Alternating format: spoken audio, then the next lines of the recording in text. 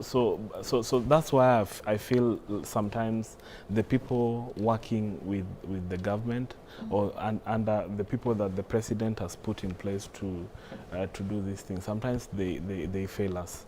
Okay. Yeah. And why you think that is it? Is it that there is no representative or someone from the county government, members of the county assembly who can basically relay or sensitize people, young people, or, of this particular, fund, or because it's not the first one. So if they've not heard of Nyota, what about, the other existing ones? The other existing ones, funds, I think there's only Youth Development Fund. Exactly, that's my point. So isn't there a representative, someone who can sensitize young people and say, okay, there's something, by the way, that you can take, because when the president reads these numbers, he's saying that he's getting them from somewhere, okay, and he has a team, so he's not working in isolation. So it has to trickle down to something. Exactly, so, yeah. And he says, like you've mentioned earlier in the broadcast, is we cannot just have critics who have no solutions. Yes, so now I'm saying, now from a county level, why isn't there, sensitization that is deeper, or why is it that it's not, quote unquote, working? I feel, okay, my personal view, I feel sometimes the people who are behind these things, not only on Nyota, but in many opportunities that the government or many people try to bring for youth. Kenya is a country full of corruption, and I just feel this way sometimes, because if you find the people who know of these opportunities, but they want to keep quiet for their circle.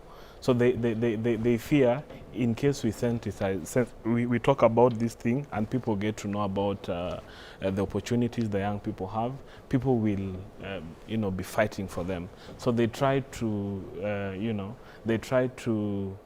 to do it within their circle. Yeah, so that many people don't get to know about it. But I feel the government has the resources and they have a system that moving forward, in case of such opportunities to young people and even to Kenyans, I feel the level of sensitizations need to be upped so that people get to know of these opportunities. Because we have the opportunities, but people don't know about the opportunities. Okay. Remy. I'm not sure if you did, but there was, just a small, run through, let me call it data run through, where young people were asked, if corruption, if you knew corruption was happening right now, would you participate? And they said yes, because their understanding is that we have, like I said earlier, that's why I was asking you earlier, we have all these laws. Yes. We know what the Constitution says, others by heart. Yes. Back to back. Yes, yes. But they don't believe these things work, right? Yes, but you'd meet a police officer on the road and he'd be like, "Bedhe sasa weka hii kando," you're like, "Sasa tuongee, nikupatie ngapi?" Yes, yes. And the young people said, "You know what? We'll participate," because that's what they believe actually works, right? So they're saying it's not that they don't know that there are other ways, but they just don't believe the system works as it's supposed to. Yeah, and it's unfortunate. Yeah, it's unfortunate. It's unfortunate. Yeah, for someone who's a youth leader, what's your take on that?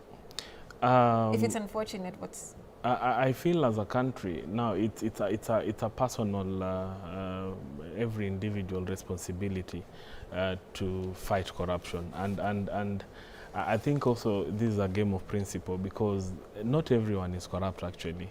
Yeah, there are still good people who believe that as a country, this menace of corruption should be ended, and I just feel like it should be every personal, it should be a personal decision for everyone to say that I say no to corruption. Yeah, of course I know it will take us time, but I know we will be there. All right. Yes. And before we continue the conversation, on your screens live are pictures from the Nyayo Stadium.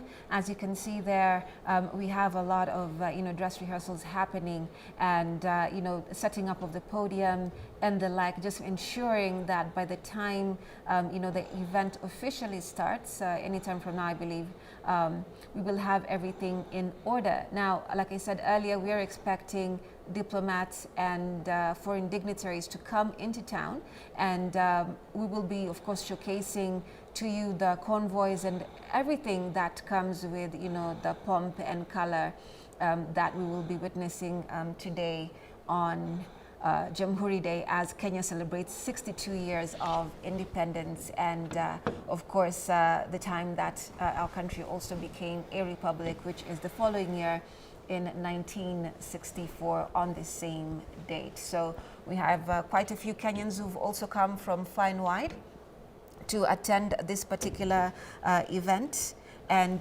just looking at the onslaught of basically, what they're expecting today. Like one of the things I highlighted is the very ambitious rebrand of our tourism and wildlife sector, as we've seen, during the week of what, they've been showcasing at the KICC. We also saw the president looking into, those different aspects that Dennis Itumbi, who is the chair of the Thematic National Holidays Committee, said that is featuring at the KICC, which is an experience of, youth-led storytelling. We saw a couple of young people also, digital showcases, exhibitions, and of course, Nairobi streets dedicated to culture and tourism during the holiday week at the KICC, which happened throughout the week. So here we are.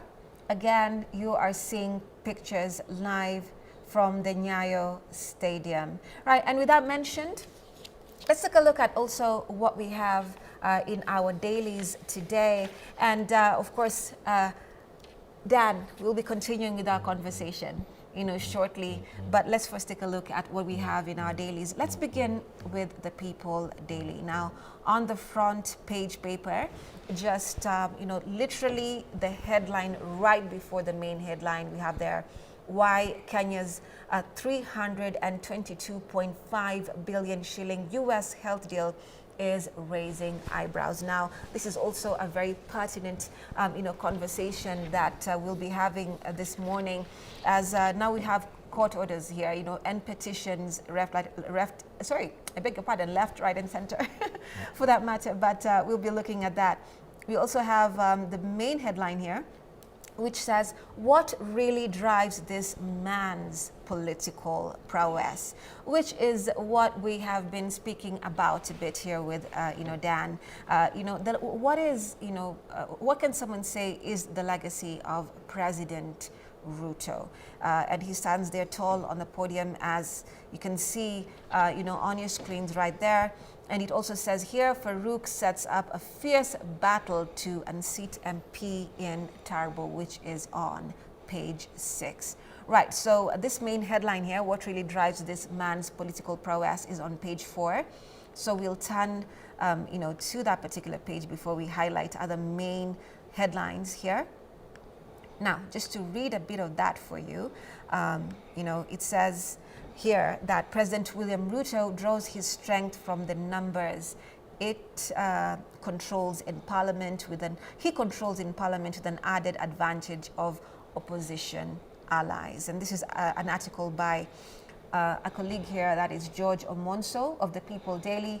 And he says here just a bit, if I may read for you, where does President William Ruto truly draw his power? It's a question whispered in matatus, debated in cafes, and asked in classrooms. The answer is not simple. Power in Kenya does not fall from the sky like rain. It is built slowly, brick by brick, not by root. It grows from law, from people, from money, from friends, and from ideas that burn brightly in the minds of ordinary citizens. And that is why, to your viewers, we wanted to highlight and look at his State of the Nation address, because this was his third State of the Nation address, and he was very confident about the things that he says are verifiable, and undisputable. So these are things that we'll be analyzing as we go. Right, let's also take a look at the front page of the Daily Nation. And it shows there, of course, a couple of young people. Remember, this is historic. It is the dawn of a new era. Now, the ceremony to, of course, highlight the first ever we've seen in our CBE system. And, the results were announced yesterday. And one of the key things you need to, take a look at here is that it's not in the way that we know the results to be announced normally. They used a different way of assessing, from meeting expectations to not meeting expectations to exceeding expectations. So if you're a parent and your child has done this particular junior level of, exams, and you're trying to figure out exactly, how have they performed, it is quite, clear in how the results were released that it is not business as usual. This is a different way of methodology that highlights the prowess of the young people, like I said, from categories of exceeding expectations to meeting expectations to, of course, levels where they can do better, which also mentally sheds a good light for, our young people, where they don't need to look at particular grades which may, down their spirits in terms of their performance. And, in the systems before, we've had, other young people being celebrated and others feeling like they're being left out because of the methodology of, assessment. But like I mentioned, this is the first historically in our nation, and this cohort basically represents, a different, caliber of young people who are assessed differently. And to everyone who did, all our young people rather, who did this exam, I want to say congratulations and all the best in your future endeavors. And that is on the front page of the Daily Nation. And let's take a look at the standard. We have here exit as enter, EES. Okay. Again, they're still highlighting the aspect of education and assessment. These are young people who, of course, did well. As you can see, the smiles and, let me say, expressions on their faces. Like I said, this is quite a different system even for parents. And, that is why it was really, really articulated yesterday that you should not look at these results as what you're used to. First of all, they're first ever done in our country, and they represent the highest level of achievement, which is exceeding expectations to meeting expectations to, of course, not meeting expectations. So they're in different layers. So when you take the results slip and you see how your child has performed, you can be able to tell exactly where they lie and how their placement will look like, going forward. Remember, this system has had its own, challenges here and there, but so far the results were announced yesterday in a live broadcast, and here we are with, how our young people have performed so far with a different methodology as compared to what it was in the previous years, where we're looking at, grades, who has an A, B, C, a D, even E for that matter. But we also saw the mental health of young people, some of them rather being affected by, how they performed and how their grades were just put out there very plainly and blatantly. But here, with this particular methodology, it's supposed to give, a new rise of hope, for that matter, to these young people, where if you're meeting expectations, meaning you can do better. If you're not meeting expectations, meaning that, there's more to look into how you can perform. And if you're exceeding expectation, then obviously we know that you went above and beyond, your study. So I believe the whole angle here is to give room to perform more and more, better for that matter. So those are the headlines that right there on your dailies. Like I said, on the People Daily, we have analysis of President Ruto's methods of power, how he rules, and how his political prowess basically looks like. And the Nation and the Standard newspapers are highlighting, the results are released yesterday, and how they're, differently assessed as per what we know or understand. And what we saw a lot yesterday, even in different bulletins, is the core aspect that it's very important to understand that this is not assessed the way but in a different way to encourage the young people and even parents that there's still hope, there's still so much that you can do, and this is a competency-based system for that matter. Right, so again, today is Jamhuri Day. It is the 12th of December 2025, and there's just so much to discuss and look into. Remember, Kenya celebrates 62 years of independence, and we're looking at the State of the Nation address that the president had 2 weeks ago. We're also looking at the Kenya-US Health Cooperation Framework deal that is now a case going on in court. For that matter, we have two petitions so far from COFEC and Senator from Busia that is, he put his petition out there saying that there was not enough stakeholders involved into looking at this particular framework. So he doesn't, trust that Kenya's health data citizenry rather will not be breached.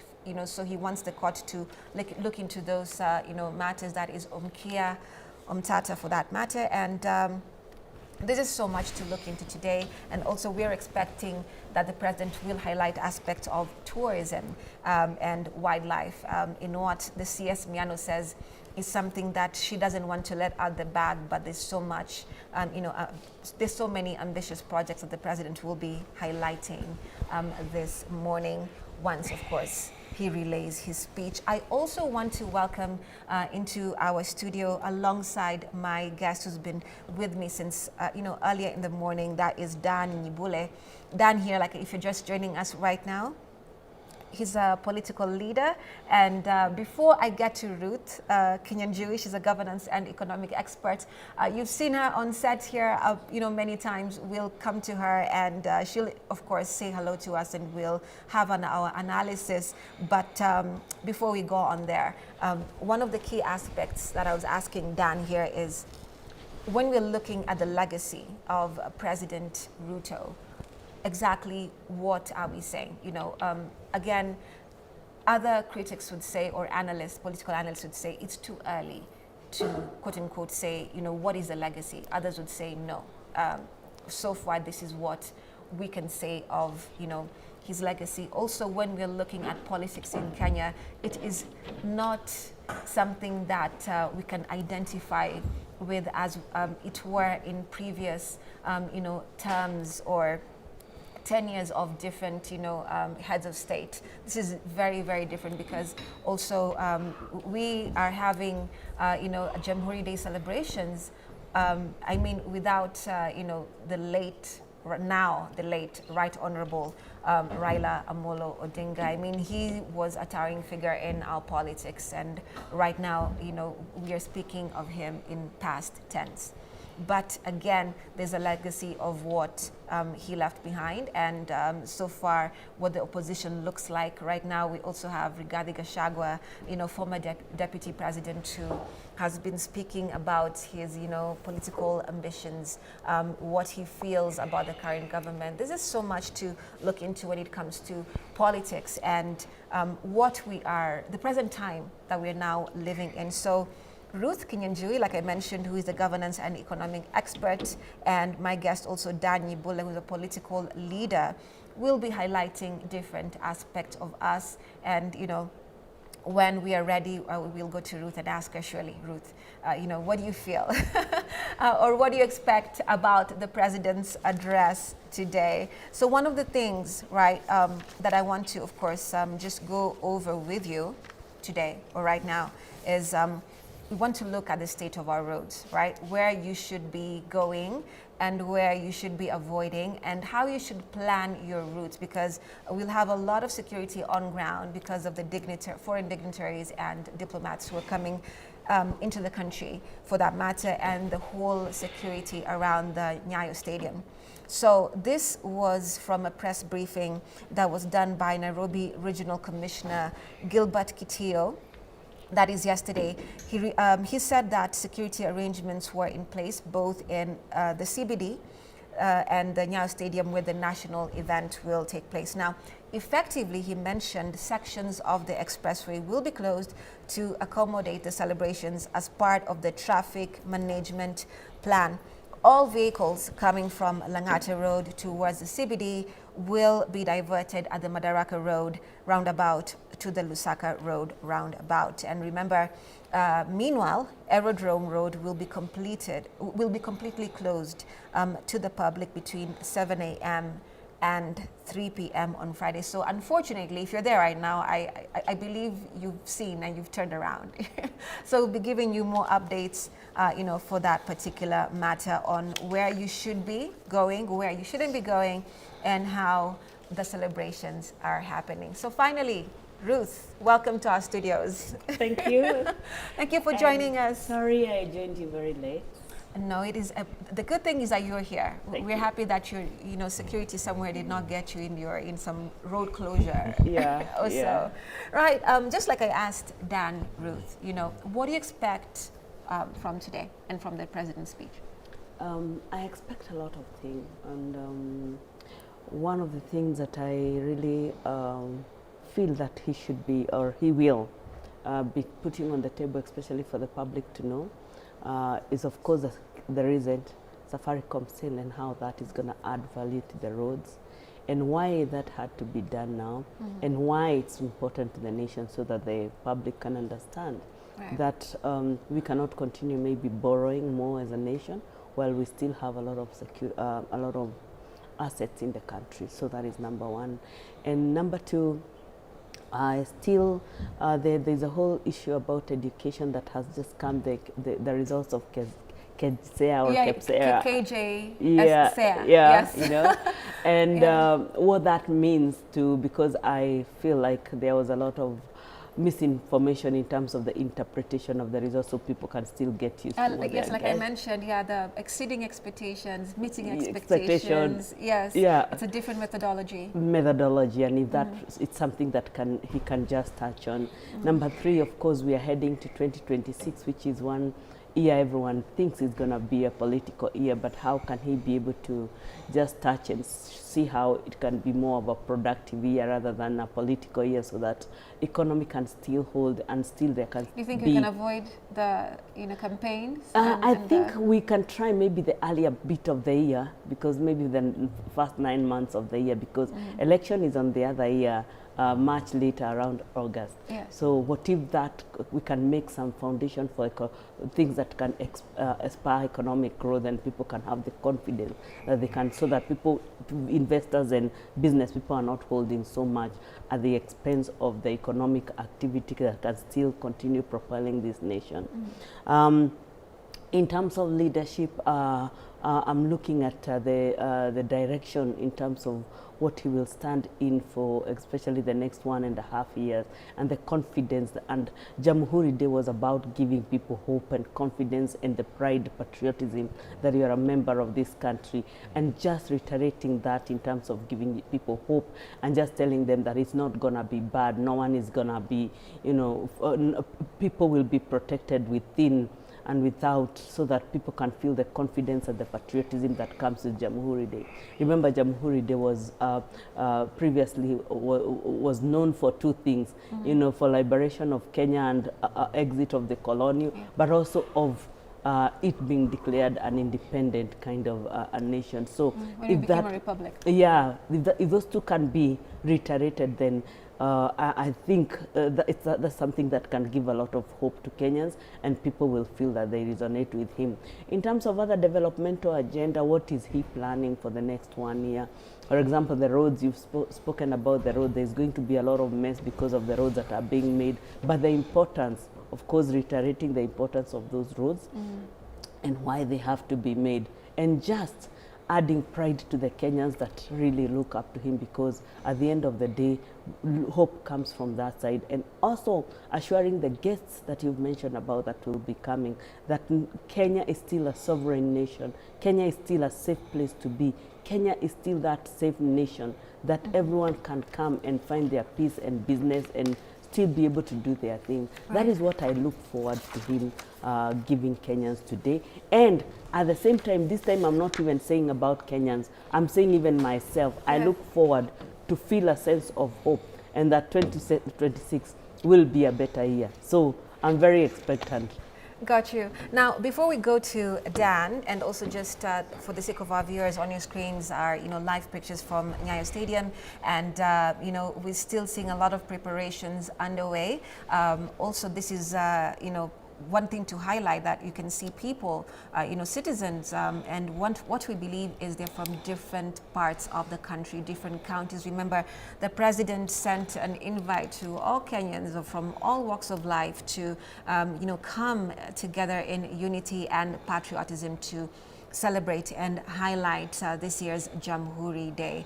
We've also seen earlier, just as we were looking at different aspects of this broadcast, that there are still dress rehearsals there, guard of honor, just lining up and everything. The podium being put in place right before we see the official presidential motorcade and the like. So there's a lot of action happening. It doesn't look quite as active, but I'm sure in just a bit we will see a lot of pomp and color as described by government spokesperson Isaac Mambura. He said expect a lot of entertainment and color in today's celebration, for that matter. Now, Ruth, one key thing that I had asked Dan here is, the president highlights the economy very clearly. And one of the things he said in the State of the Nation address 2 weeks ago, he highlighted 14 of the world's leading financial institutions, that is Citigroup, JP Morgan, Standard Chartered, and Goldman Sachs, that projected that Kenya's economy will expand by between 5 and 5.8% by 2026, and that there is renewed international confidence. Now, one of the things that I've been hearing a lot of, economy experts, and I'm happy you're one yourself, is that on a macro level, this is something that is factual and is true, as reported, by the president. But one of the things that, the citizenry was saying is, we're not feeling this, lift of inflation, or whatnot. We're still feeling the pressure of a hard economy, right? Despite the fact, fine, it's a fact, but how do I articulate what I'm experiencing on the ground, from the macro economic level and the micro economic level? I think there's a lot that has been happening, even both macro and micro.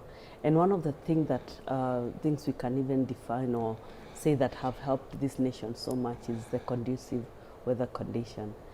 Since the last 2 years, it has not been so bad. And that has curbed a lot of inflation and has enabled availability of food and basic commodities to common mwananchi. So that cannot be ignored. There's a lot also the government has done around the shillings and dollar and stability, especially of the foreign exchange rate, and also the interest rate. So there's a lot that the government has done through the monetary policies, both the monetary policies and also the tax framework, the fiscal policy, to just ensure that the shilling is balanced right now. And it has been so for the last 2 years at 130 shillings. So that enables the confidence of both importer and exporter to ensure that no one is feeling so ripped off, and so that the government can continue contributing to its GDP through both the output and also the inputs. And at least business is going on at that level.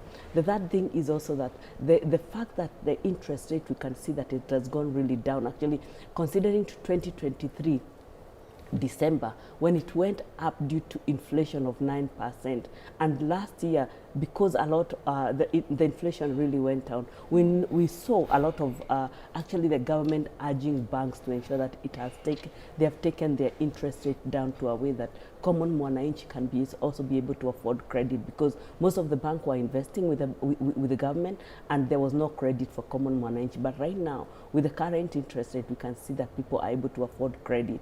And whenever people are able to afford credit, means that small businesses, the MSMEs, are still moving forward, are still going on, and they have people to lend to them at reasonable rates, not the way they were maybe towards mid last year. So with that in mind, as long as the macro and micro is balancing, we can see that whoever wants to do something can do because there is availability of money. However, we cannot say there's no innovation and a lot of change of the way we do business, even as a country. And that is one thing that we have to understand. There is AI in front of us. How do we deal with the changes that is coming with the AI so that we do not continue doing business traditional like that is to happen? And more so, we know Kenya is a technologically advanced country. That is not something that can be ignored. People want to go to the next phase. People want to research. And as much as there is a balance of that, with the weather condition, we can't say there has been an availability of food. People are still getting the basic commodities and food. So with that in mind, we can say there is a delicate balance. With the addition so now... where is the disconnect coming from? I think the disconnect is coming from a lot of things. First, the perception. Perception of the government is looking like this. Perception that... I think a lot has to do with perception. People are perceiving government differently and not in a way that one who has to collaborate with the government and still be able to move whatever they are supposed to be moving. So but there's no trust, basically. There could be a lot of broken trust, but that doesn't mean, even if trust is broken, that doesn't mean you're not breathing the following day. You still wake up, renovate, and innovate, and move forward. Yeah. Even when trust is broken everywhere. It is broken even at friendship level. It is broken even at home level. Trust in Kenya is broken everywhere.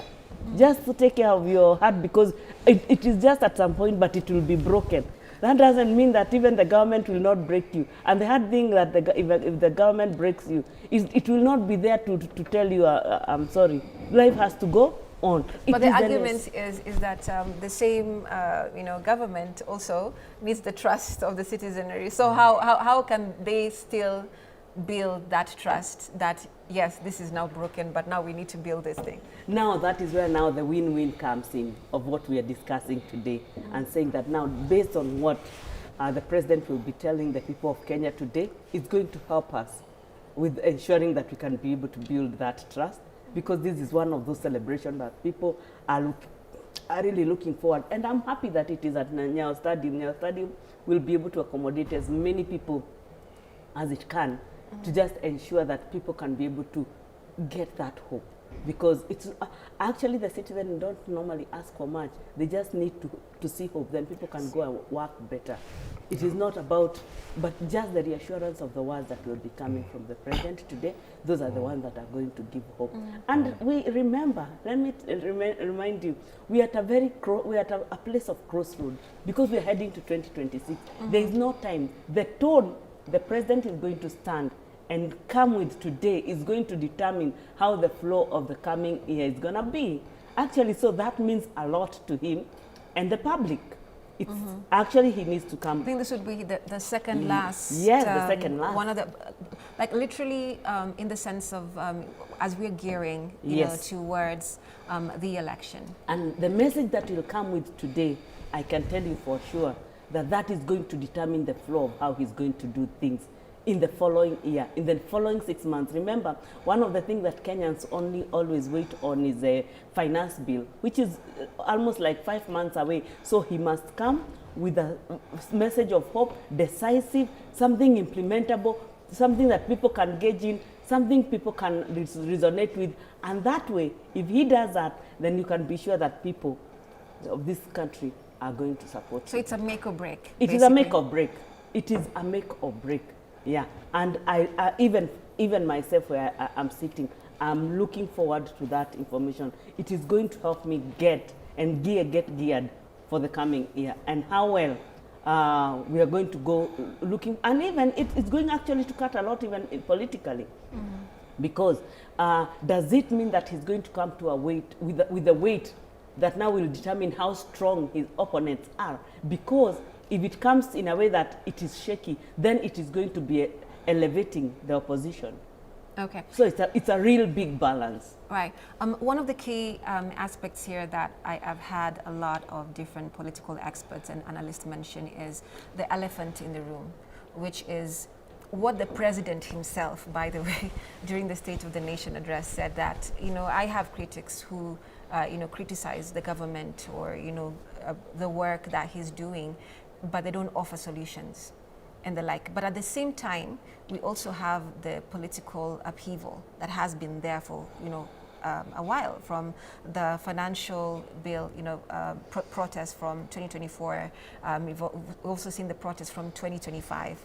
The analysis of the data, of the lives lost, enforced disappearances and the like. So there's a lot of, there are very many families coming, into the end of the year with a lot of, heartache, grief and the like. So if you culminate all that together, some of the critics say, and I've heard a few say, that, how are his speeches and sentiments just giving hope? What about the reality of some of these, parents, young people who lost their lives are not compensated and the like? So there is no human being that doesn't want hope, but then you have the reality of numbers, which are staggering, and then the political atmosphere that has forever, been changed, but not just in the sense of the protests, but around East Africa, the East African community, with the loss of the Right Honorable, the passing, Raila Odinga.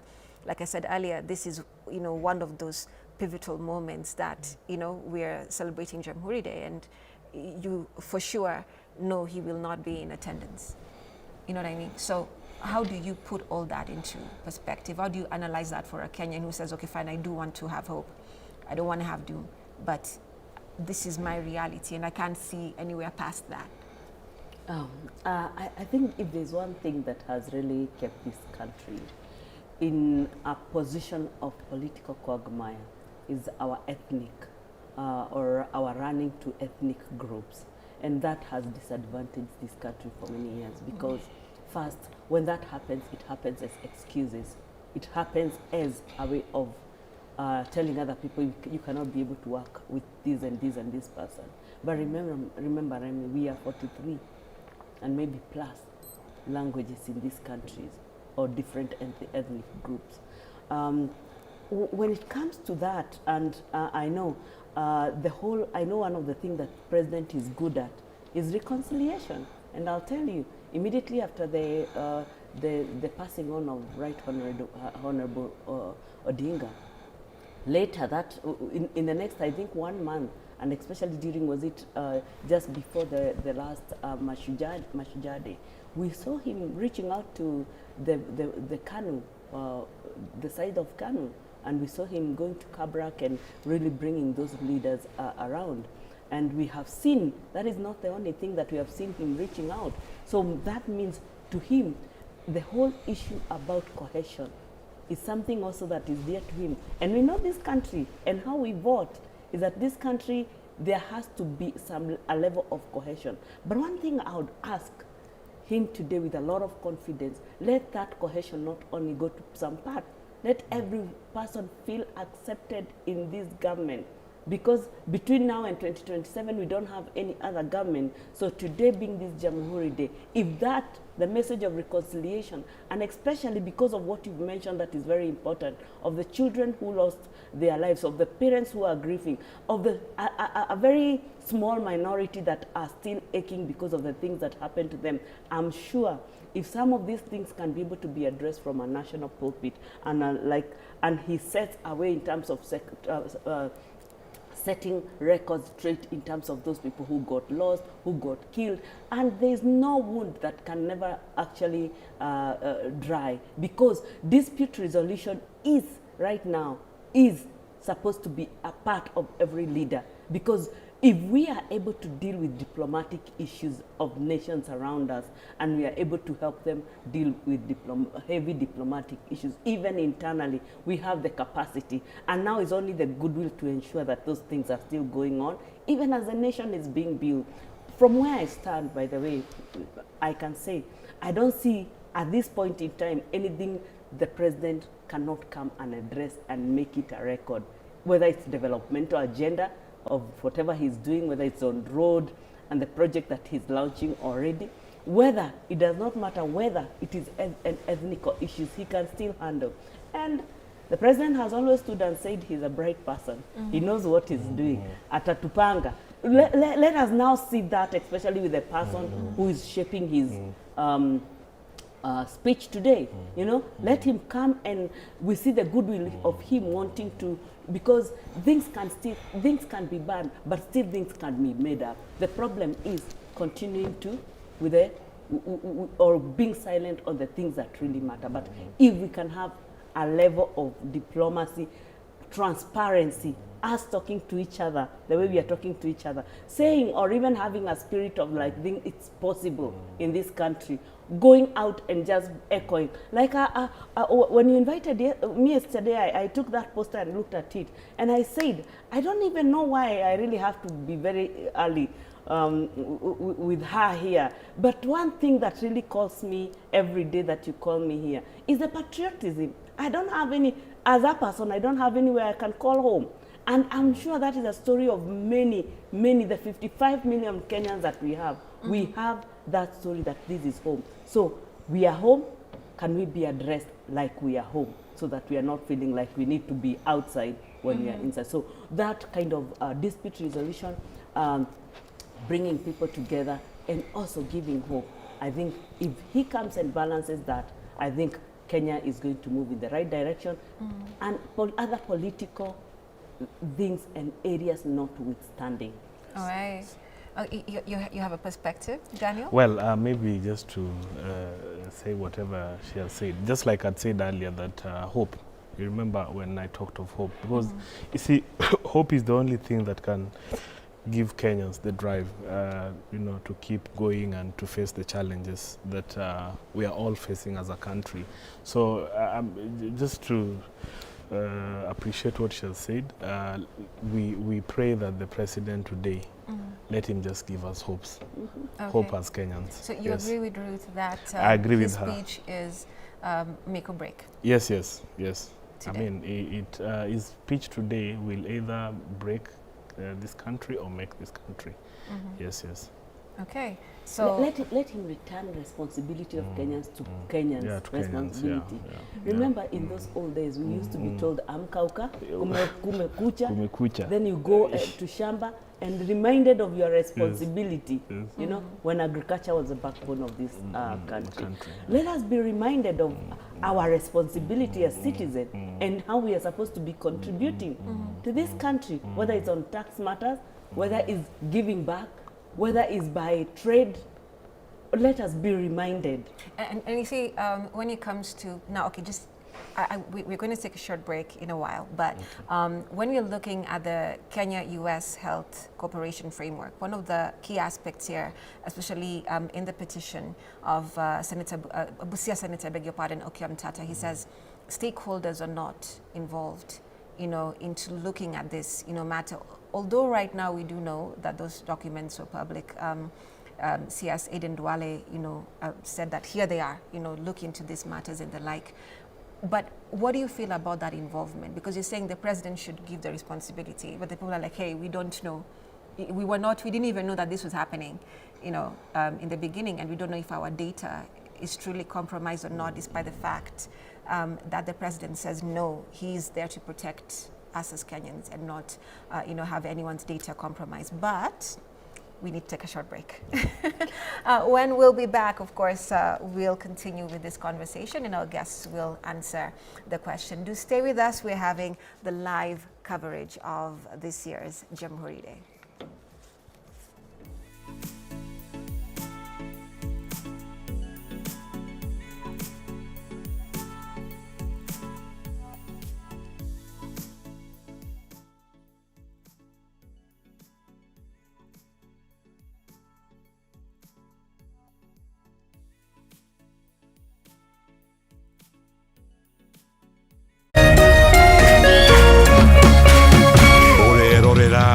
Meme TV. Ngoro yakwa nĩ gũkwambararia ĩkũgocage hingo ciothe we wanjamithirie irathimo ciaku ugituma nduike muira wa utonga waku. Ni thengio ni maria unjikagira, ona nguhitiirie no uthiaga na mbere na kundathima, na nikio ndoiga ngoro yakwa iguture thererukite igucokagiria ngatho ni maria unjikagira. Rugambi ruru rwa ngoro yakwa ruthondeketwo rutuike wira kuri andu aria marakuhurira, riria marakuhurira magathikiriria mawiko maria Ngai agwikire. Kwigwatira skiza tune ngoro yakwa hihinya *811 *487# wigwatira skiza tune ngoro yakwa tarugambi thimu-ini yaku umuthi ukeni aria othe marakuhurira thimu *811 *487#. Woza mukalaiwe kamwe kuja. Woza Mr. Mavela, Mr. Mandunya, Mr. Mavojeng ni kama sawa kururumia. Na niye Wanjiko James aka Miss Kanyoni aka The Lioness kumaza kede shahwaine kinyaza 11 shahwaine Reremboka o'clock Monday to Friday iko nini?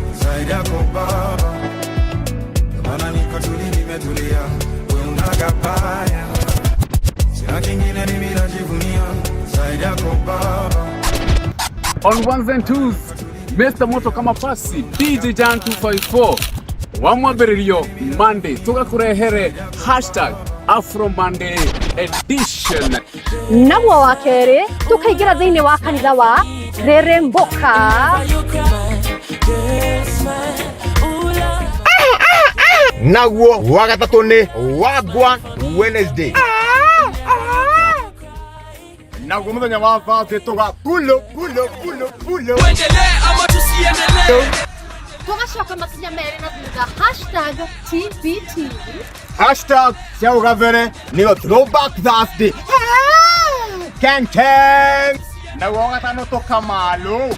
Anguka nao. Tukaingia wiki in style. Thini wa Cocktail Friday. Anguka nao. We got the juice. Twende down low now. Anguka nao, twende down low now.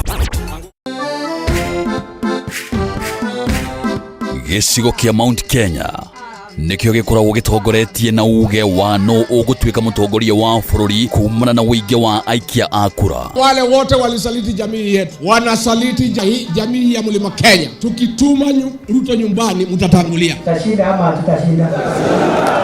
Tukashinda kama tutashinda. Na nokio gicigo kiria gikoragwo kirutete ma president atatu hari ma president atano aria matongoretie bururi uyu kuma riria wegwateire wiyathi.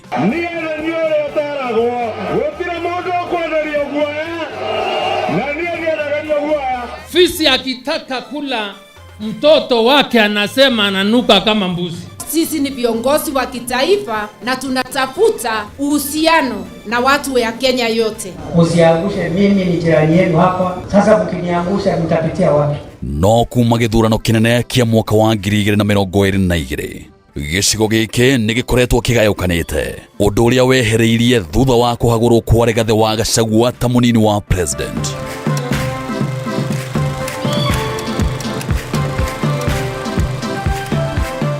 Miaho itiganite ya atongoria ikiranira kunyitithania ruriri, no o mutongoria akoretwo akeguceria na mwena wake. No hihi muingi urugameire ha nyitanira na ithuĩ gũkũ gwa Kameme TV tabarĩra-inĩ ya ũrũmwe witũ o mũthenya wa mwambĩrĩrio wa kiumia tũkĩaranĩria na Mount Kenya Generals. Ici nĩ njamba citũ kĩũteti.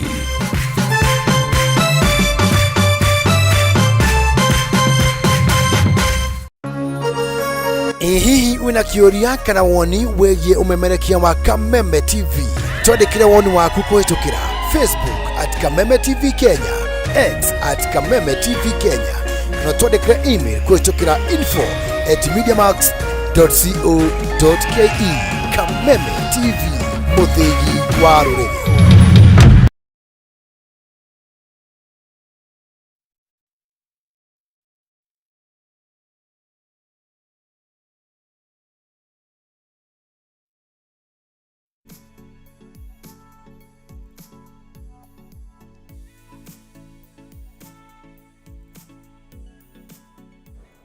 Welcome back and thank you so much for staying with us. If you're joining us right now, it is the 12th day of December 2025 and we are celebrating and highlighting, broadcasting to you live, of course, the events of Jamhuri Day. Remember, Kenya celebrates 62 years of independence and the following year, which was 1964, we became a republic. So there's a whole lot to look into, but you know, so far we've been having a conversation with my guest in studio, highlighting what exactly, you know, should we be expecting today. And in studio, I have with me Ruth Kinyanjui, who is a governance and economic expert. And I also do have with me in studio Dan Nyibule. He's a political leader. Now, one of the core aspects that we have looked at is, you know, the State of the Nation address that the president read to us 2 weeks ago, highlighting different aspects of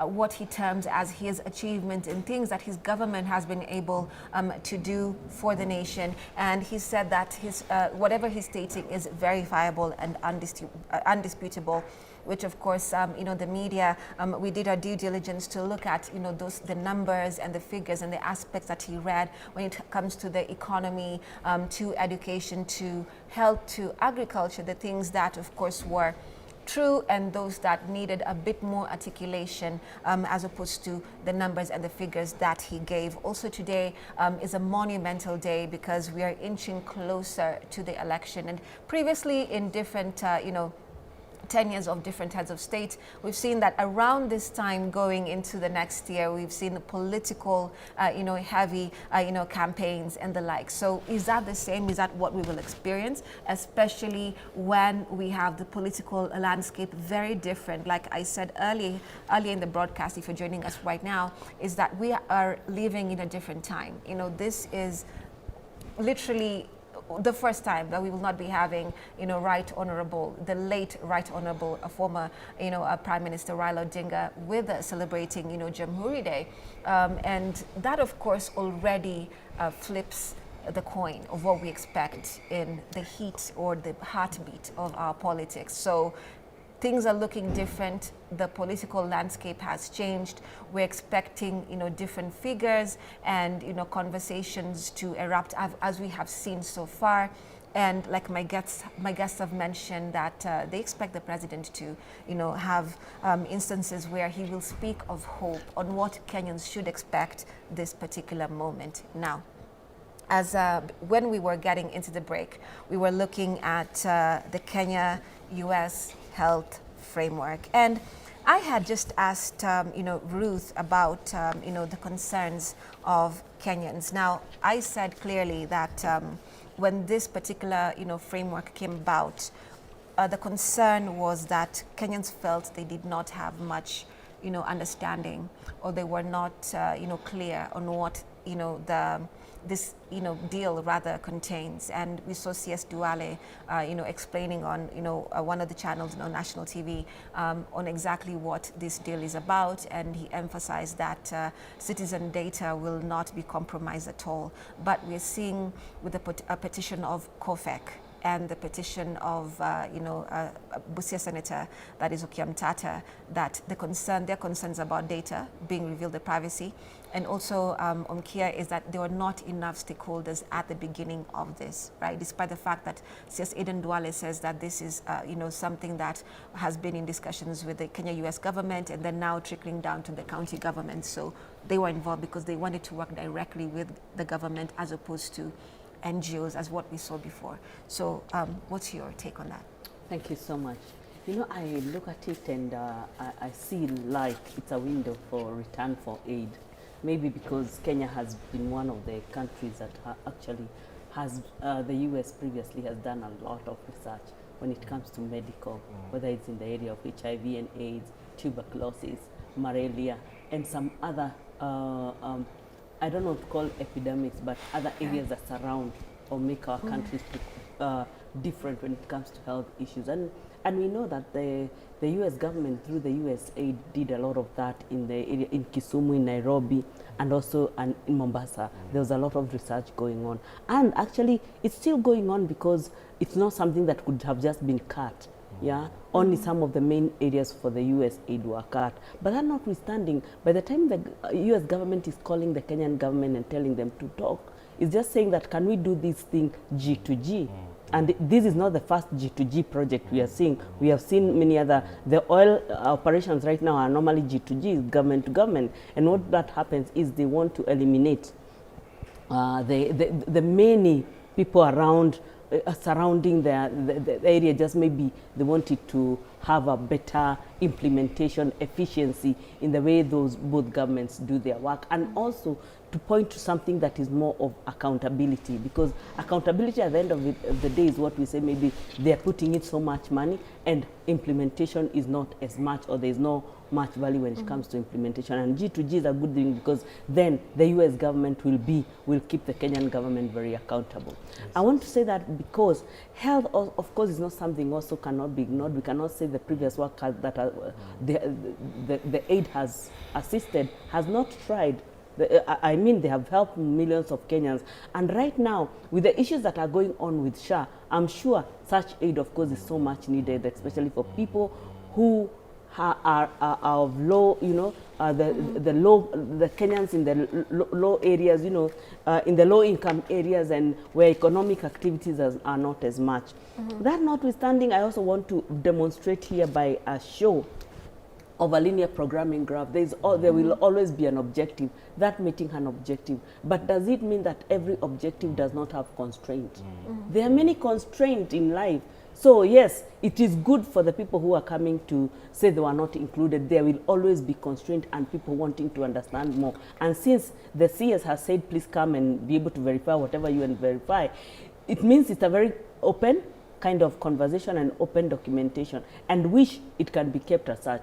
And the call of Kenyan leaders to White House, it was a representation that something is going on and it needs everyone, because we saw even the like of somebody like, say, the former President Uhuru Kenyatta. It meant that it's something that really needs everyone and cohesion of everyone to be able to be rolled out. And Kenya does not actually, I can say this without maybe fear of contradiction, the US need us in this area of the bloc. I mean, especially because of the support that Kenya has given to the US and vice versa. We cannot break our relationship. And that call showed that there's goodwill, there's some goodwill that is coming, and we are happy to hear that that goodwill is happening somewhere in the health sector. I think, Ruth, the concern more so is not per se on the angle of goodwill. It was more on the data, you know, aspect that, you know, and if you looked at CS Duale's conversation, he did his best to try and articulate what that is. But we have reached a point, you know, and this was yesterday, where the court halted the implementation of this Kenya-US health agreement over data privacy concerns. So, meaning the concerns allayed held ground, right? So, of course, obviously, when we have court cases and the like, we cannot, you know, go deeper or look into some aspects. But what the High Court mentioned is that it issued conservatory orders halting the implementation of the cooperation framework on health between the government of Kenya and the United States, signed on 4th December 2025. Now, Justice Lawrence Mugambi directed that pending a full hearing of the matter, the respondents are restrained from implementing, operationalizing, or giving effect to any provisions of the framework that involve the transfer, sharing, or dissemination of medical or other sensitive personal health data. So, meaning, I believe, you know, there's a concern here. But the president said that, you know, he also listened to the cry of the, you know, the Ministry of Health, you know, that they needed, you know, funds or assistance when it comes to SHA and that whole body. So do you believe this was the right way to go in, even if this thing were, of course, helpful at the end of the day, but was this the right way to go on such a huge framework? Dan? You know, Remy, when it comes to health issue, I think we should put politics aside as a country, because I feel, you know, here we are talking of approximately 1.6 billion and that the U.S. government needs to fund Kenya with.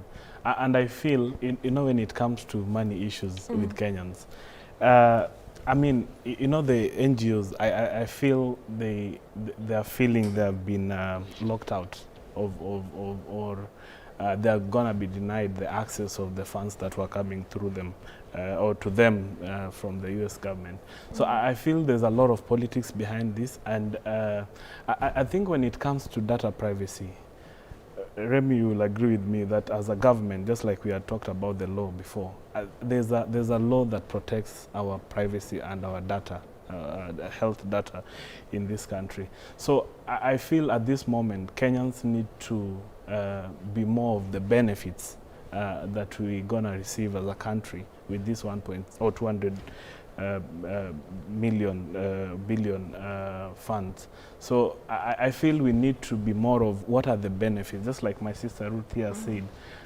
You know, the benefits of this money, like as a country, we see our doctors. So looking at how it will basically be, okay, let's say we go past the court case, Yes. So let's look at it futuristically, how it will be implemented. Because what I had asked Ruth earlier and what Ruth mentioned is there's a level of broken trust. So even if it is something that can help the citizenry, the same citizenry are having issues with trust. That's why both of you have said that whatever the president says in his speech today is so critical because it's make or break, especially gearing towards the election season.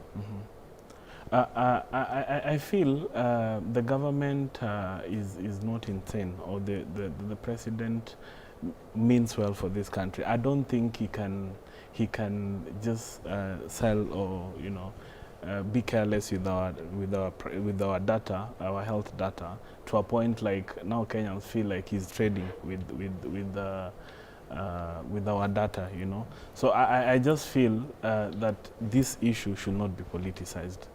Yes. And it's the same government that came with data protection just recently. Yeah. There's no way there is a regulator in place now speaking about data protection. Then we, the country then goes beyond the issue of data protection.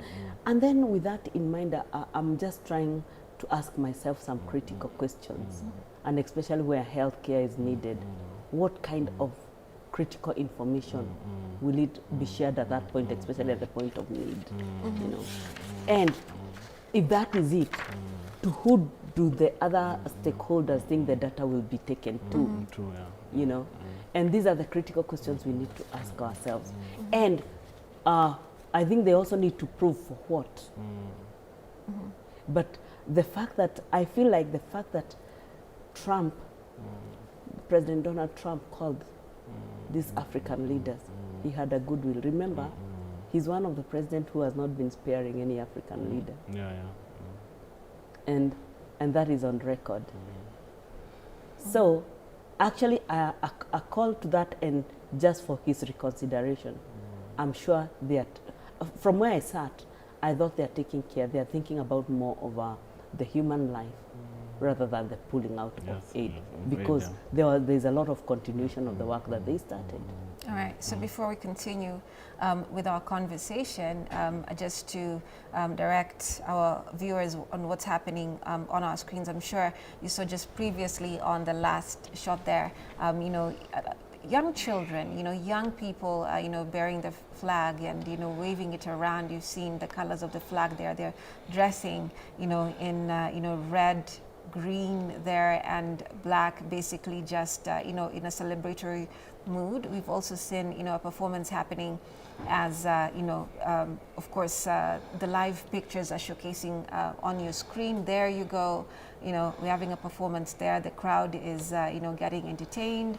As we also saw them standing up and just, you know, the young children there and, you know, dancing and waving their flags around. So this is part of that entertainment that Isaac Mwaura, who is the government spokesperson, had mentioned, and he did say that, you know, come donning your, you know, patriotic colors, because this is a celebration of patriotism and unity. We're still awaiting you know, the president, you know, the deputy president, you know, the convoys of the foreign dignitaries, the convoys of, you know, the diplomats. Remember, sections of roads in the CBD and also on the expressway, you know, are closed as we speak. There's tight security around, and what we do understand is gates were open from as early as 5 a.m. this morning to the public to come in and usher in, of course, Jamhuri Day that we are witnessing the celebrations right now as we speak. So we brought to you these pictures, you know, from early in the morning where we saw the dress rehearsals. Now we're not seeing them, you know, on the pitch right now, but of course, they will be there once we have, you know, our guests, and most, you know, of the citizens are arriving into the stadium. Remember, the president said that, you know, this is a celebration that is all inclusive. Every Kenyan from every walk of life, you know, is welcomed to come and attend and celebrate this auspicious occasion. And as our guests have mentioned, that is Ruth and Dan this morning, that, you know, this is a speech that many, many Kenyans are looking forward to hearing what the president will say. It's a make or break, given the, you know, political climate that we are now in, especially when we are looking at the season, you know, that we will be experiencing when it comes to the political campaigns and the like. And that is a very colorful picture there on your screens. And those are the young children I was mentioning to you there, you know, waving their flags, celebrating. You know, looks like a picture-perfect flag, if I may say, and you know, just you know, they're jubilant. So remember, this is what you know, the government spokesperson spoke about. You know, the whole.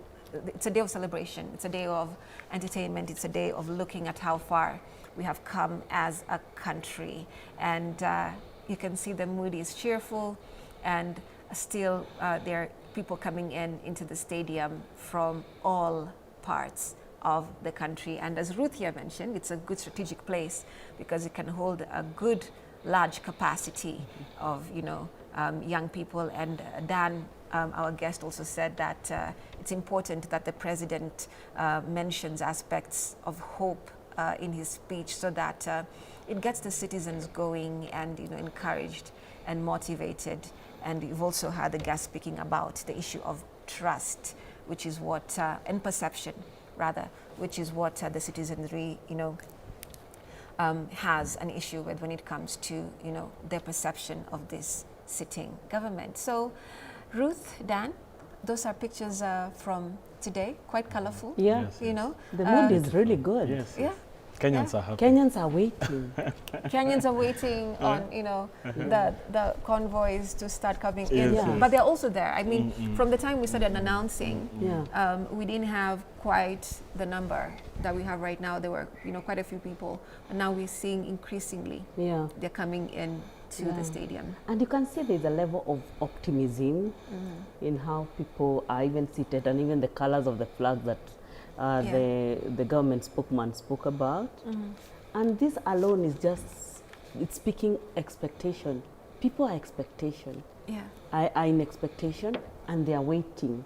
And I hope that their expectations will not be taken down, and they will not go home disappointed, that their spirit as they are high are going to be elevated. Most definitely. I mean, there's so much more to, you know, to look at. And my colleague, Brian Amwai, will also have his panel to, you know, analyze the day's events, you know, just a bit later.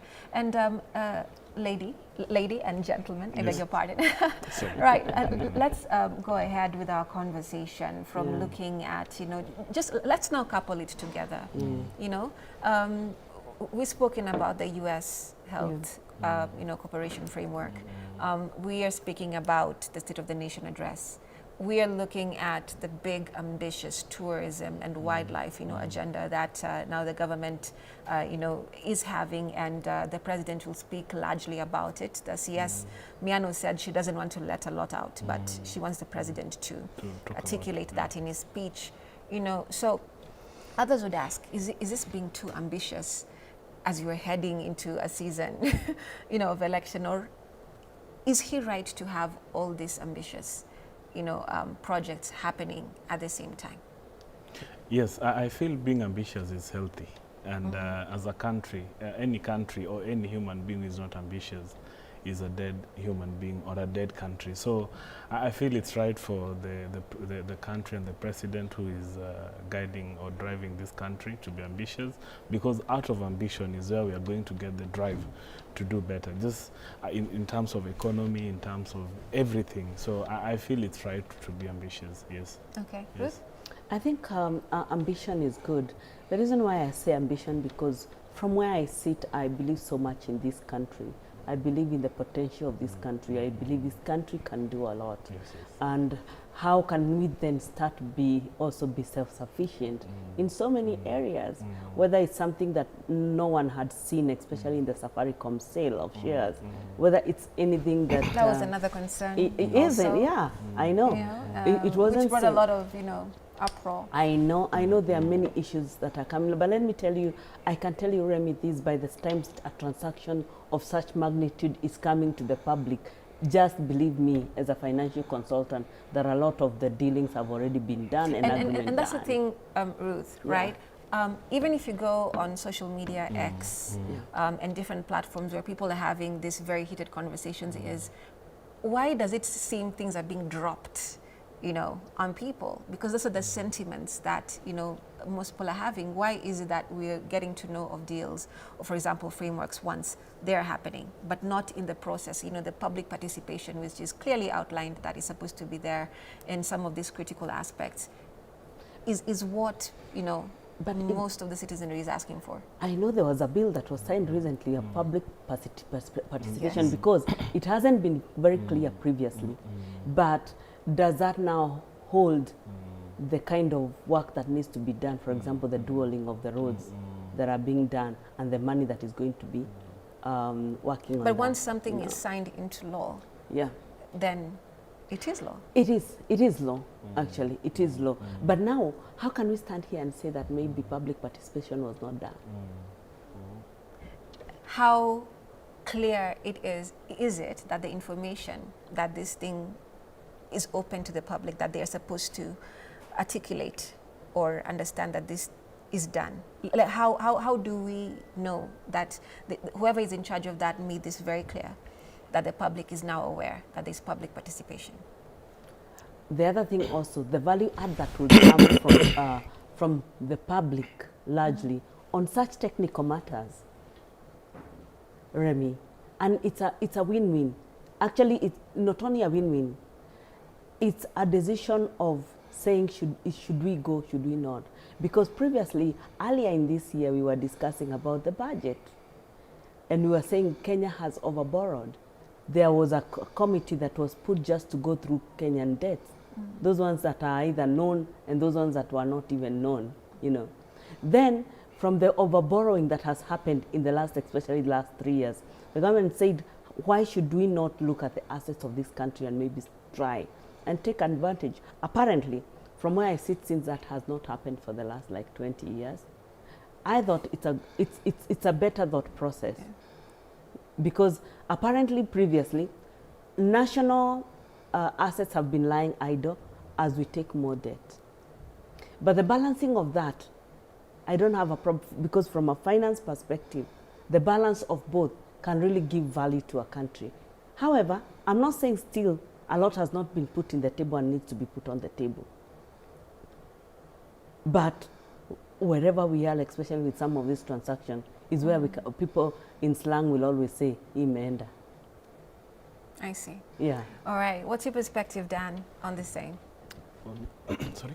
What's your perspective on the same? All right. No, it's basically what I'd asked, Ruth, when we are looking at public participation. So there's an ideology, right? Even when it's not that particular law, even to other laws that they're there, we know they exist.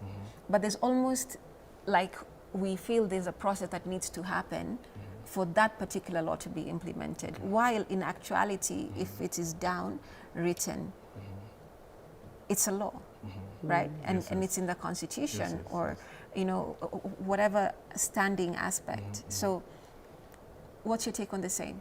Well, I think the way the public participation sometimes happen, maybe they don't, even as Kenyans, sometimes you call for public participation even at the county government level, at the national government level. People don't turn up. You'll just hear many people say, is there something after, after we air our views? So I also feel that as Kenyans, when we have that opportunity that we are required to go and air our views or say whatever we feel like we need as a country or as Kenyans, let us come out and go participate. I feel sometimes also Kenyans, we don't really turn out or turn up for this public participation. But then on how the law arrives, right. I feel there are some that are done well, there are some that are not, reached in a proper manner. But then I think just moving forward, we should, as a government, we should make sure that every law that is passed is going on well is okay with the Kenyans. Yes. All right. Maybe just to add and say, maybe there could be better communication when it comes to public participation, so that the public is notified. And some of these participations are done. Actually, that's sensitization. And that is the main thing. Saying, So that is the main thing that doesn't maybe really happen. And like proper announcements and proper communications and things like that. So if that can be enhanced, whether it's done deliberately or not deliberately, so it should be maybe done in a proper way, and there should be a process that can be followed. If there can be a goodwill of something more straightforward and open, I think that can really enhance the public participation. Right. Okay, then, just again to guide our viewers as to what is happening on your screens right now. Remember, we are showcasing to you live the events of the Jamhuri Day celebrations at the Nyayo Stadium, and we are both live on K24 and Kameme TV.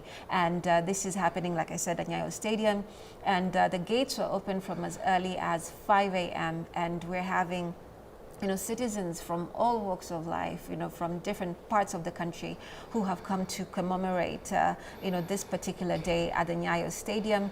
Later on, we do expect to see the president, the deputy president, foreign dignitaries, diplomats, coming into the venue, of course. Earlier on, while we were showcasing to you these pictures, there was a lot of preparation still happening, as also, Kenyans were coming into the stadium. But right now we see that it's quite different. We see quite a number, and you can see the color there. The color scheme on your screens, with the red, green, white, black, highlighting patriotism, highlighting colors of the flag, highlighting, what this, the symbolism rather of what Jamhuri Day means for that matter. And remember, we are celebrating 62 years of independence as a country. And we have legacies from different, heads of state. And right now we are, looking into, highlights of what we expect or, hope that the president will look into or speak about, especially when it comes to his tenure so far, his political ambitions. He's worked through different matters when it comes to health, agriculture, education, and the like. So there's just so much expectation, as my guests have mentioned, Ruth and Dan, that this is a very critical time because it's a make or break given the political heat of the moment that we're having, elections coming up very soon. And as the nature has been when it comes to, when we're nearing such seasons, we see a lot of political activity. Only that this is a very different season, given what I've said earlier, highlighting that, the late Right Honorable Raila Odinga, is not in the mix, right now, but there's a lot of legacy that he has left behind, a lot that, his party needs to look into, a lot that has been said about succession or how the politics of Kenya will look like. Remember, he's been a political figure in the, history of this country for, you know, a while now. So let's take a look at, you know, all those matters and how all that will be as we are going forward. We'll be bringing to you all those highlights, announcing to you how that is going. So unfortunately, Ruth and Dan, can you imagine we have come to the end of our discussion just like that? It feels like we just began, and right now it was short and sweet. It was short and sweet. Oh, there you go. Yeah, but I mean, there's just so much still to analyze. So God willing, you know, we'll have you back in studio to, you know, look into different aspects, especially analyzing what he'll have said. Like you both have mentioned. So again, as we wind up, what is that key thing? You said youth unemployment. You said hope, and you've also did mention hope, to be fair. But what is that key thing that you say is so critical that you would like to hope that the president would highlight? For me, it's solutions to MSMEs in terms of business and assuring them that they will still be able to operate next year and come the other year. That next year, 2026, will not be a full political year, and that people are going to be shielded as far as their livelihood and businesses are concerned. Number two, I'm keen to listen on about education. We know education was a little bit on and off this year because of capitation. The universities went slow for a very long time. If that can come and next year can be a total productive year for me, I think those will be good news to listen. I also am looking at regional integration and cohesion, you know, that this country will be held as such, and that people will feel that there is unity and hope among everyone, and people can go on their work in any part of this country. I think those three, for me, are forming the big part, but more so the tone of the message that is going to come with, knowing that every Kenyan is looking up to him today for the hope that will come for the next year. Got you. All right. I feel the president needs to talk of unity. And apart from unity, also peace, because if I take you back, like we have just had some by-elections in just some few months last month, and a lot of things, bad things happened. There were killings, there were violence, there were so many things that happened that I feel as a country, as we end the year of 2025 and we are soon beginning 2026, being it will be a political year, I feel that the president needs to address the insecurity and the violence that also happens around the political season. So because I don't want to see a Kenya where in 2026 we keep on losing lives just because of political reasons. So I hope the president will talk about that and emphasize on just not talking about it, but also emphasizing on that issue, because we want a country where we are peaceful, we are one, and everybody's life matters. Got you. Yes, yes. Right. I want to thank you so much, both of you, for coming in this morning and, you know, analyzing different aspects of, you know, the state of the nation, the U.S.-Kenya Health Framework Cooperation, you know, cooperation framework deal, and also looking at what we expect, you know, this morning. So thank you so much. And of course, looking forward to having more analysis. Thank you. Thank you for having me. You're welcome. And you were so good. You are really passionate on what you are. Thank you, Ruth. I appreciate that. Thank you very much.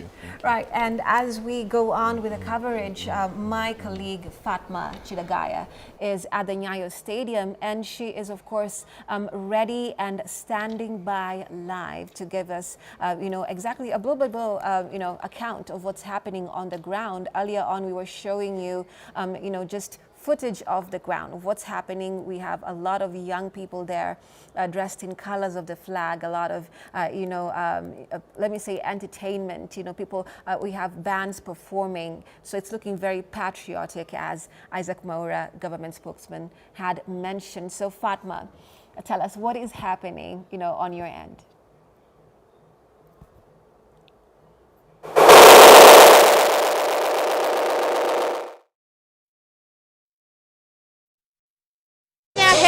Jamhuri.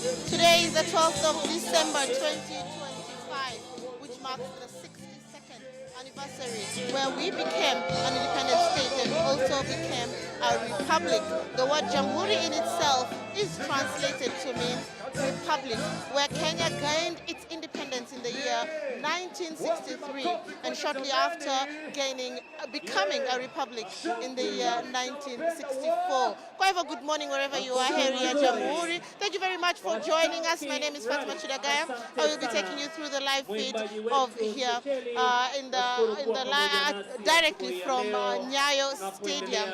Now, we just had reggae musician Shanky Radix, who has been entertaining us throughout this morning.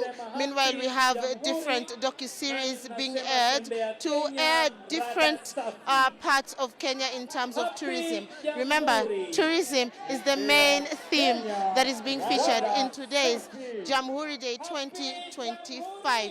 Now, Shanky Radix, the famous singer for the song Abambika Abambika, I think you remember that song.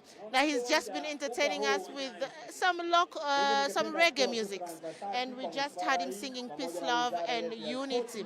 Now, if you look around the stadium, the population of people here, we can say maybe half of the field is filled to capacity.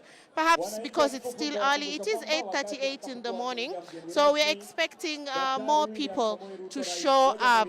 This is Jamhuri Day 2025, and Kenya's journey to freedom was long and hard. So we celebrate this day where Kenya became independent in 1963 and shortly after became a republic in 1964.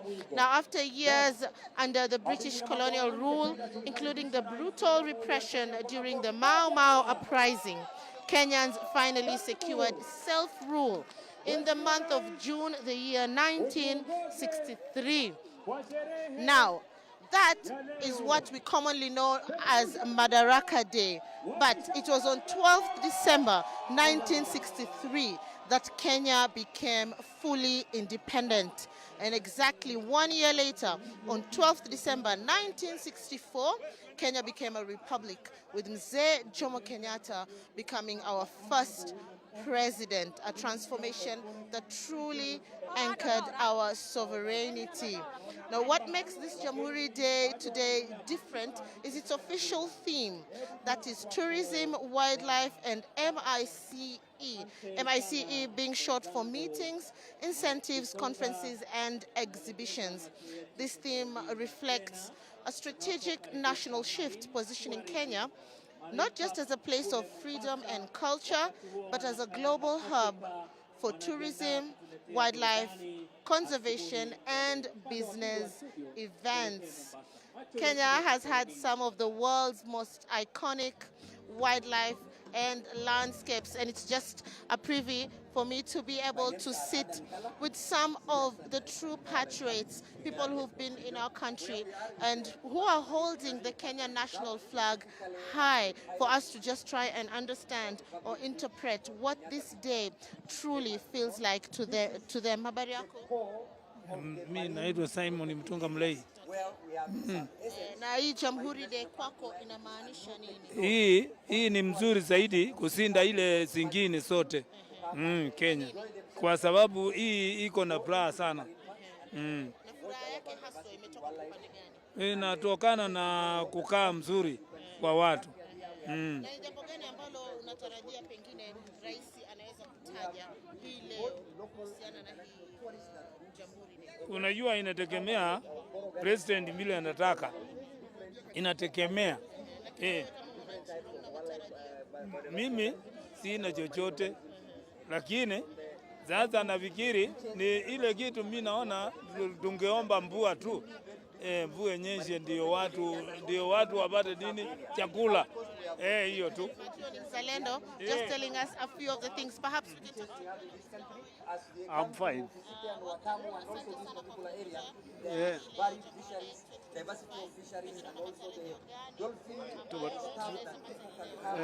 Hiyo Jamhuri ya leo iko sawa. Wana sana leo. Natayalia wa Dr. Samuel Ruto aongee sana kwa sababu sisi vile tunaendelea, naona Kenya inaendelea vizuri, na leo tuko na furaha sana kwa sababu uwanja naona umejaa, hatuko na furaha leo. Na theme ya leo inazungumza kuhusu utalii. Je, una matarajio gani ambayo yanaweza semwa hii leo kuhusu masuala ya utalii? Naona leo kwa sababu tunaongea mambo ya utalii, naona mbuga zetu tunaongezea, tuwe na wanyama, tuwe na vitu vizuri za kuonyesha wananchi na watalii tunatembelea wanyama wetu polini. Shukrani sana, pengine tunaweza kusonga hapa tukiangazia kama tunaweza pata wazalendo wengine Asante sana kwa kunivulia kofia. Ni heshima, nimeshukuru. Habari yako? Safi sana. Karibu sana kwenye K24. Je, wewe una maoni gani kuhusu sherehe hizi leo za Jamhuri mwaka 2025? Asante. Kwa majina ni Anton Joshua. Siku ya leo niko na furaha sana kwa sababu sherehe za leo tunajivunia kuwa tunasherehekea 62nd year ya our independence kutoka wale wazee wa zamani walipigania na tukapata uhuru wa nchi yetu ya Kenya. So siku ya leo naona kuna furaha sana, pia naona kuna utulivu, raia wamekuja kwa wingi, na pia tunasherehekea sana, tunatoa shukrani sana kwa Mungu kwa sababu ametuweka mpaka wakati kama huu. Shukrani sana kwa maoni yako. Tangu tupate uhuru mwaka 1963 hadi leo, je, kuna mambo gani ambayo unaweza furahikia kama Mkenya?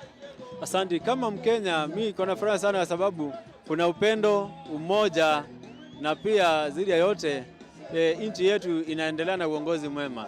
So tunashukuru Mungu kwa sababu ametuweka, na pia viongozi wetu wanazidi kutuendelea na kutuongoza vyema, ili tu tuzidi kuombea amani idumu na umoja na upendo katika nchi yetu ya Kenya. Leo sisi tumefika hapa saa 8 usiku. Kutoka upande wa Machakos kule Mwara constituency kwa Mheshimiwa Kawaya. Na je, ni kitu gani ambacho unaweza kusema kuhusu serikali hii ya sasa ukilinganisha na serikali za zamani? Serikali ya sasa ukilinganisha na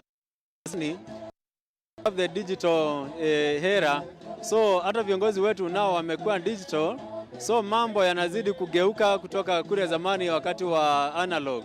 Nowadays now vitu zinaenda visambamba, alafu mambo yanakuwa mazuri sababu ni mtandao. Tunafanya tu jambo inasambaa kwa kila mmoja within a very short while.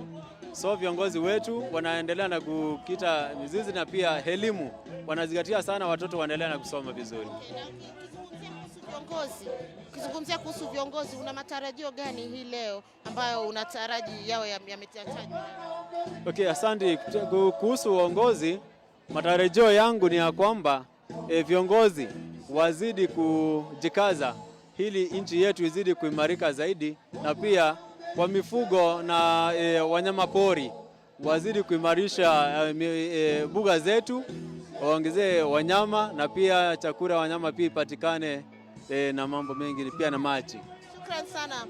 So hao ni wazalendo, just a few patriots from the crowd that have been willing to speak to K24. All of them speaking highly about the celebration. They all wish the day to go well. So far joined here.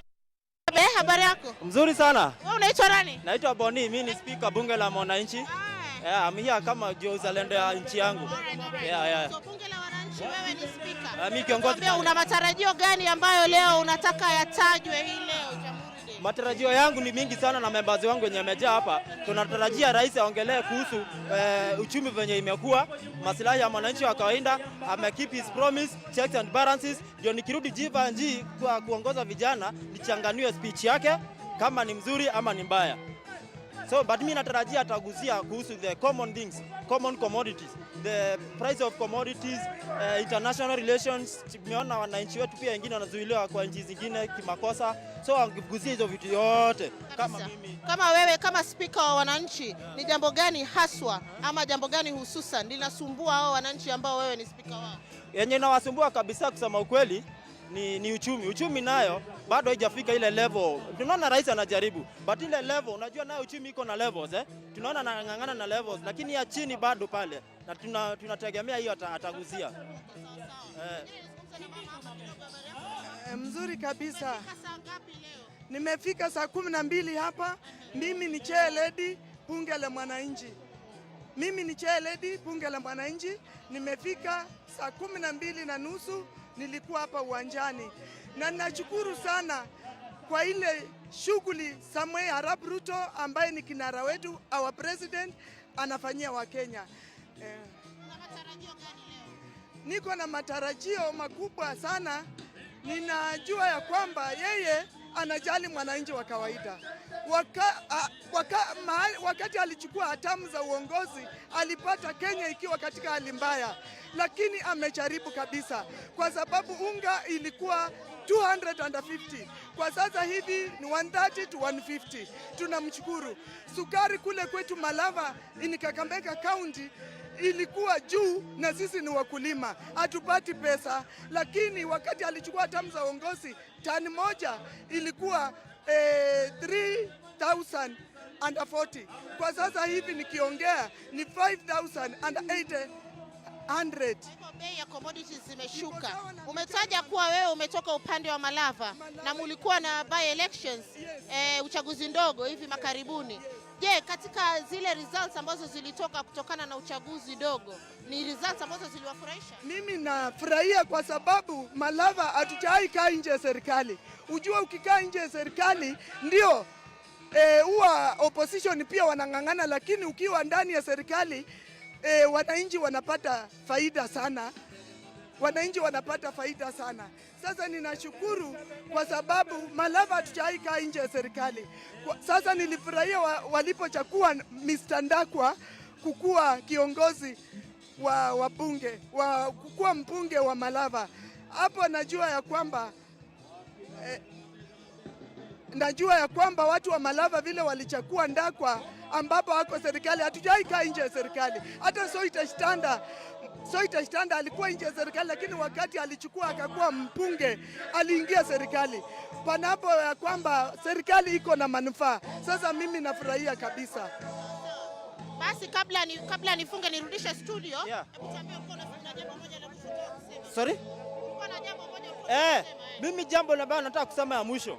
Mimi kama kiongozi wa vijana bunge la mwananchi, ni maneno ya housing. Tafadhali pale wananchi ni wa kawaida, but mimi kama kiongozi kuna kitu naambianga vijana pale. Hii housing project kuna kitu ina aim. Once you flood the market with the houses, bei ya rent itarudi chini. It might not benefit you directly, but indirectly it will benefit you. Sababu tunaona manyumba, kuna watu wanapinga sababu serikali imeleta another option. Nyumba ya mabati Nairobi bona inafika 5,000. Bona inafika 5,000. Asante sana. Huyu ni speaker wa bunge la wananchi, accompanied by the chair lady of the bunge la wananchi as well. One thing they've made clear is that affordable housing is a project that they are ticking. They're saying yes, we want affordable housing because the results may benefit people directly and both indirectly. We are coming to you live from Nyayo Stadium. This is the 62nd anniversary of when Kenya gained its independence back in 1963, 12th of December 2025, Jamhuri Day. Heri ya Jamhuri wherever you are, and I will take you back into studio. Thank you very much for being with me. Right, thank you so much, Fatma Chidagaya, right there at the Nyayo Stadium, giving us a blow-by-blow event, of course, on what's happening. And as you've heard, very passionate citizens there. You know, some of them not happy with the cost, of living. We're also, like that lady, for example, she mentioned that she is happy with the by-election results from her area of Malava. And also, when it comes to housing, the gentleman mentioned that, I'm not happy, So there are a lot of sentiments, different sentiments here and there, and Fatma was able to capture sentiments from different citizens on what the expectations of today are and what they're hoping that the president will mention in his speech on this Jamhuri Day. Right, so in studio with me is my colleague Brian Amwai, and he has his guest on set. So I want to cross over to Brian, and of course Brian will take us through the rest of the day and the events of what we are expecting this morning. Good morning. Hi, Reni. Hi, Brian. How are you doing? Should I say it has been a minute? It has been a long minute, but here we are. Good to do this with you once again. It's amazing to do Happy this with Happy you, Brian. Jamhuri Day celebrations. Happy Jamhuri Day to you too. What What are are you you- expecting this, today, this morning? Pardon? What are you expecting? What am I expecting? Yes. A proper reflection when it comes to where we are and where we've come from as a nation, and where we are going and what are the plans when it comes to getting there. Appreciating the people that are responsible, or rather played a very big role in getting us to where we are here today, and also just the current events, whether the state of affairs today actually reflect or rather are going to support our dreams as a nation, as a people, in terms of where we want to get in future. Okay, then. What about you? Right. Let's see what the president will mention in Okay. his speech. My guests, Ruth and Dan, mentioned that it's a make or break speech, especially heading into the political season, a climate that we are experiencing currently and where we are going, into. So, I'll leave that to you, Brian, and your guest. Let's see how that goes. All right, thank you so much, Remy. Of course, our continued coverage here of the Jamhuri Day celebrations, 62nd celebration since we became a republic, and that is, of course, in the year 1963, 1964. Of course, we continue covering these particular events today, reflecting on where the nation has come from, where we are going, what are the plans of getting there, are we appreciating enough of the journey that we've been able to travel ever since our founding fathers fought for the independence of this particular country and gave us self-rule. And of course, to help us make sense of this day today, I'll be speaking to Dr. Mark Matunga, who is a technology evangelist, joining me in studio today. Thank you so much, Dr. Mark. Good morning. Good morning, Brian, and a happy Jamhuri Day. Yes. And it's an honor to be here. When Kenya turns 62, I turn 52. You turn 52. So Kenyans' independence is ahead of me with about 10 years. Okay. Yeah. We'll be getting deeper into that, trying to reflect exactly what the journey has been all these 62 years, whether there's something to smile about or we continue complaining the way you mostly do, or we've been able to witness people do. All right. I want us to cross over to Kisumu, where my colleague Guma is on standby to bring us up to speed with exactly what is happening on the ground on that particular front. Guma, good morning. Happy Jamhuri Day celebrations. What is the current situation in Kisumu? What are people saying as far as Jamhuri Day celebrations are concerned? Over to you. Thank you, Amwai, here in Kisumu. Happy Jamhuri Day first here in Kisumu. We are right here at Jaramogi Oginga Odinga Sports Ground, where the celebration of the 62nd Jamhuri Day celebrations will be held here, and county commissioner and the county governor are expected to grace the occasion today. Right now, preparations are still ongoing, and very few people have turned up as we speak at this particular moment, because it's still early, and in Kisumu, life starts at about 9:10. That's where you will find people coming into the city, and also being a holiday, we don't expect to see quite a number of people coming to the city center. Here I'm joined with various people from this region or from this part of the city who just want to give their opinion on what they expect of this day and what this means to them. Joining me here is a lady, and start with your name and tell us what do you expect since we are now 62 years since independence. Have we been where you expect Kenya to be as a Kenyan? Okay, thank you very much. My name is Linda Ogweno. I am a resident of Kisumu County. Specifically, I come from Migosi Ward. First, I want to appreciate our forefathers who fought for us passionately as a country. Orerorera Kameme TV. Mtumaini Bwana kwa moyo wako wote, wala usitegemee ufahamu wako mwenyewe. Katika njia zako zote mtambue, naye atazielekeza njia zako. Mithali sura ya 3 mstari wa 5 hadi wa 6. Ili kuset mtumaini Bwana kama skiza tune yako, dial *811 *618#.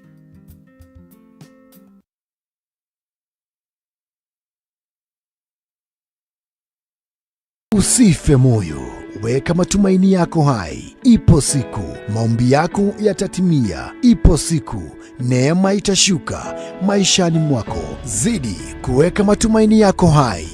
Kwegwatira skiza tune tumaini hihinya *811 *48# wegwatira skiza tune tumaini thimũ-inĩ yaku mũthĩ *811 *48#. Feel the pure, unfiltered power of football on Star Times. And he's taken Football as it's meant to be. That's the Bundesliga experience. Renew your subscription today at only 329 Kenya shillings for Nyota Bouquet on the aerial decoder. Feel the passion, artistry, and strength. La Liga brings you flair and creativity of Spanish football. The rising stars of the Saudi Pro League. The high-stakes energy of the Saudi Super Cup and the unpredictable thrills of the Carabao Cup.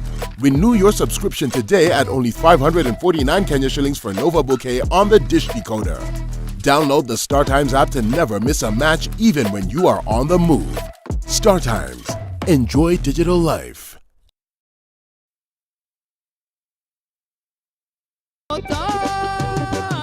Ithuĩ tũtigweterera mahiga mamũinĩre nĩamu tũkũmũgoca o rĩu twĩna hinya na mĩhũmũ. Gĩkĩ nĩkĩo kĩgoco ũkai rĩu na ndarama ona ciĩgamba nĩamu nĩtũmũreheire kĩgoco gũkũ gwa Kameme TV. Nĩtũnyitanĩre o mũthenya wa gatano kwanjia thaa 4 cia ũtukũ na mũthenya wa kiumia kwanjia thaa 9 cia hwaĩ-inĩ. Kĩgoco live bar nĩtũmũgoce ta Daudi nginya cioke. Kameme TV mũthĩgi wa rũrĩrĩ.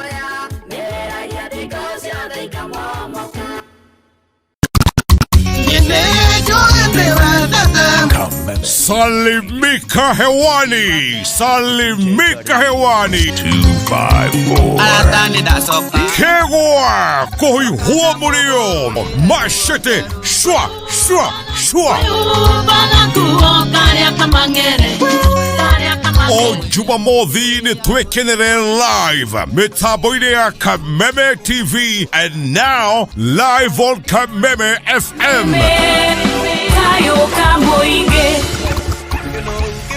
Jeta First Officer Jeff Joroge na twina Mr. Lazima Kashike DJ Kari Wanangilia kanyama tureke tukameruka jimete kora yumo Negũthũngũtha twaranĩrie iheo mama mwago kwagira Kegwa kũihwo mũrĩo Jumamothi ũtukũ thaa 4 live on Kameme TV and now live on Kameme Kayũka Mũingĩ ũtukũ thaa 4 nginya thaa 7 Kegwa kũihwo mũrĩo.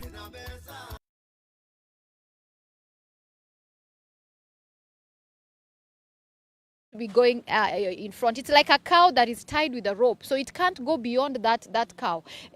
By extension, that addresses every other thing. If you talk about inequalities that are in all the departments, it boils down to corruption. If we talk about the civic space, people being able to address and bring out alternative voices, that should be able to come. Even if people are in government, they should allow people to be able to critique the government so that the government can make it better. So can it also increase the civic space? And as a woman, as I've said, passionate about political representation of women, as we go to 2026, I expect the president and the current government to be intentional about increasing women's political representation and see into it that in the next election, we get to have free, fair elections. I also have to talk about the issue of goonism that is affecting women in the political arena, so that needs to be addressed in preparation for the next elections in this country. Thank you very much. You can join me here, and you can also mention what do you anticipate in this particular Jamhuri Day celebration. Thank you. Kwa majina naitwa Dismas Olwatch. Nashukuru sana Mungu atupee siku ya leo kwa siku ya Jamhuri Day. Kenya natarajia sana ni mambo ya sisi kama wa vijana hatuna kazi. Serikali kama inaweza angalia mambo ya kazi, cause tangu tupate uhuru tulikuwa tunajua tutakuwa na maisha mazuri, lakini tunaomba tu mambo ya kazi ndio naweza sema. Okay, na siku ya leo ulisema ulifika hapa mapema, songa hivi kidogo. Ulifika hapa mapema, kwa nini ulikuja hapa kuhakikisha kuwa wewe pia ni mmoja wapo wa wale watasherehekea siku ya leo? Mimi nilikuja mapema kwa sababu nilikuwa nataka nisherekee ile damu ile mwagika wakati wa uhuru. Na nikuje nifike hapa Kisumu, hapa Jaramogi ni celebrate. Ndio maana nilifika mapema. Sawa, shukran sana. Njoo kaka, kama una maoni ya kusema, wewe kama Mkenya unasimama tu hapo na uangalie, utazame pale kamera. Wewe kama Mkenya nini unajivunia? Ni miaka 62 tangu Kenya ipate uhuru. Wewe kama Mkenya una nini la kusema? First, my name is Prince Odhiambo, bunge la wananchi member, political analyst. First, I want to thank the people, our forefathers, who fought for this democracy. And the day we are celebrating Kenya at 62. I want to thank you, but today we have little turnout. People are not coming more than just earlier holidays. You could have seen earlier holidays, more things were closed, even shops were closed. But nowadays, there is no turnout.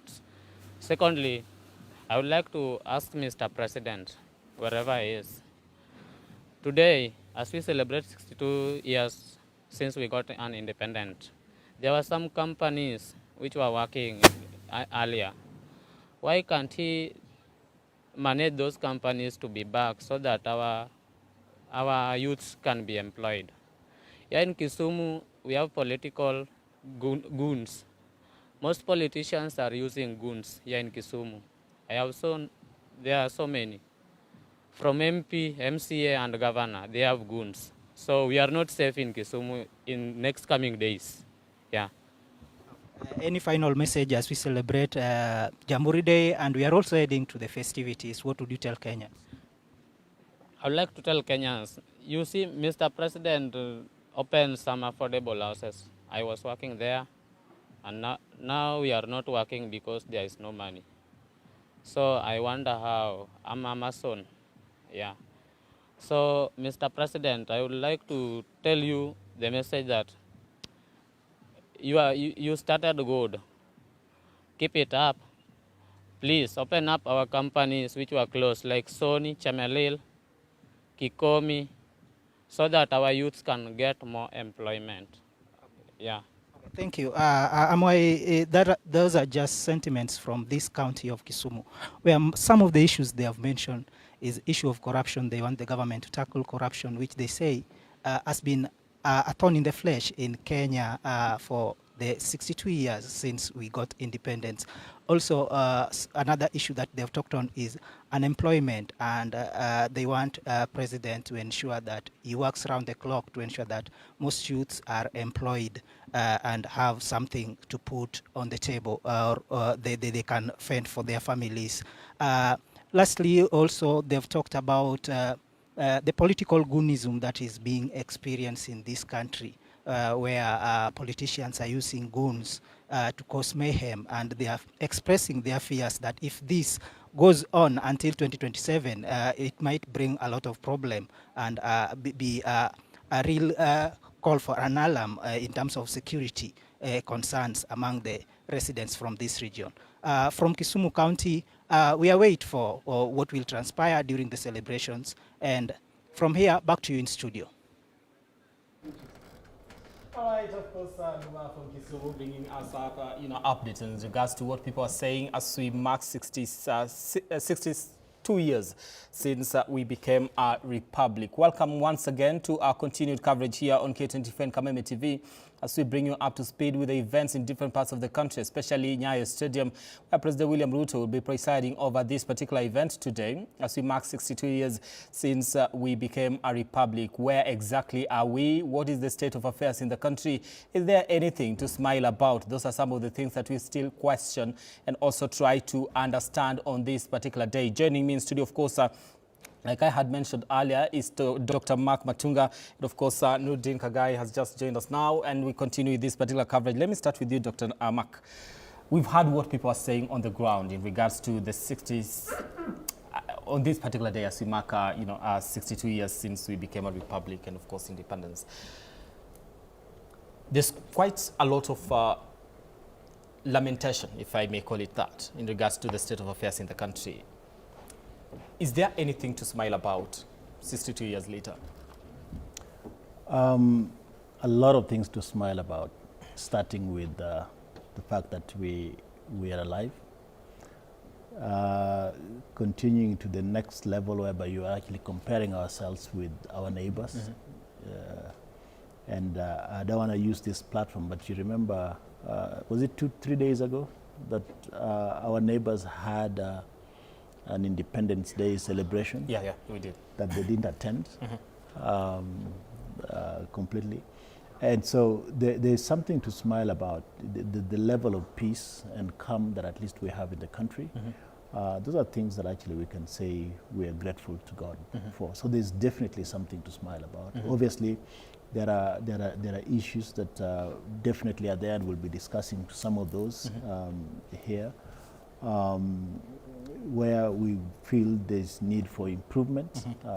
As a nation, we must always work toward certain goals, and any sort of situation that we have, improving that situation, that environment, the conditions, is definitely work in progress. Okay. And Kenya as a country is work in progress. Kenya as a country is work in progress.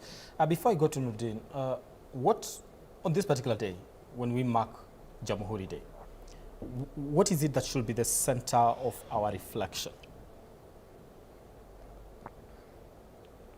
Dr. Mark? We should actually, in my view, be looking at where we should be going. It is one thing to actually take stock, and we can take stock and, really remain there for a good bit of our time. But we really should be looking forward to where we're going. And my expectation today is that the president will be sharing with us as a nation a lot of things that he thinks he has done. But he's going to spend quite a bit of time talking about where we should be going as we mark 62 years. Okay. Nurdin, I was reading an article that was written by The Standard in terms of reflections on the Jamhuri Day celebrations, and it's talking about the young generation, the Gen Z, in terms of why this particular day has lost meaning to some extent, whereby instead of celebrating, it has become a constant reminder and a point of reflection for, the unemployment, the cost of living, pace of democracy and all that. So when people say we are celebrating or marking 62 years since we became a republic, the young people do not really get to identify with that. Thank you for having me, and happy to meet you. Allow me to say this. Upon attaining independence as a country, we were grappling 3 problems or diseases. That was poverty, ignorance, and disease. Right? Today, as we celebrate this day, the same 3 things aid us. And now we have a 4th one called corruption, which you heard from Kisumu. All right? So the young people feel there's nothing to celebrate because those things were never tackled to date. Because if you listen to the people in Kisumu talk about guns, so who are used as guns? The young people. Courtesy of what? Unemployment. And you ask yourself, why is the reason, why do we have guns? Because somebody believes that oppress them to use them.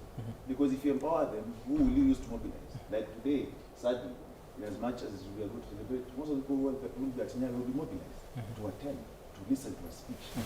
You realize. So that is why when you ask whether there is anything to celebrate, I remember the Hill Street song when they say there's nothing to celebrate. Or there's, Nothing to smile nothing to smile about. So at the end of the day, I do believe that as a government, there's a lot that has to be done. He just said you celebrate that we are alive. Yes, we're alive. But those of us who are killed. So what about that? We don't solve issues at the end of the day. We form commissions and inquiries that who knows. All right. To date, there's no accountability of what happened last year during the June Mandamanos. To date, there's no accountability of what happened this anniversary, June 2025. All right. So when the young people say that dissolution, they've lost hope, there is nothing to smile about, they feel that they've been neglected. It is true. I keep asking myself a question. That, of course, there's no way the government will employ everyone. There's no space for that. But you can create an enabling environment for that. Most of these young people, when you listen to them, they tell you, we have skills, we have talents that are untapped at the end of the day. I keep asking myself a question. This so-called ministry that they call sports and youth and ETAL, what does it do? I had a conversation with a friend of mine who works at a National Youth Council with a budget of 90 million. What is that council supposed to do? 90 million a year, if you ask them. Now, if you're a cabinet secretary for youth, sports, and innovations, why don't you commercialize the sports we have in this country? If you look at, because you know, when we're talking about taxation, we compare ourselves to Singapore and developed ones. But when we talk about human rights violations, we compare ourselves to Uganda and Tanzania. Why? Compare yourselves to the best in each and everything. Okay. All right. So at the end of the day, I do believe that there is more that has to be done. And if we continue this way, the same which you're talking about, that is where you see this apathy. There are those who didn't vote last election. And after we saw this, the IBC trying to register voters, again, some didn't vote because they don't see a change, which again, if you ask me, it's wrong because they need to understand that that singular vote that you're meant to do, you're meant to have on, in 2027 will determine your next 5 years. So I do believe that there is a lot has to be done. Okay. We will hear a speech today of what has been accomplished.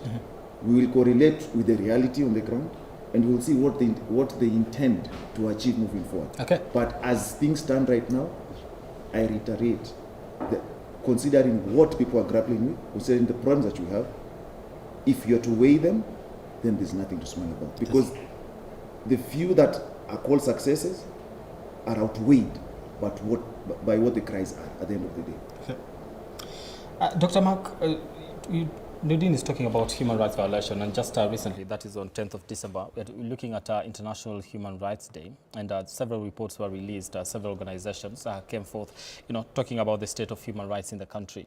And, they kind of described it as very disturbing to this particular nation. And what Nudin is saying is that there's no accountability, there's no, someone taking responsibility for what we've been able to witness since last year. Brian, let's not talk like this country just belongs to the youth. I think that's to me the biggest joke. Just because we have, but we normally say the youth are the future. Well, then let's wait for the future, which will never come. So let's talk like this whole country belongs to all of us. I told you that I am when Kenya is 62. I am 52. It's privileged to have lived for 52 years in this country, and at times it is just proper to appreciate what's happening, what we have, but it's okay also to identify gaps and work on improving those gaps. The reason I say I'm privileged is that I didn't grow up as a rich kid. I came from a poor family. I just basically worked hard to get to where I got to. But then there's investments that a lot of people have made. There are sacrifices that a lot of people have made. The reason I talk here with a lot of courage is because I know that for the last 31 years, from the time I started earning my first salary of 930 shillings, I've been giving back to my community. Okay. I've built schools, I've built hospitals, and I don't necessarily. I've never been employed by government. Okay. I've always been in the private sector, And so I pride myself to have built schools, to have built hospitals. And the reason I did that was that I was basically giving back to the community that raised me, the society that raised me. And I participated in a lot of political activities across many years. I participated in the issues of development across many years. So, since I was young, I think I started giving back to my school when I was 21. I remember even my first bit of money that I got, I rallied our community to actually do some work in our school. Okay. So I talk here with sufficient authority. I cannot be challenged on that because I have given back. Okay. And I still do. At age 30, I think at age 37 or 38, I'd built school until one of the public schools. The community just basically named it after me. It's a public school, not a private school. Okay. It's Mark Matunga Secondary School. But that's because of giving back to the society. Exactly. Okay. You know, so I know what it means to be a young person because I've been a young person. Okay. I also know what it. So my advice to my friend like Nudin, who is like purely lamenting, he starts with lamentations, and I think that even in this discussion, he came here smiling, but he's still going to end up with lamentations. Okay. So if you're saying that, you know, there's nothing to smile about, but he walked here, smiled at you, we laughed, we walked here, chatted, and we laughed. There is something that we can say, thank you to our country, thank you to some of those leaders who have sacrificed and gone before us, even those who fought for our own freedom that we enjoy today. So there are things that we can say thank you to.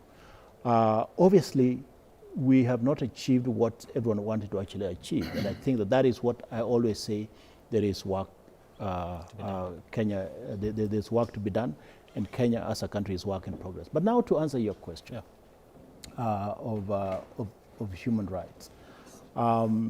Yes, the report was given. I think that it doesn't paint the best or the greatest picture that we can actually talk about. Yes, we should not be, maybe we should not be comparing ourselves to anywhere else. If we cannot sit here and compare, then we should not be comparing anything to any country. But that is what we need to actually look at, because I always say, look at where Kenya sits around the 12 countries, around the 12 countries of East Africa that actually surrounds us. Why are we, as Kenya, presenting this level of nature of calmness, at least once in a while? We see the opportunities that actually we have. So let us not actually take this for granted. And I would like to actually invite the young people, young and old, that at minimum, even if there was nothing to celebrate, let us celebrate our freedom. Okay. Let us celebrate that and be thankful to God and be thankful to those who actually fought for the kind of freedom that we have and enjoy today. I mean, in some countries, you can't even come to a TV station like this, and even if you say whatever you want to say, you'd not even be allowed to say some of the things that we are saying. So we have the freedom to be able to say whatever, and that's one reason too. And even on those issues of human rights, you also need to actually measure them. I want to finish with some very critical, a key example. You know, we always look at, we're sitting here speaking English, so we look at the other countries, the developed world, as our measure. And so let me not even compare Kenya with Uganda or with Tanzania, but let's look at Kenya with the US, where I also have sufficient knowledge around, because that's where I went to school. Right. But you have seen even the challenges that they're also facing, even as a grown, mature democracy. Whether it is, you want to actually also cluster that around human rights. There are. So every single country is dealing with this, and it's work in progress. Okay. And I want us to actually be positive around some of the things that we've achieved and be happy. Okay. Nudin, yes? Yeah, Brian, you asked me a question about the youth, right? And at the end of the day, in as much as he says, let's not behave like this country belongs to you, nobody said that. But you have to understand that they have the advantage of time. As per natural selection, they have more to live for than most of those who are older than them. So if you make retrogressive laws, who will suffer the most?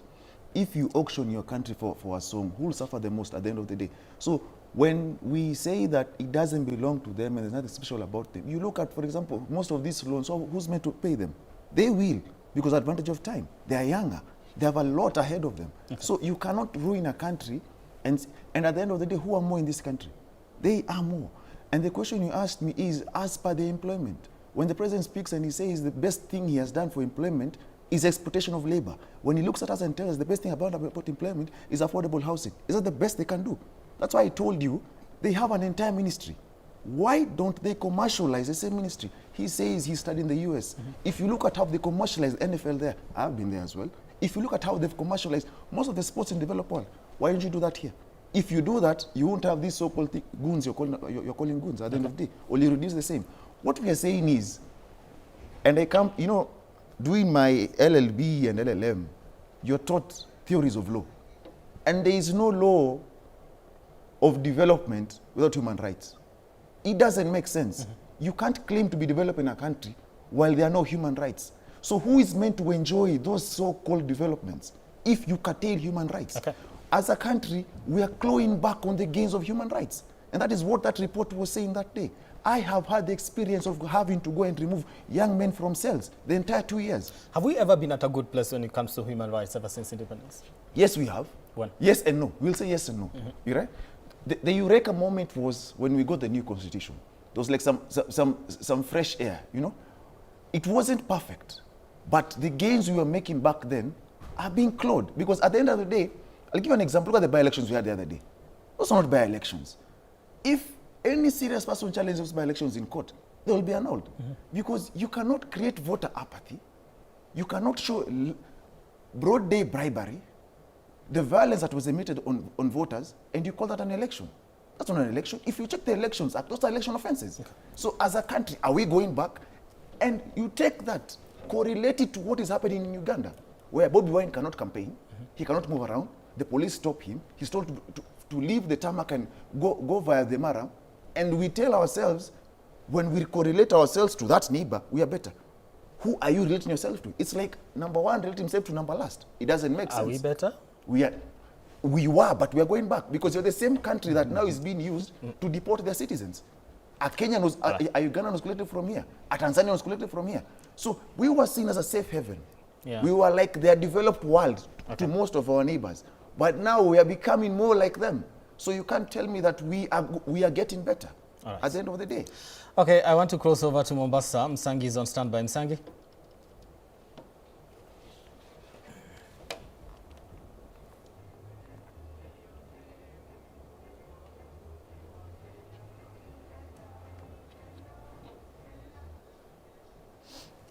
All right, Msangi, if you can hear me, what's the current situation as far as the celebrations of the 62nd Jamhuri Day in Mombasa currently?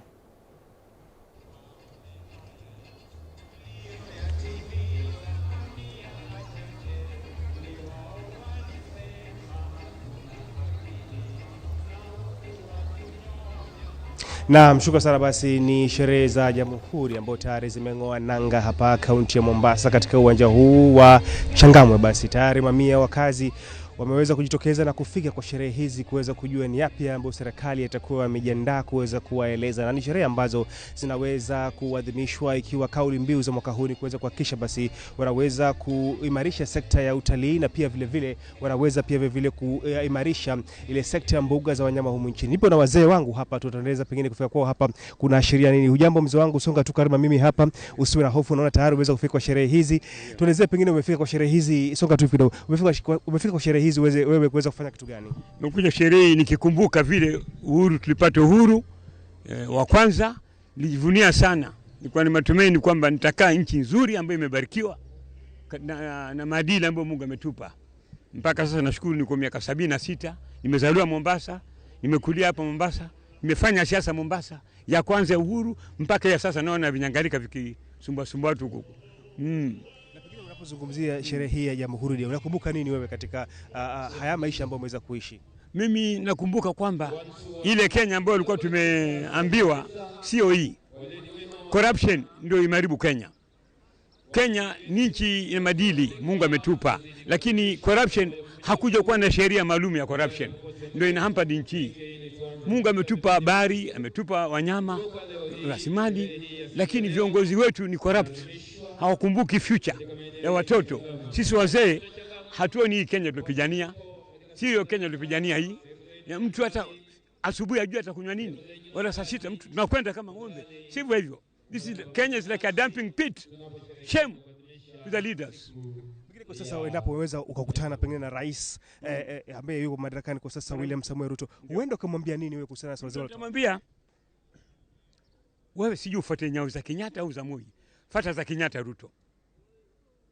Kenyatta kwa na corruption sana, alikuwa bit better. Na akatuongoza mzee bila ukabila. Mzee alikuwa aseme mimi ni wa Mount Kenya, watu wangu ni wa Kenya as a whole. Sasa Kenya mzee alikaribisha makabila yote. Ndio unaona hapa Kenya kumejaa makabila. Afrika nzima hizi ni Kenya.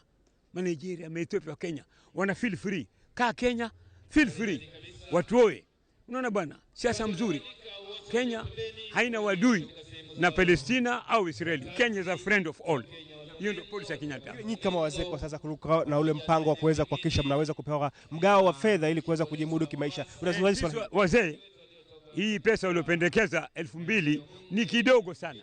Angalia leo sahi niko Jamhuri, sina kitu fukoni, lakini I'm proud of Kenya. Niko hai najivunia Kenya. I don't have anything in the pocket. Lakini hii 2000 ni kidogo bwana Ruto. Hii pesa iongezwe. Maisha ni kwa juu. Wazee wajivunie. Wazungu wanasema old is gold. I've seen the Uhuru of Kenya Ruto. Wewe hujazaliwa, mimi nimeona. Mtu anadanganyi kabisa. Na uchungu nikiona Kenya iko namna hii. Nakumbuka wajukuu wangu wataka vipi. Tomorrow I'll die. But I don't know my grandsons wataishi vipi kama corruption imezidi kwa nchi. Kila mahali kuna corruption. Hata kwenye maji pia kuna corruption. Kwenye maji kuna corruption. Corruption, makatezi. Malori yamejaa makatezi ya buluu mengi sana. Na nyumbani maji wanapata wapi? Who gave them authority? Permit wanapata wapi? Kama nyumbani hakuna maji, mtoto kama wewe anakosa maji, makatezi wanauza maji. Hii kitu wawe band kabisa. County wa band, serikali pia wa band. Maji iende kwa raia kwanza, baadaye upuzi wao. Shukrani. Mzee wangu soka karibu na kijana tu songa hapa karibu. Na asante sana mzee wangu. Chukua tu kitu chako pale. Tueleze hii kama vijana kwa sasa mmeweza kujitokeza katika sherehe hizi, lakini mna yapi ya kuzungumzia sherehe hizi? Na wengi wanasema mnakosa uzalendo wa taifa hili la Kenya ikilinganishwa na wale wazee. Asante sana. Mimi naitwa Bwana Dickson, ni mkazi wa Mombasa. Sio kwamba tumekosa uzalendo. Mimi kuja kwangu kwa sherehe kama hii ni ishara kwamba napenda nchi yangu ya Kenya. Tunaposherekea miaka 62 ya uhuru wetu, lazima tuangalie sisi kama vijana, hii uhuru iko wapi?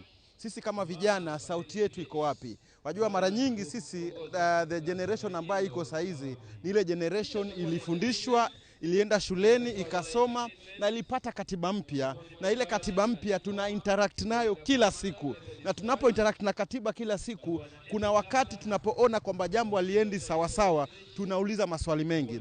So tunapouliza swali, ndio mtu anahisi kwamba hatuna uzalendo, mtu anahisi kwamba hatuna heshima, mtu anahisi kwamba sisi hatuna mipaka. Lakini kama vijana tuna mipaka. Ila ni kwamba lazima tuangalie ni kwamba sauti yetu inasikika vipi na yale mambo ambayo tunayasema yanatiliwa manani kivipi. Muda haupo, na neno moja mzee wangu. Unazungumzaje siku hii ya leo wewe? Mimi kwa leo nimekuja hapa kutofautisha mambo ya haki ya mashamba, haki ya ardhi na haki ya makao. Uhuru tulipata, lakini haki ya makao mpaka leo ni hate. Tunaiomba serikali kwa ile kauli ambayo umetoa na manifesto ya UDA kwamba issue ya land issues in the coast region, it has to be settled down once and for all. No maana niko hapa mimi leo. Ni wadau hawa ambao wamefika hapa kuweza kuhakikisha basi wanashuhudia maadhimisho ya sherehe hizi basi za Jamhuri. Ni sherehe za 22 basi kuweza kuandaliwa humu nchini, na pia vile vile zinalenga kuweza kuhakikisha basi taifa la Kenya linaweza kusonga kwa umoja, kauli mbiu ikiwa ni kuimarisha sekta ya utalii na pia vile vile mbuga za wanyama. Yote tisa basi tutaweza kusikia wale viongozi watakofika hapa watakuwa na yapi ya kuzungumzia kuhusiana na sherehe hii, na pia vile vile Rais William Samoei Ruto atakuwa na yapi basi katika hotuba yake kuhusiana na sherehe hii ya leo. Yote tisa basi swala la uzalendo pia limeweza kupiga upato katika sherehe hizi hapa kaunti ya Mombasa, huku pia idara ya usalama ikiweza kuimarishwa kuweza kuhakikisha inaweza kuimarisha usalama hususan msimu huu wa likizo ya Disemba, ambapo tayari mamia ya watalii wamewasili kaunti ya Mombasa na ukanda mzima wa pwani kwa sherehe za Krismasi. Kutoka uwanja huu wa Changamwe, jina langu naitwa Boniface Msangi, kwako studio. Of course, that is Msangi from Mombasa, bringing us up to speed with the sentiments of the individuals there and the residents of Mombasa and exactly what they are saying in regards to the Jamhuri Day celebrations. Dr. Mark, somebody says, corruption from Mombasa, of course, is somehow the biggest challenge that we are facing as a country at the moment. That, yes, they are proud to be Kenyan, but at the same time, the issue to do with graft is something that has not been dealt with. And yet, this is something that we've been talking about, year in, year out. 62 years in, are we doing well or are we totally irredeemable? Brian, I don't think that it is irredeemable. One thing that I like with what K24 is doing is that you are going to the local places to hear from citizens in those local places and the young people in those local places as they speak to the nation, so that it's not just basically the privileged Nurdin and myself that are sitting here and trying to actually paint a picture of what Kenya really is. The issue of corruption to me is the biggest problem that we actually have in Kenya. And if you were to put it in numbers, I still subscribe to what the former president says. He said that we lose about 2 billion shillings to corruption. But we should never just actually look at the word corruption because we have used it so many times that it's almost a sexy word today. It has nearly no meaning. When you say corruption, I mean, we used to that. I think that maybe we need to actually move to the level of calling it either thievery or robbery, because when we call it corruption, it's still just basically almost a meaningless word today. Because when you say that we lose 2 billion shillings a day to corruption, that is lives that are lost in hospitals. Those are dreams that are basically shattered in schools. So I don't think that we have done a good job in that space, at least in my view, as a country and as a people. And this to me is important, that as the country leadership and as the people themselves. Because remember, corruption does not happen in a vacuum. I told you that I'm in private sector. We always point to government as the most corrupt. But who actually, on what platform are these corruptions played? In the private sector space. We are the one who actually bribe government officials. We in private sector are the ones who actually receive these monies. So it is not a government thing. I want to move it away from this government thing. It is we as a people. We as a people have a role to play in this. Our attitude around that, because you see a situation whereby, Nurdin mentioned something about goons, and he basically was specific about what's happening to some of these young people, who we the leaders basically put in a place and we nurture and we feed to be our armies that we go with into political contests. So I think that even we the people as citizens have a share of blame in this whole industry called corruption. It's not happening in a vacuum. All right. And those of us who have been here longer have a lot more share of blame to actually be able to take. But even those who are also allowing themselves to be used in that space. You know, we always say that, oh, the youth do not allow yourselves to be actually constricted or recruited into this space of either being goons or doing violence and things like that. That is corruption. Okay. I don't know how you actually view it. So until we actually begin to educate ourselves with a different attitude of what really we should be looking at as a country, as a people. Of course, those who are charged with the responsibility of enforcing law and order should also be actually, should do their job. Okay. I participated as a young person. I participated because I think I would consider myself mid-age at the time when we were actually fighting for the new constitution and campaigning for the new constitution. And when we got it, we thought that, hey, you know, now things will be great. When we got devolution, we thought that, hey, this is great now. We're devolving development. But man, what did we devolve? We devolved corruption. We just created a huge platform of a host of guys who are now even stealing more. All right. Nudin, we're talking about graft and say, you know, just like we've put it here, and you've been able to mention that it's a big thing. We're talking about a population that is, you know, youthful, that is supposed to be making a difference when it comes to these particular issues. Yet on that particular responsibility that we say register and vote and go make a difference and things like that, people seem to be, you know, they're no longer interested in that particular agenda. What will be the solution moving forward, and how do the people, especially the young people, get into this particular space and say, okay, graft is a very big thing. We need to fight it. It is just not a government responsibility, like Dr. Mark is saying. That's true. You see, at the end of the day, graft is our biggest problem. And to solve graft, then we have to come from a patriotic and nationalistic side. You have to love your country more than you love yourself. We cannot just say it's the government, because for you to even to give a police officer 50 shillings, you're part of the corruption. So it starts from us, you know, at the end of the day. It has embedded and eroded our moral fabric as a country so much that we believe it's just normal. It's the easiest thing to do.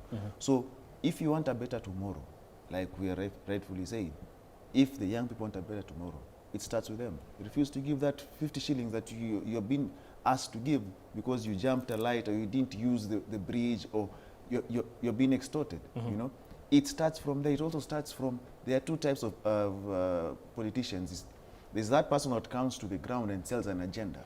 Then there's that person who comes a packet of flour and 500 shillings. Who will have more crowd? The 500 shillings. So start by saying, this person who's giving me 500 shillings, I can't send this person to parliament because this person will not move an anti-corruption bill.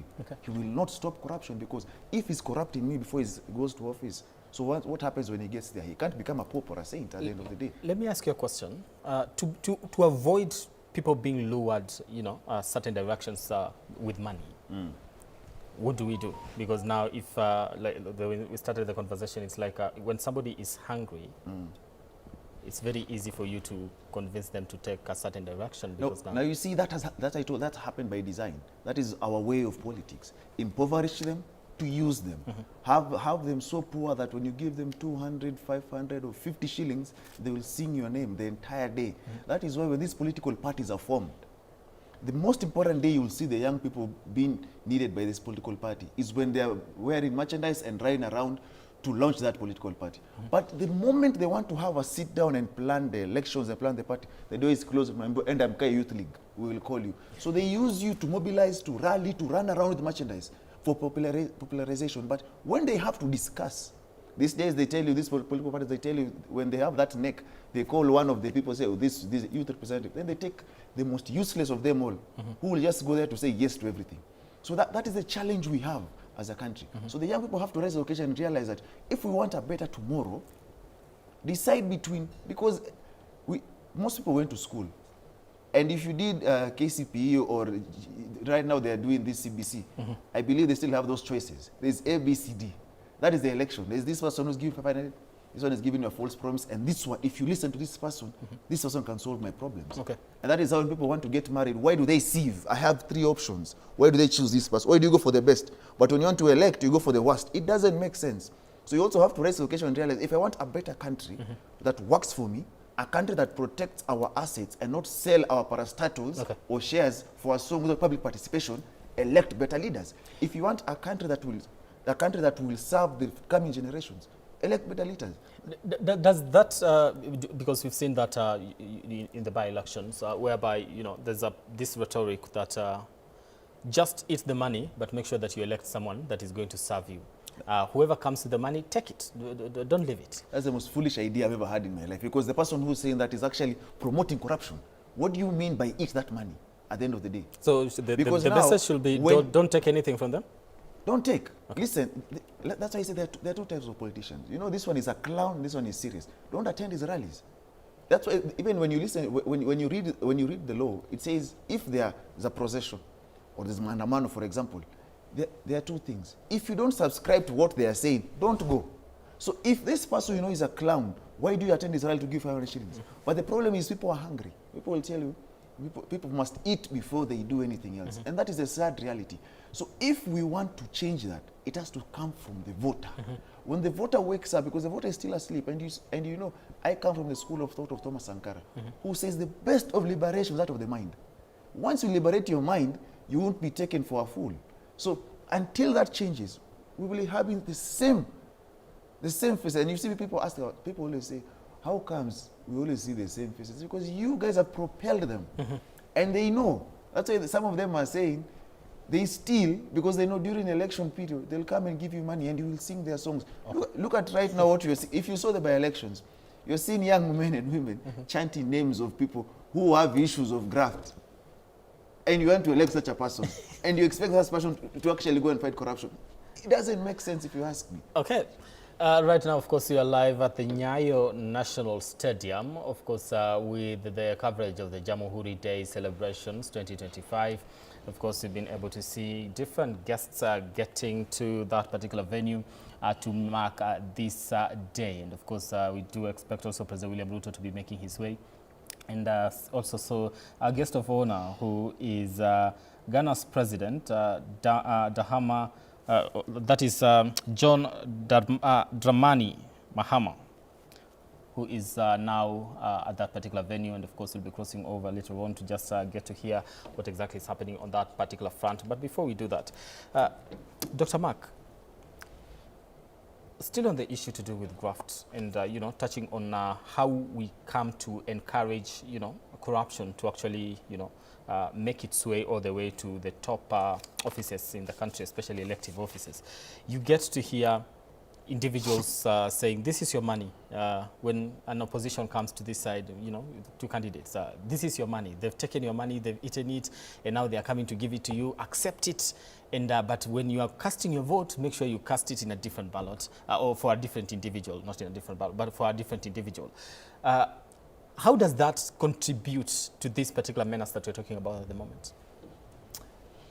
In the Bible, and I think I don't want to assume that Nurdin is Muslim, but in the Bible, that's in the Bible they say that we have all sinned and fallen short of God's glory, and politicians have all sinned, either side. And that is why, at least for me, I would like to also speak for myself. I attempted to be a politician, to be an elected politician in 2007 and 2012. And when I realized that this is a zero-sum game, it's not taking us anywhere. That time I'd just, in 2007, I'd just come from the US. I thought that, you'd come here, talk policy, and then present your policies, and then the things would work. That's when I encountered leadership that we celebrate them today as being heroes of democracy. But what they did to me definitely is nothing to do with democracy. That's when I elected that, hey, you know what? let me forget about this nonsense. I wanted to go into politics to actually change my community, develop my community, and really bring transformation. And I elected that, hey, you know what? Forget about this nonsense. Let me focus on what I can do. And that is what I've focused on. Because having been in the trenches of politics, man, what we see on TV here, man, it's a big joke. So even what you're saying that kula kwa Nurdin, kura kwa Matunga, it's normal. And that's what I'm telling you. When we say the word corruption, and Brian, I even accuse you, you in particular, because you're even giving it a more sexier name, graft. I mean, come on. Until we sort that out, and that will not be sorted out by politicians, never, because it is the platform upon which politicians retain the kind of leadership, roles they retain as leaders, and so you're not going to be able to actually move that away. It will continue, and with our young people. Okay. You know, there's a time I thought of something like really, really horrible, that how about if those of us who are of this age, how about we are wiped out of this planet? I was talking of Kenya, not the rest of the world. And then we just leave these guys to start afresh. Then you also looked at the young people, and Nudrin can actually confirm this, him being one of the younger people, that these guys, some of them, those who are presenting themselves as the front runners or the leadership, even though they say leaderless, most of them are now basically, dining and interacting with the other political, because they've been given some roles there to play in some of those political parties. And so they are no longer agitating. I don't know when they stop being youth. So they are no longer agitating. I have Gen Zs in my house, my own children. Of course, I discouraged them from going into the streets, but they went. And when they came back, they were really hot on issues. They challenged me, and we discussed with them. And then a year later, Nurdin, they did not go back. They did not go back in 2025. They went in 2024, but they did not go back. So they've also given up. But you can't give up in just like 1 year. That, hey, I've gone out, Daddy, I'm not going. So actually, I then turn around to start laughing at them. I'm like, but I thought you guys, no, Daddy, So, but of course, the change that everyone is looking for will not come from us, especially on the issue of corruption. But I also have to say that the expansion of space for us to actually be able to speak, that we can sit here, Nudwin and I can actually argue over what has gone on well and what hasn't. I think that I would be unfair to President Ruto if I didn't say that he has made an effort, and good effort, to actually expand the space on conversation. All right. And that is one thing that I think, whether I want to compare with the US, which is not happening now, because that's a different scenario, and Nurdin can confirm that, you can confirm that. Whether I want to compare them to Uganda, I mean, there is definitely space where we can sit and argue and talk about things. All right.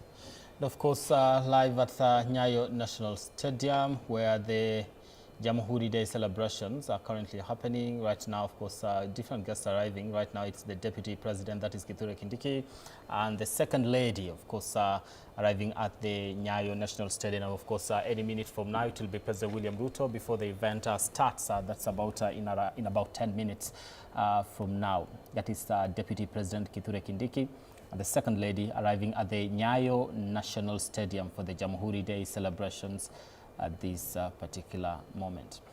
Of course, President William Ruto at the moment is leaving State House, his convoy making its way for the Jamhuri Day celebrations at the Nyayo National Stadium. That is President William Ruto leaving State House, Nairobi. That building looks good, though. let's not go there. Let's not go there. Am I the only one witnessing that we have a different vehicle this time round? No, that's the S-Class that he uses once in a while. Yeah, and I see Kindiki also now as an S-Class. Exactly. Yeah. You see, you know, let's not go there. There is money Dr. for innovations. Listen. If If you go there, there's money for innovations every year. There's no money. There's no money to pay lecturers and university staff. You know, it doesn't make sense. There are issues, JSS teachers. So if we take that trajectory, we'll just have a very long day here. Okay. Let me just say something about corruption. Yeah. In as much as we're also saying that we as a country or as a people have to change, the other issue that we suffer is that corruption has been weaponized in this country. In that, you know, people just say it as a flowery statement, whereon corruption has been weaponized. But it's true, because if you look at how we run our affairs, if you look at most of these leaders who are charged with corruption, so long as you are closer to the power that be, or powers that be, you're never going to find yourself at the EACC or the Anti-Corruption Court in Milimani. All right.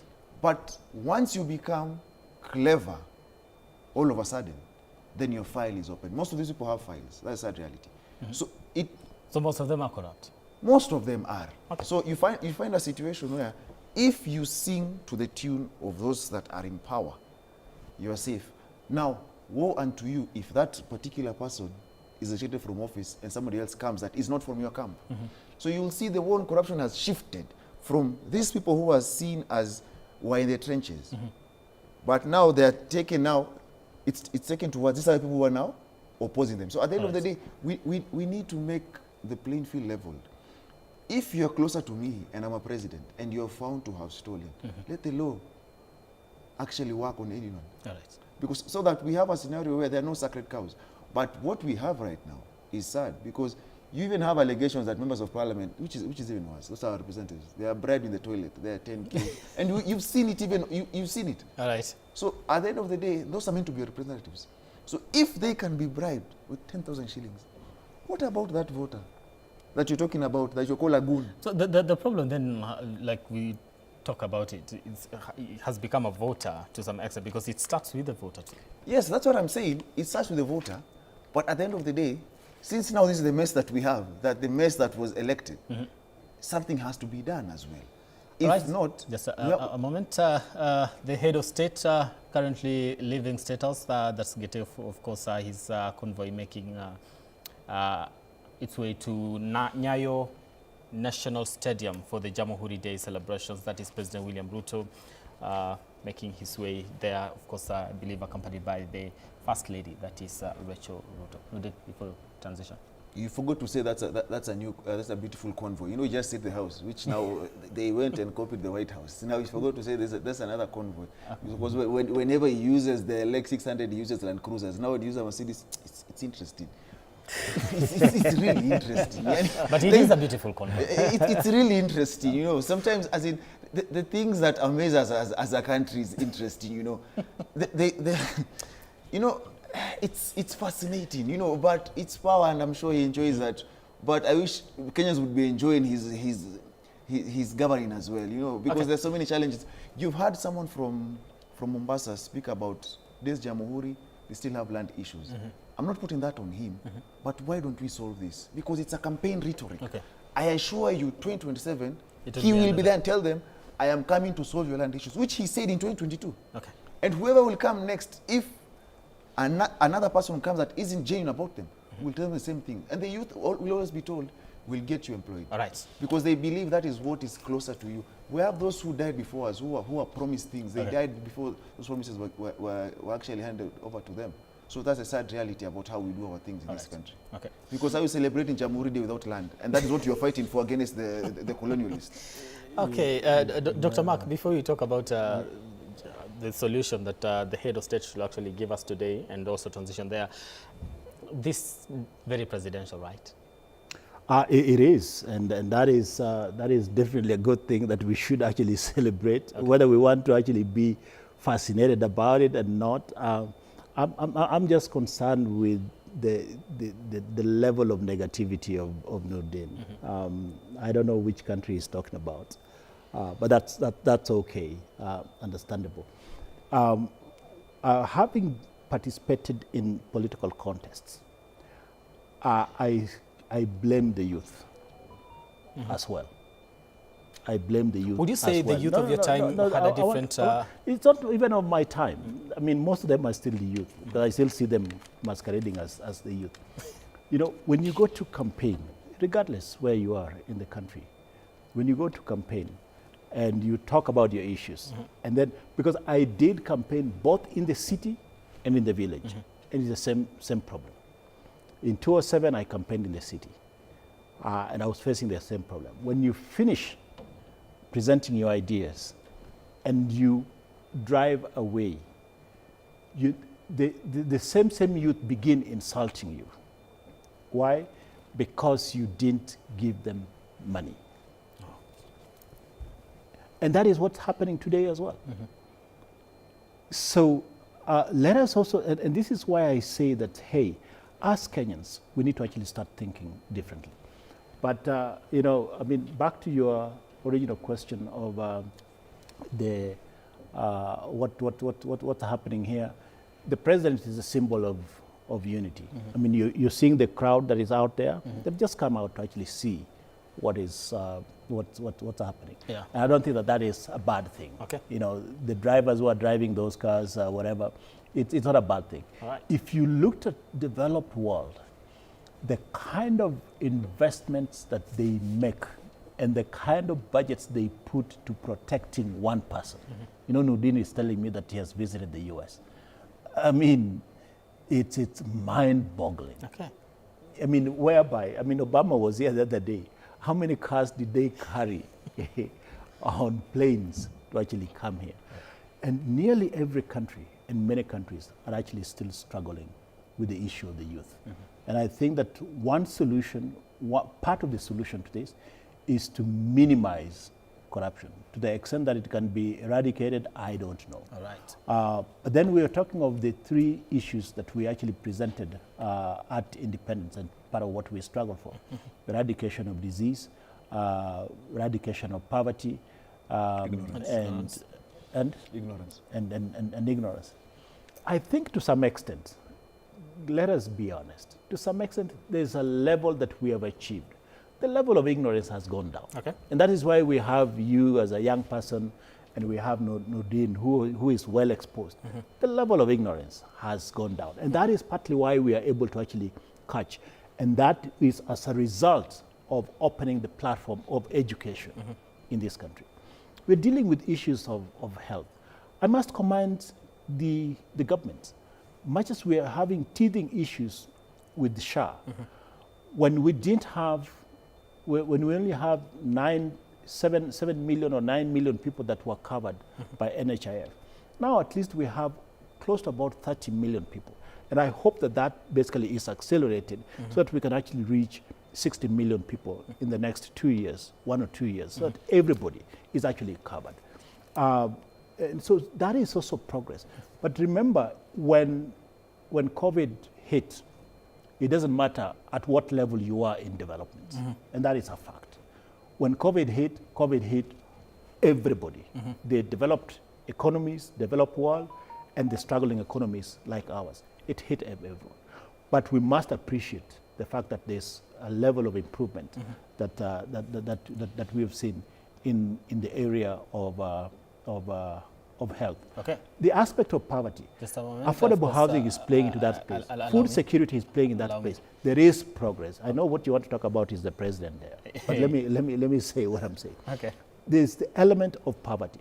There's the aspect of food security. Remember when President Ruto came to power, the opposition were carrying sufurias on their heads. They're no longer doing that. We've achieved food security. That's something that we can be proud of. I mean, even as a country, and we can credit it to the interventions that the president himself made. Right. When you look at the macroeconomics, and I'm going to come into areas that he needs, when you look at macroeconomics, those have been stabilized. I'm a businessman. Nudin here is a businessman. Being a lawyer, you know, people forget that lawyers are businessmen. Okay. That is because for the economy to grow, I have to actually be able to have money that I can actually go to afford Nordin as a lawyer. So all these actually come into play. But I think there's one element that I would encourage the president to actually do, and that is part of the manifesto, Pesa Mfukoni. And that is what we started with here. That it won't make sense for somebody to walk from Kayole to Nyayo Stadium and then walk back without knowing what's going to eat, or even coming to Nyayo Stadium, not knowing what they're going to eat there. Can we even provide water? Can we provide water? Start with that. Should that now be a way of celebrating this national holidays and make sure that... No, I'm just talking of the situation right there, because we're sitting here, you've given us water, you've given Nudin water, and you've given me water. Yeah. I mean, the people who are at Nyayo Stadium should actually be given water. They've been sitting there from, I don't know, 4 or 5, whatever, and they're still sitting there. They're going to sit there until around Dr. 2 Marco, o'clock. you know, if you provide water at Nyayo National Stadium, still you risk also having people criticizing you for that. So damned if you do, damned if you don't. Yeah, like... yeah, I mean, Nurdin is going to blame me for that. The same way they're blaming government for actually offloading their shares of Safaricom. I actually wouldn't take their water. I wouldn't trust it. I would never trust their water. Nurdin, why would you not? I wouldn't. Why? It's not a government. This is not a government of the people by the people for the. This is not a people-centric government. Okay. I would not trust this. I don't trust it. Nurdin lives in a different country. Let me tell you something. This so-called government made sure that the members of parliament unconstitutionally agreed to give away their powers on privatization of parastatals. The reason why there is something called public participation is because those assets are owned by the public. And the reason why you have members of parliament is because we all can't represent ourselves. So we elect people to go and speak on ourselves or on our behalf. Representation, oversight, legislation. When members of parliament agree to let the executive do whatever they want to do, and then people go to court, then the court grants an order terming the said law, the amendment to the Privatization Act, an illegality, unconstitutional. Then the same president goes ahead and sells the shares of Safaricom without public participation. That's a government I mean to trust. And then he looks at us and tells us, I told you there'll be a fund, the Singapore fund, whatever he calls it, it is coming, but then let me tell you it is coming this week. So who have you discussed that with?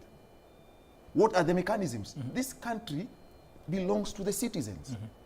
So this 5 trillion, the question is, where is it coming from? Have you had consultation with the people? You get me? What are the legal mechanisms for this so-called fund? The investment, the interest or loan, if at all there will be, all right?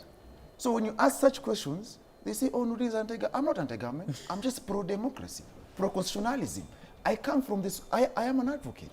I am taught to question. I am taught to use my brain. And the Constitution is the grown norm. So anything you do that is ultra-voice to the Constitution is what we used to call Uhuru and Raila, null and the brother void. When they did the BBA shenanigans, some of us told them this thing is going nowhere. But they met their water. It went nowhere. So the things they do, then you tell me to trust that so-called government? I can't. A government that is not people-centric is not a government to trust at the end of the day. When I have a problem with how we do our sonas in this country. That is State of the Nation address. You see, once the president does his address, he leaves it behind for the clowns we have in parliament to debate it. And I say this because when you elect a clown, expect a circus. What you have in parliament is a circus. Those are not members of parliament. Those people debate it without him being there. Maybe purely because it is... I mean, it's First Lady Rachel Ruto, of course, at Nyayo National Stadium for the Jamhuri Day celebrations. Right about in a few minutes, of course, we'll be crossing over there to get to now witness that particular event because the head of state will be making his way, of course, inspecting that particular parade. And yes, to start officially the Jamhuri Day celebration 62nd as we wind up. Purely because I believe we have a presidential system, but if you correlate to what happens in South Africa, because now we want to compare ourselves to African countries. Let us take South Africa, for example. If you look at the President Sona, once he does his Sona today, when he comes back the next year, before he reads this year's address, they're asking questions on what he came to tell them the other day.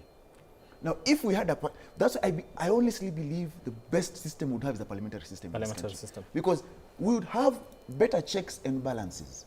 But what we have, when someone comes and just reads a speech that you can't question, you can't ask anything about, and they leave. All right. There's no room for accountability, because those he leaves behind, the majority leaders, are going to sing that song without any accountability. That is the problem I have. So allow me to say that I do not trust his administration, and I have reasons to. All right, I get your point. And of course, the first speech, I believe, that was issued in 1965 by the first president of the Republic of Kenya on issues that Nudin was touching on, poverty, diseases and ignorance. He said, those of us who can read and write appreciate how enjoyment of life is extended by quiet reading in one's home. Indeed, an illiterate man cannot be truly free. He's a slave to other people's thoughts and understanding, and therefore attached great importance to the literacy campaign that was issued back then. And of course, right now, so looking back, like we said, the ignorance level has gone down. Dr. Mark did point that out. Thank you so much, of course, for being with us here. We now cross over to Nyayo National Stadium for this event, the 62nd Jamhuri Day celebrations.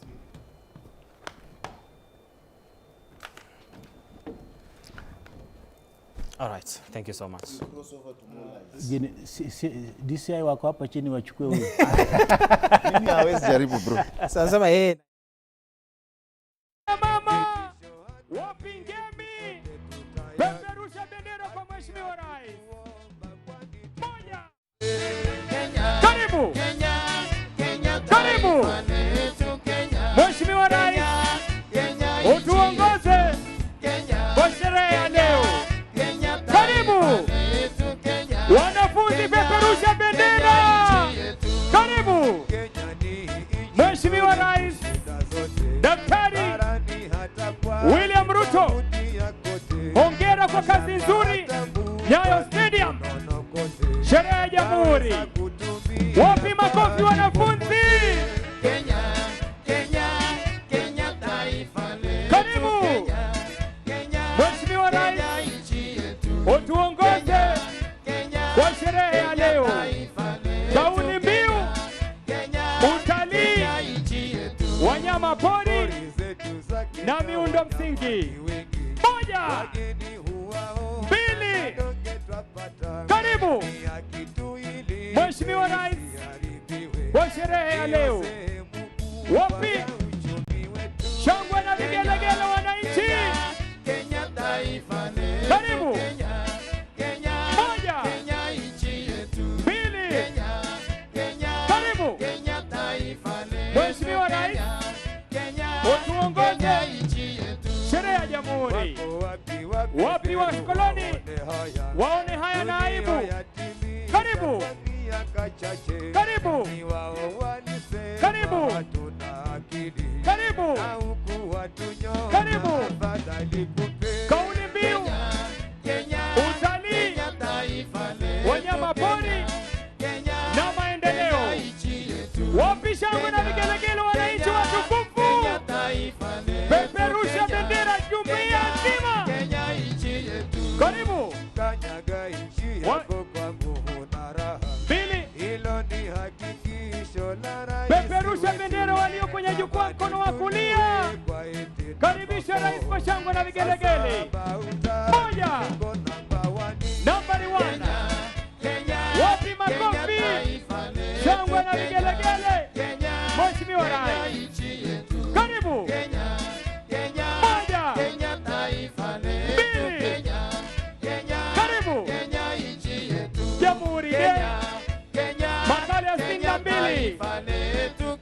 Karibu. Karibu. Karibu. Walio kwenye jukwaa rais. Tumkaribishe rais kwa makofi mabibi na mabwana.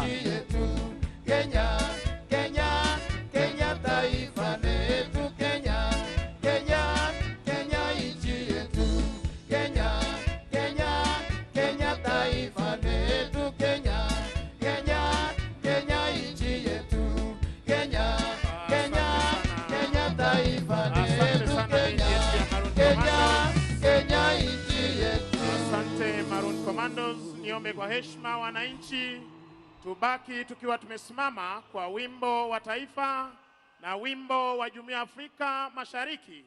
Waliovalia kofia za chepeo tuweze kuzivua kwa heshima.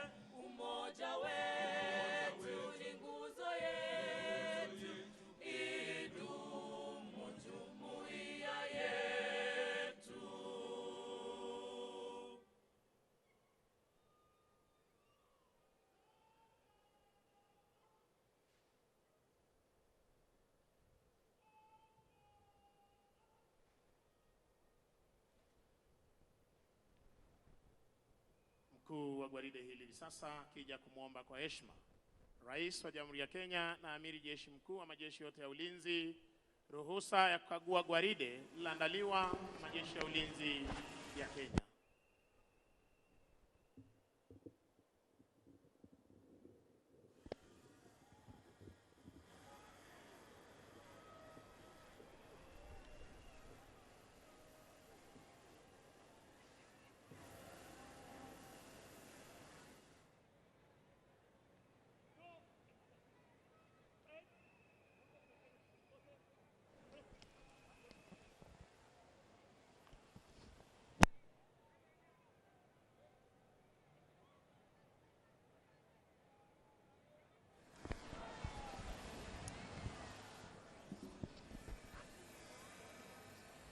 Asanteni kwa heshima, naomba tuketi tafadhali. Anayemsindikiza Rais wa Jamhuri ya Kenya ni Mkuu wa majeshi ya ulinzi Jenerali Charles Mreu Kahariri.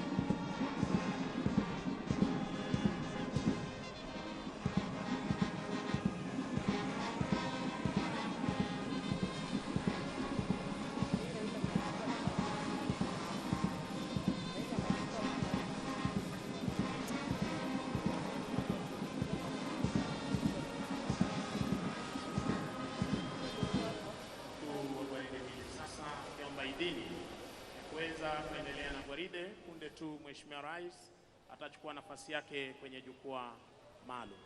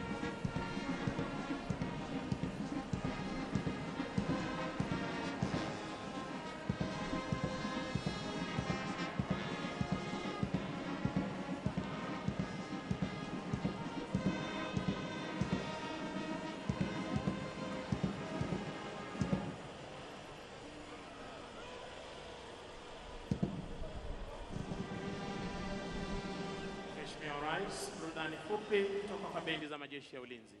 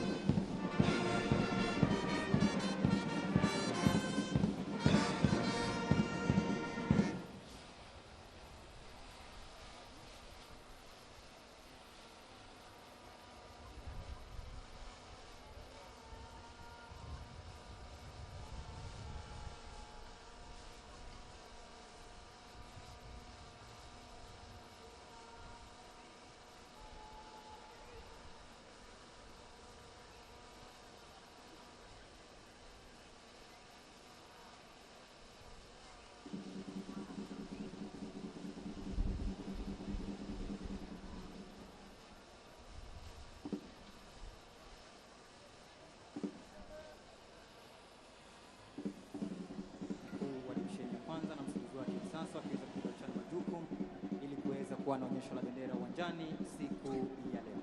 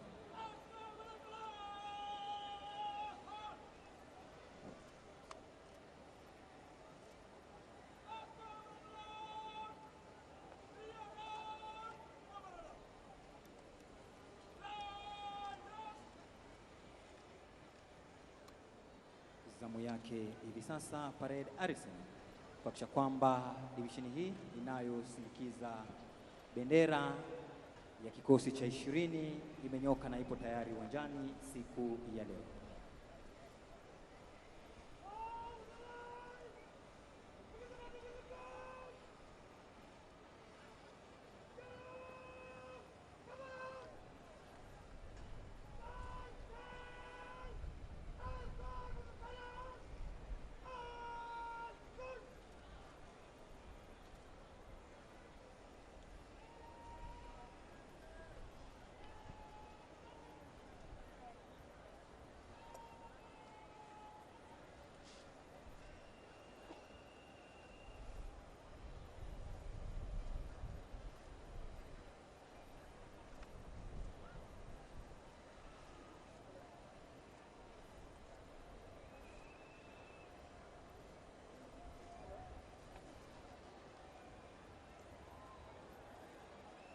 Zamu yao hivi sasa afisa aliyetupa jukumu la kubeba bendera rasmi ya kikosi hiki pamoja na Parade Harrison kuweza kusonga mbele.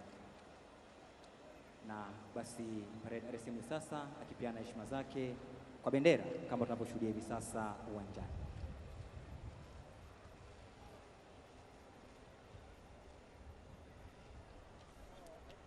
Naye akiweza kupokezwa bendera hii ya kikosi cha 20 kutoka kwa wanaoweka ulinzi wa bendera.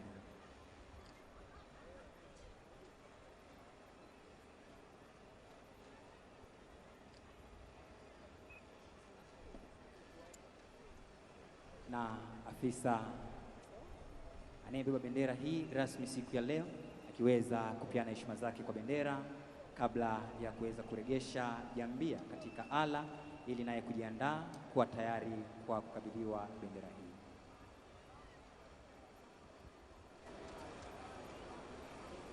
Basi Parade Harrison hivi sasa akimkabidhi bendera hii afisa aliyetuka jukumu hili la kuweza kubeba bendera ya kikosi cha 20 cha wanamiavuli na kuhakikisha kwamba ameweza kuishika sawa kabisa, na kama ilivyo tamaduni ya kijeshi bendera ya kikosi sharti kuweza kupewa heshima ya hali ya juu kama tunavyoshuhudia hivi sasa uwanjani, mabibi na mabwana.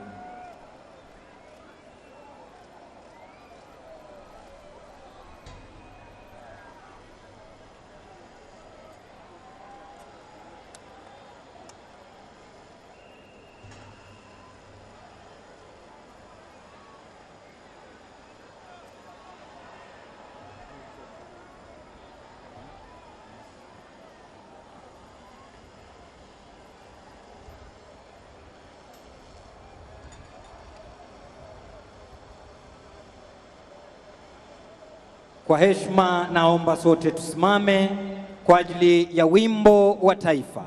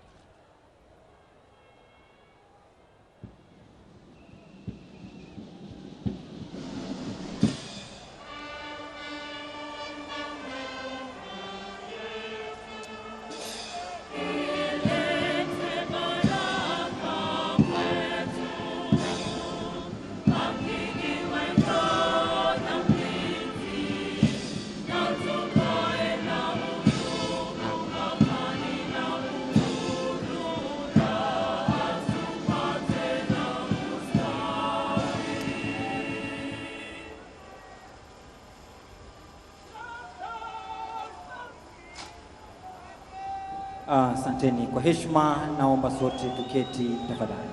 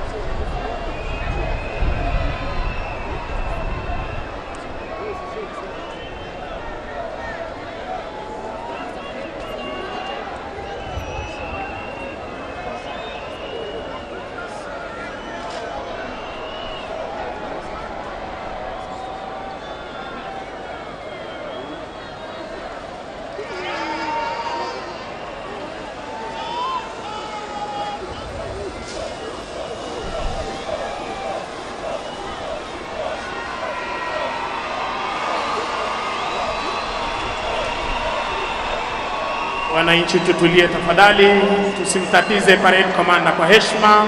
Wananchi wazalendo tutulie.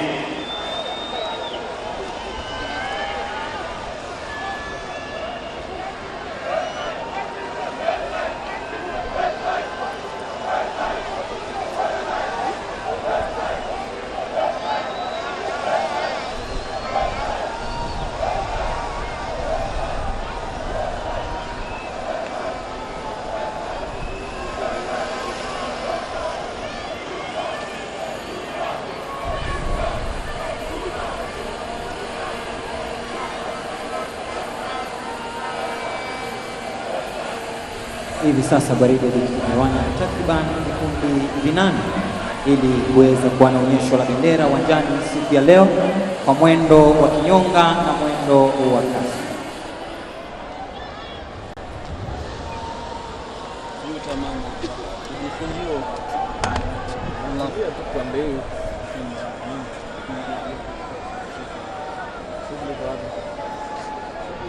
Divisheni hizi nazo uwanjani sharti kuwekwa sawa kutoka kwake Kare.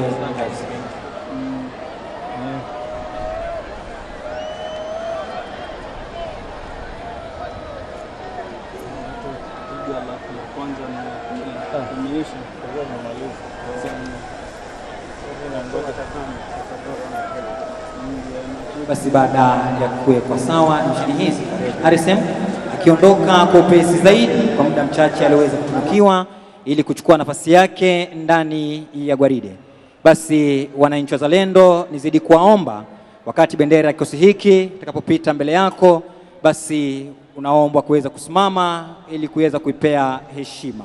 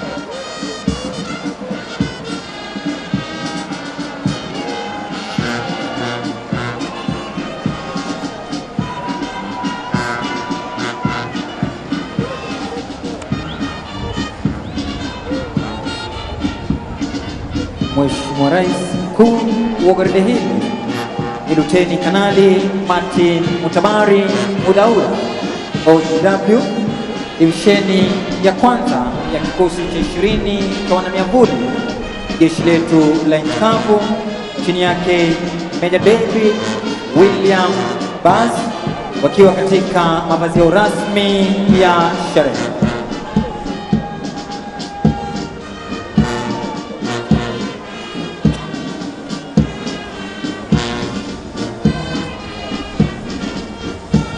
Afisa aliyetwikwa jukumu la kubeba bendera ndiyo fahari ya kikosi cha 20 cha wanamiavuli, Luteni Kevin Kiso Ruto.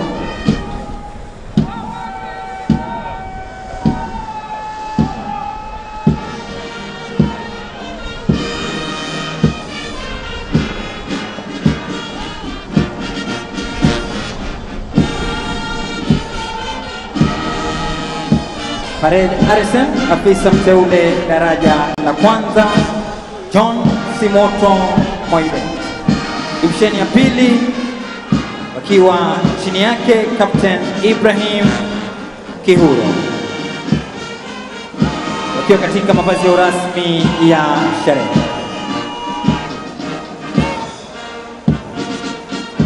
Divisheni ya tatu, Mheshimiwa Rais, ipo chini yake Meja Kevin Ambani Jahonga, Subaltern Officer Luteni Mbugi Itau, wakiwa katika mavazi rasmi ya sherehe.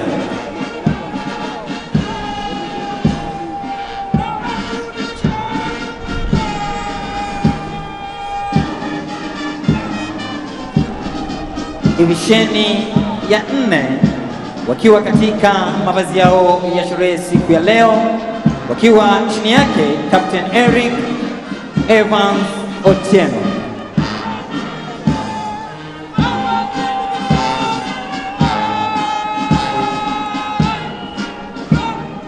Mheshimiwa Rais, nafuata hivi sasa ni divisheni ya 5 ya jeshi letu la wanaanga, wakiwa chini yake Major Felix Nyoro Karanja, Subaltern Officer Luteni Mwaura Kimani, wakiwa katika mavazi rasmi ya sherehe.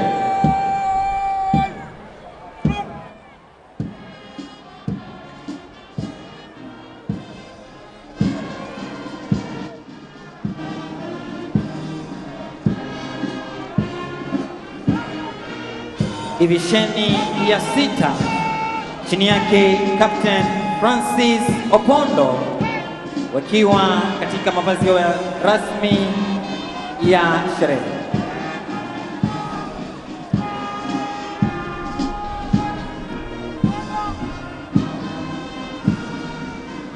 Mheshimiwa Rais, divisheni ya 7 jeshi letu la wanamaji, wakiwa chini yake Meja Angatia Mulunda, Subaltern Officer Luteni Jasper Barongo, katika mavazi rasmi ya sherehe.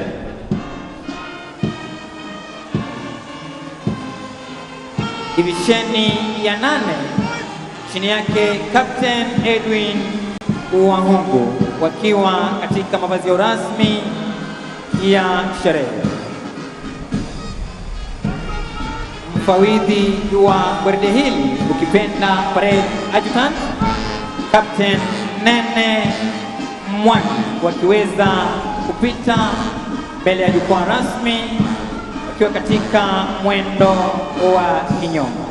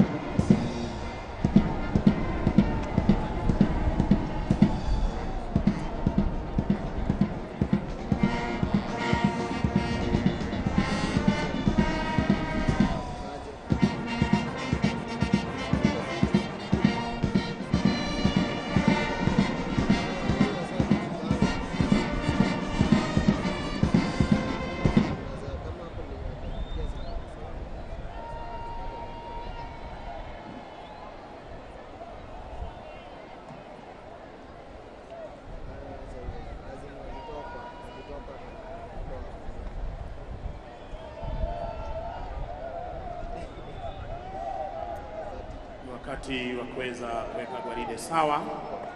Wakati wake parade RSM Warrant Officer 1 John Smoto Moiben, baada ya gwaride kuweza kupita mbele ya jukwaa la Mheshimiwa Rais kwa mwendo wa kinyonga na mwendo wa kasi.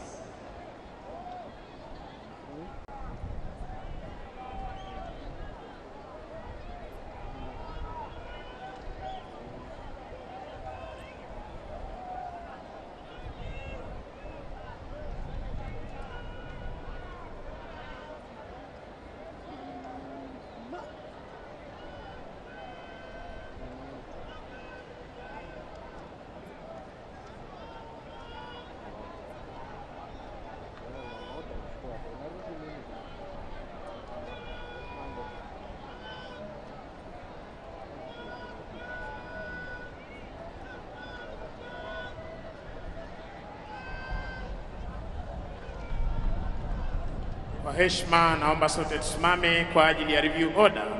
Wimbo wetu wa taifa utakaochezwa beti 3 mtawalia na heko kwa Mheshimiwa Rais.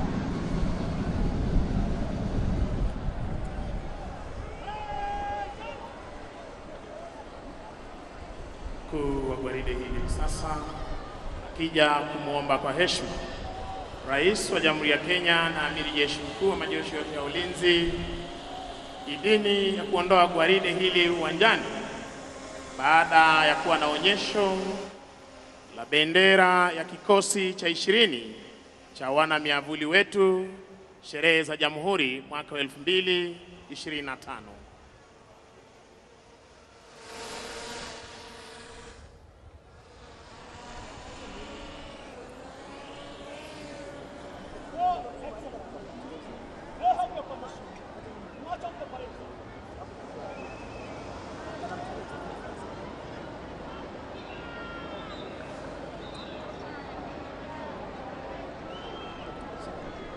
Asanteni, niombe kwa heshima tuketi tafadhali.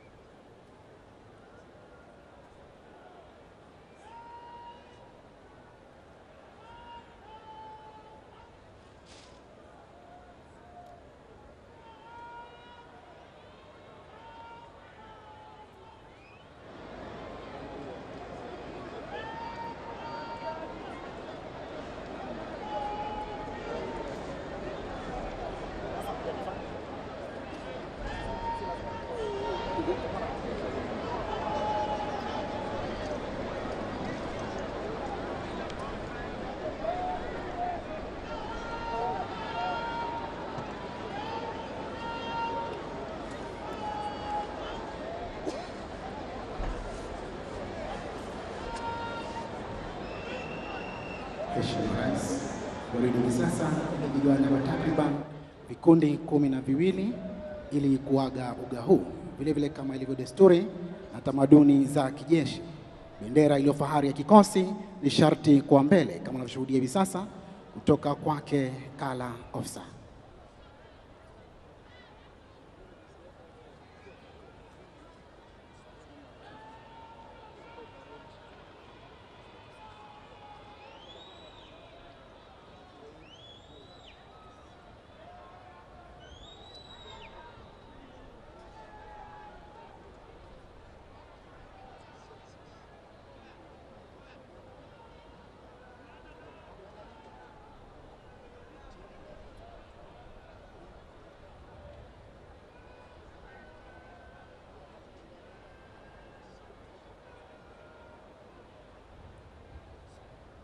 Naye Parade RSM Waratosa 1 Jones Moto Mwiben akiondoka kwa kasi zaidi baada ya kuhakikisha divisheni zote 12 zimenyoka uwanjani ili naye kuchukua nafasi yake ndani ya gwaride.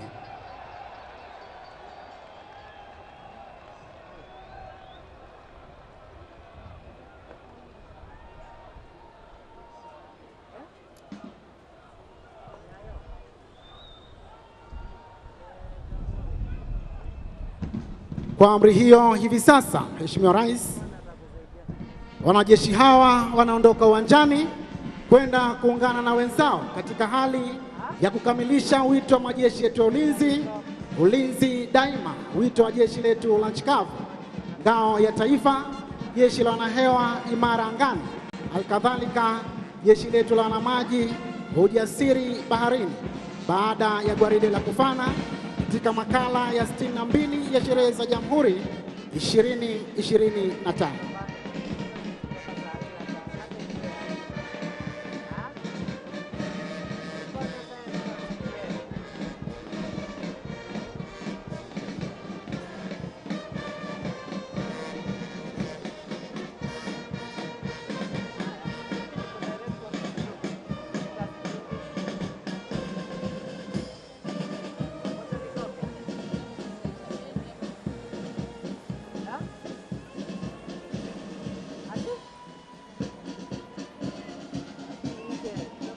Mheshimiwa Rais, mkuu wa gwaride hili ni Luteni Kanali Martin Motabari Mudhaura OGW, mkuu wa divisheni ya kwanza jeshi letu la nchi kavu Meja David William Bass, afisa letu kwa jukumu la kubeba bendera iliyo fahari ya kikosi cha 20 wana miamvuli ni Luteni Kevin Kiso Ruto.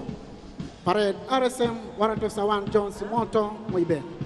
Divisheni ya pili, Mheshimiwa Rais, iko chini yake Waratosa 2 Nicholas Owiti.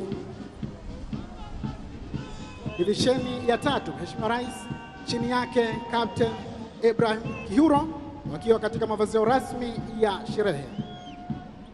Divisheni ya 4, Mheshimiwa Rais, chini yake Meja Kevin Ambani Yahonga. Inayofuata hivi sasa, Mheshimiwa Rais, divisheni ya 5, chini yake Luteni Ngugi Gitao. Divisheni ya 6, jeshi letu la nchi kavu, chini yake Captain Eric Evans Otieno. Divisheni ya 7 jeshi letu la wanahewa chini yake Meja Felix Nyoro Karanja wakiwa katika mavazi rasmi ya sherehe. Divisheni ya 8 Mheshimiwa Rais chini yake Luteni Mambura Kimani, na divisheni ya 9 chini yake Captain Francis Opondo jeshi letu la wanahewa wakiwa katika mavazi rasmi ya sherehe. Divisheni ya 9 Mheshimiwa Rais jeshi letu la wanamaji chini yake Meja Angatia Mulunda. Divisheni ya 11 chini yake Luteni Jasper Barongo wakiwa katika mavazi rasmi ya sherehe.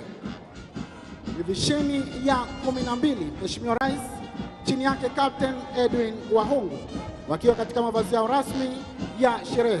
Waweka alama jeshi letu la nchi kavu Parade Adjutant Captain Nene Mwangi. Mheshimiwa Rais, ni zamu ya bendi za majeshi ya ulinzi kuondoka hapa uwanjani hivi sasa.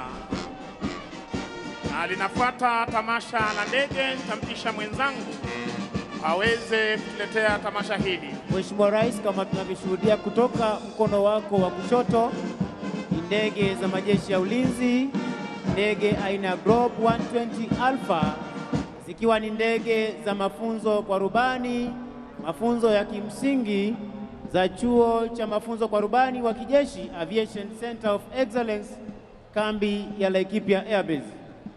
Nafuata sasa ni ndege za uchukuzi. Kikundi cha kwanza ni ndege aina ya Skytruck ambayo ina uwezo wa kusafiri wanajeshi ndani na nje ya nchi, na pia kwa uwezo wake wa kufungua lango la nyuma huweza kutumika kuwarusha wanamiavuli ambao leo hii wametuandalia gwaride wakati wa operesheni na pia katika hali ya mafunzo. Ndege hizi zimeweza kutumika kuweza kuwabeba wanajeshi katika shughuli mbalimbali ambazo zimeweza kutokea. Itafuata sasa, Mheshimiwa Rais, ni ndege aina ya Dash 8 ikiwa ni ndege ya uchukuzi, ndege ambayo ina uwezo wa kusafirisha section 3 na zaidi almaarufu infantry platoon zenye takriban askari 40 na zaidi, ambazo huweza kubeba askari hao pamoja na zana zao za kivita, hivyo kuwafikisha katika maeneo ambayo wanahitajika kwa urahisi, zikiwa ni ndege za uchukuzi aina ya Dash 8, ndege ambazo hutumika kuwabeba wanajeshi wetu. Basi itafuata, Mheshimiwa Rais, ni ndege aina ya C27J Spartan kama tunavyoshuhudia kutoka mkono wa kushoto, zikiweza kupaa taratibu, ndege ambazo zina uwezo wa kubeba kundi kubwa la askari pamoja na zana nzito zaidi za kijeshi wote kwa pamoja. Na ndege hii pia imeweza kutumika kuwapa mafunzo wanamiavuli ambao leo hii pia wameweza kutuandalia gwaride, ndege hii ikiwarusha wanamiavuli takriban fiti 12,000 juu ya bahari wakati wa operesheni na pia wakati wa mafunzo, zikiwa ni ndege C27J Spartan. Basi Mheshimiwa Rais, itafuata sasa ni ndege za kivita kama tunavyoshuhudia pia kutoka upande huo huo, ndege hizi zikiwa 6 zikiweza kuunda mfumo 6 ship diamond formation, leo hii zikiwa chini ya formation lead Meja Alois Kemboi. Ndege hizi zikiweza, Mheshimiwa Rais, kuachana ili kila moja kuweza kutuletea maonyesho ya manuva hapa mbele ya jukwaa, jinsi marubani hawa huweza kukabiliana na adui angani, ardhini na pia kwenye fuo za bahari. Naomba wananchi tuweze kuwapa makofi marubani wetu wa ndege za kivita.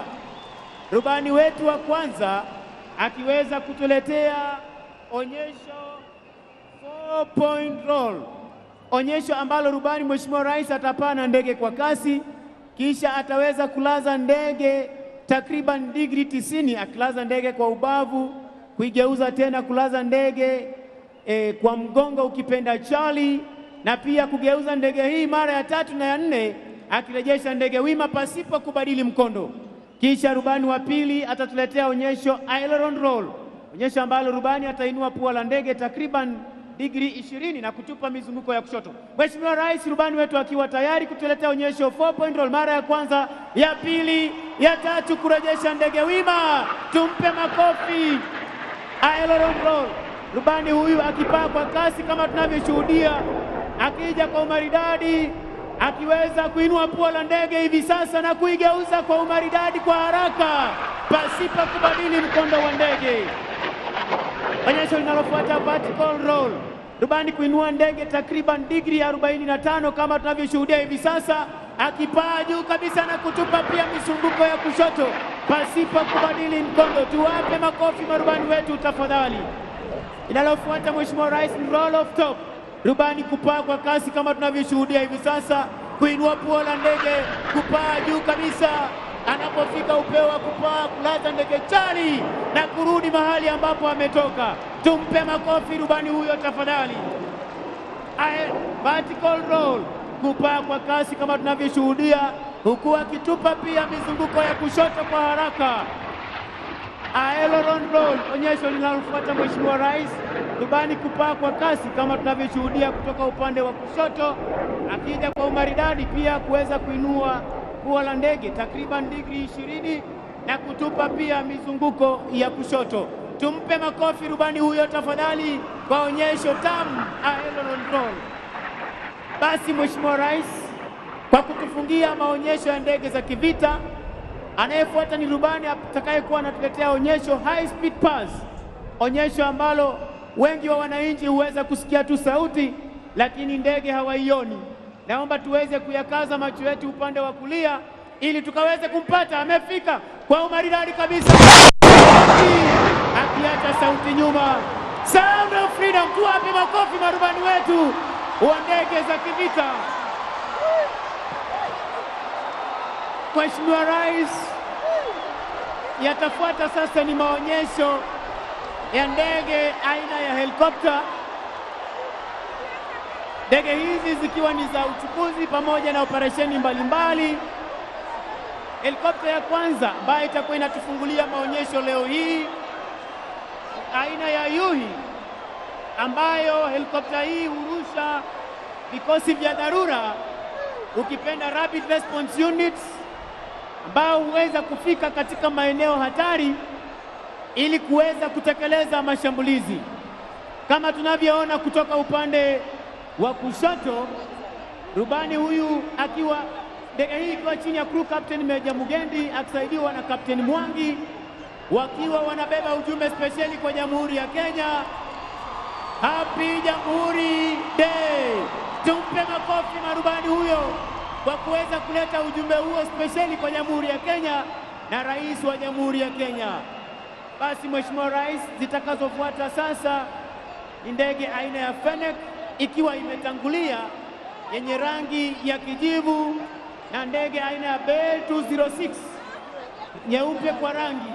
Fennec ikiwa ni ndege ya kupiga doria na pia kuweza kufanya mashambulizi, nayo Bell 206 ikiwa ni ndege ya mafunzo kwa rubani wa ndege aina ya helikopta. Tuwape makofi marubani wetu wa ndege hizi ambazo zinapita kwa sasa.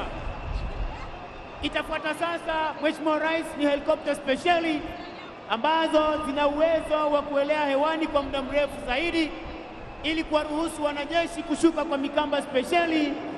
Helikopta ambayo inatangulia Mheshimiwa Rais ni MI-171E ikiwa inafuatwa na 139 Westland Augusta, ndege ambazo hutumika kuingia katika eneo la maoperesheni kwa kuruhusu wanajeshi kushuka kwa mikamba, zoezi rapeli. Basi zitakazofuata Mheshimiwa Rais ni ndege aina ya Yui ikiwa na Cobra, Yui ikiwa imetangulia na Cobra ikiwa imefuata, zikiwa ni helikopta za kuongeza nguvu kwa wanajeshi wanaopigana ardhini na pia kwenye fuo za bahari, huweza kushambulia ngome fiche za adui, hivyo basi kusababisha na pia kufuatilia hatua zozote za adui. Tunafungiwa Mheshimiwa Rais maonyesho ya ndege leo hii, ndege aina ya Yui ikiwa imebeba bango na MD-530 kutoka jeshi letu la nchi kavu, zikiwa ni helikopta za mashambulizi leo hii kutoka jeshi letu la nchi kavu, zikiwa ni Kenya Army Corps of Aviation. Mheshimiwa Rais, na huo ndio utakuwa mwisho wa tamasha zetu za kijeshi kwa pamoja. Ningependa kuwashukuru Brigedia Mohamed Ahmed Saman, Kanali Frederick Serem, Brigedia Collins Mitoko, Meja Charles Wabong, Meja Matthew Lorot Ingoland, Silver Star. Niweze kushukuru Defense Forces Sergeant Major, Warrant Officer 1 Bwana Haji Omar. Kenya Army Sergeant Major, Warrant Officer 1 Joel Mrage. Kenya Air Force Sergeant Major, Warrant Officer 1 Franco Leparsalachi. Na bila kumsahau Naval Sergeant Major, Warrant Officer 1 Musa Abdi.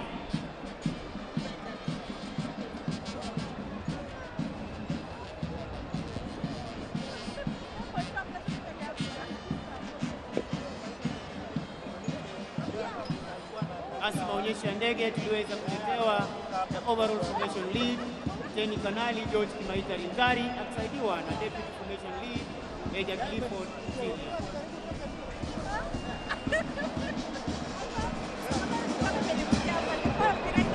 Your Excellency, today we celebrate the first cohort of the officers that served in the multinational security support mission in Haiti.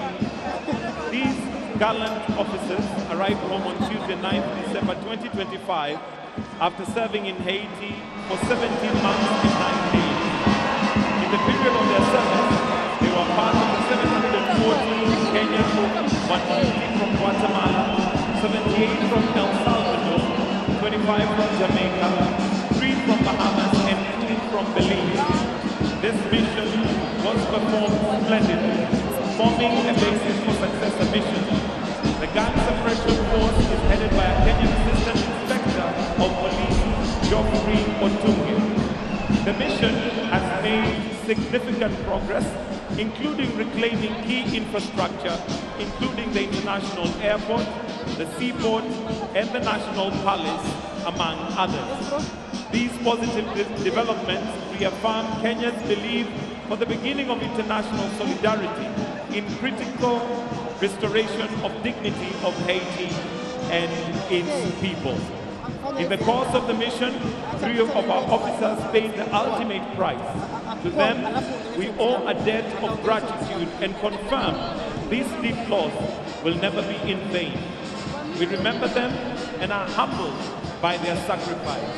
We honor them and pray that their souls will rest in eternal peace. Na sasa ni mpishe mwenzangu Sergeant Misango Mbai atueleze zaidi kuhusiana na kikosi hiki. Sergeant Misango.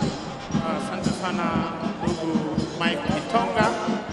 Mheshimiwa Rais, tunavyoshuhudia hivi sasa wakija kwa umaridadi ni polisi wa taifa la Kenya wakiongozwa na General Service Unit, kisha kufuatwa kwa karibu na wenzao wa Border Police Unit. Mheshimiwa Rais, tunavyoshuhudia wamebeba bendera ya polisi, kisha bendera ya Kenya Police Service na hali kadhalika Administration Police Service.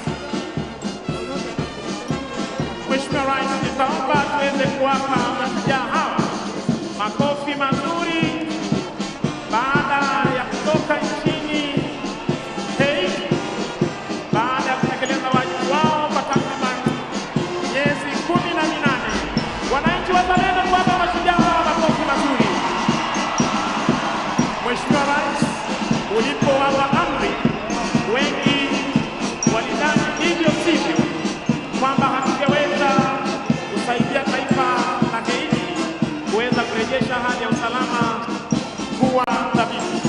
Lakini hii leo Mheshimiwa Rais, nilivyosikia mwenzangu alivyosema kwa lugha ya Kimombo, miundo misingi ikiwemo seaport na hali kadhalika uwanja wa ndege umeanza kufanya kazi, kwa sababu wanajeshi askari hawa wa Kenya, ama ukipenda jeshi la polisi la Kenya, liliweza kushika doria nchini Haiti na kuhakikisha kwamba tunarudi na ushindi. Tuwashangilie kwa makofi mazuri wanapopeana heshima yao mbele ya jukwaa la Mheshimiwa Rais aliye amri jeshi mkuu, aliyewaamuru kwenda kutekeleza wajibu huo.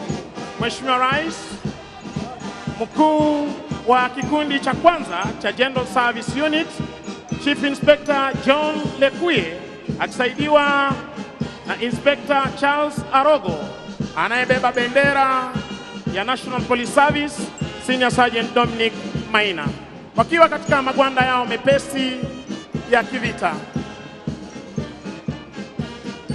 Platoon ya pili, Mheshimiwa Rais, chini yake Inspector Joseph Kirago.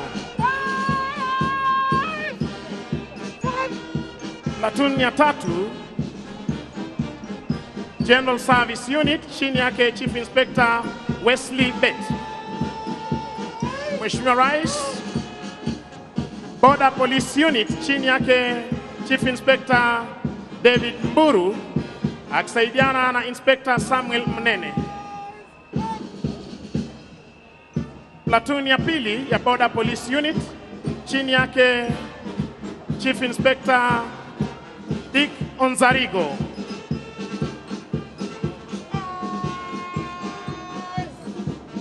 Kutufungia Mheshimiwa Rais, platoon ya tatu, chini yake Chief Inspector Hussein Shaban. Tuwashangilie kwa makofi mazuri wanapoondoka.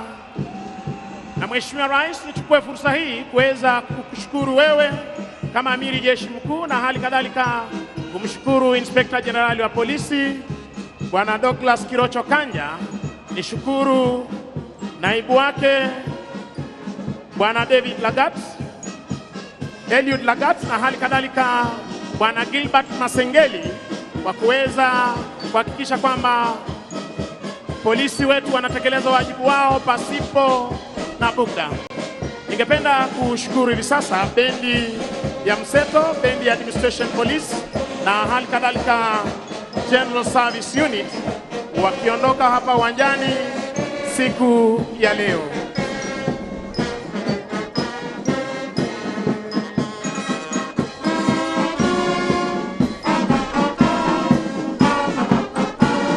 Niweze kushukuru Bwana Abraham Kemboi, Head of State Commendation, kwa kuweza kutetea gwaride hili la wenzetu kutoka Haiti.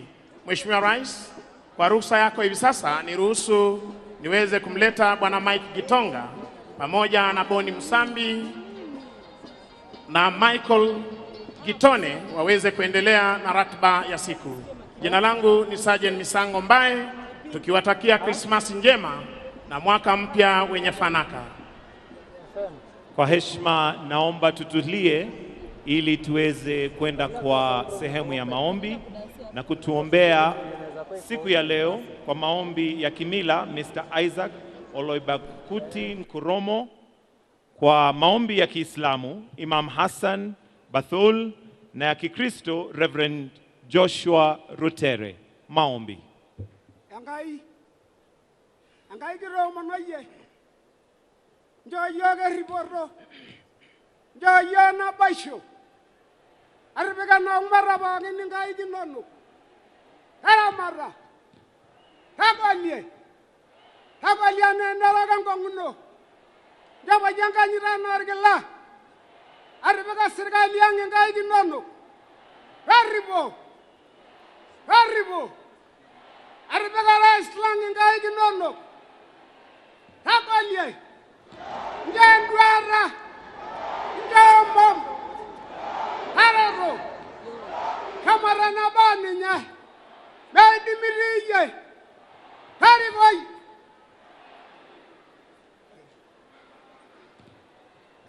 In the name of Allah, the most merciful, the most gracious, all gratitude and thanks to Allah subhanahu wa ta'ala. We pray to the Almighty Jalla subhanahu to bless our beloved President, Dr. William Samoei Ruto, and the entire leadership of our nation. We pray to Allah subhanahu wa ta'ala to give them the energy to succeed in their endeavors. We pray to Allah subhanahu wa ta'ala to bless our country, Kenya, and our citizens of this country. We pray to Allah subhanahu wa ta'ala to give us love, peace, and unity. Finally, we send our blessings and salutations upon our beloved Prophet Muhammad sallallahu alayhi wa sallam. Walhamdulillahi rabbil alameen. Gracious and loving God, we come before you with a heart full of gratitude to our nation, Kenya, our people, our heritage, and the land you have entrusted to us.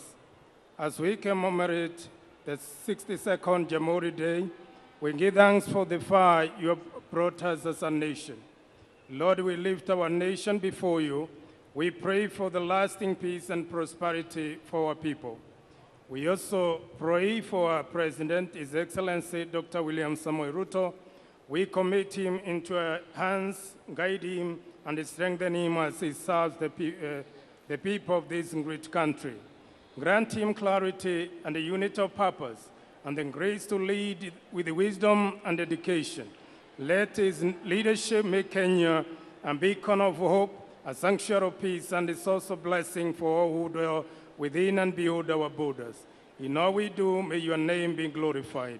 We pray this in Jesus' name. Amen. Amen. Mheshimiwa Daktari William Samoei Ruto, Rais wa Jamhuri ya Kenya na Amiri Jeshi Mkuu wa Majeshi ya Ulinzi, Mama wa Taifa Bi Rachel Ruto, Mheshimiwa John Dramani Mahama, Rais wa Jamhuri ya Ghana, Mheshimiwa Profesa Abraham Kithure Kindiki, Naibu wa Rais wa Jamhuri ya Kenya pamoja na Daktari Joyce Kithure, Mheshimiwa Prosper Bazombaza, Makamu wa Rais wa Jamhuri ya Burundi, Mheshimiwa Robina Nabanja, Waziri Mkuu wa Jamhuri ya Uganda, Spika wa Bunge la Kitaifa, Spika wa Seneti, Jaji Mkuu na Rais wa Mahakama ya Upeo, Mkuu wa Mawaziri Mheshimiwa Musalia Mudavadi, mawaziri waliotutembelea Bernadette Arikwaye wa Rwanda, Willem Okamp wa Afrika Kusini, William Lukuvi wa Tanzania, Vinia Gava wa Italia, Amina Adalak Alsmasi, waziri wa UAE, mawaziri wote walioko, makatibu waandamizi wa idara mbalimbali za kitaifa, magavana wote mliopo, akiwemo gavana mwenyeji Johnson Arthur Sakaja, mabalozi na viongozi wengine wakuu wa kitaifa, waheshimiwa wabunge na maseneta, ndugu wananchi watukufu, mabibi na mabwana. Mheshimiwa Rais, kwa niaba ya katiba andalizi ya tamasha hii ya siku ya Jamhuri, naomba unikubalie tuweze kuandalia kipindi kifupi cha burudani. Wenzangu Boni Musambi na Beatrice Gatonye, mmetuandalia yapi? Mheshimiwa Rais, burudani ya leo imetiwa chili, ni machozi ya furaha tu. Aha, Mheshimiwa Rais, tumekuandalia mseto wa wasanii tajika wa nyimbo maarufu humu nchini, mtindo wa kizazi kipya. Wasanii hawa wameandamana na content creators na waigizaji mbalimbali, hype man, DJ na wacheza densi mashuhuri. Hapa Mheshimiwa Rais, wapo wasanii Guardian Angel, Zero, Trio Mio, Elisha Toto na Iani maarufu kwa kibao chake Dr. Mabel. Vile vile Mheshimiwa Rais, tunao Goodman, Dola Kabare, Samidi, wa Dailies, Brandi Maina, Watenda Willy na Moji Short Baba atakaye poromosha ngoma yake Vimbada. Lakini kabla ya wasanii hao, Captain Otoyo. Good morning, fellow Kenyans, and happy Jamhuri Day. My name is Captain Otos, and I have just landed. Kuna vitu ambazo zinatufanyanga tunakuwa uniquely Kenyan. Unaisikia unaona huyo ni Mkenya. Mkenya ni mganga, Mkenya ni nabii, Mkenya ni mtu ambaye anaweza akaangalia juu aseme hii jua ni ya mvua. Mkenya ni mtu ambaye anakuona umekaa chini peke yako, alafu anakuja na kukuuliza, hiyo kitiko kando yako iko na mtu. Mkenya ni mtu ambaye ukimwambia unatarajia watalii, tayari ameshajijasia kwa kichwa yake watalii ni nani. Ladies and gentlemen, we have just landed. This is Flight 254. Welcome to Nairobi.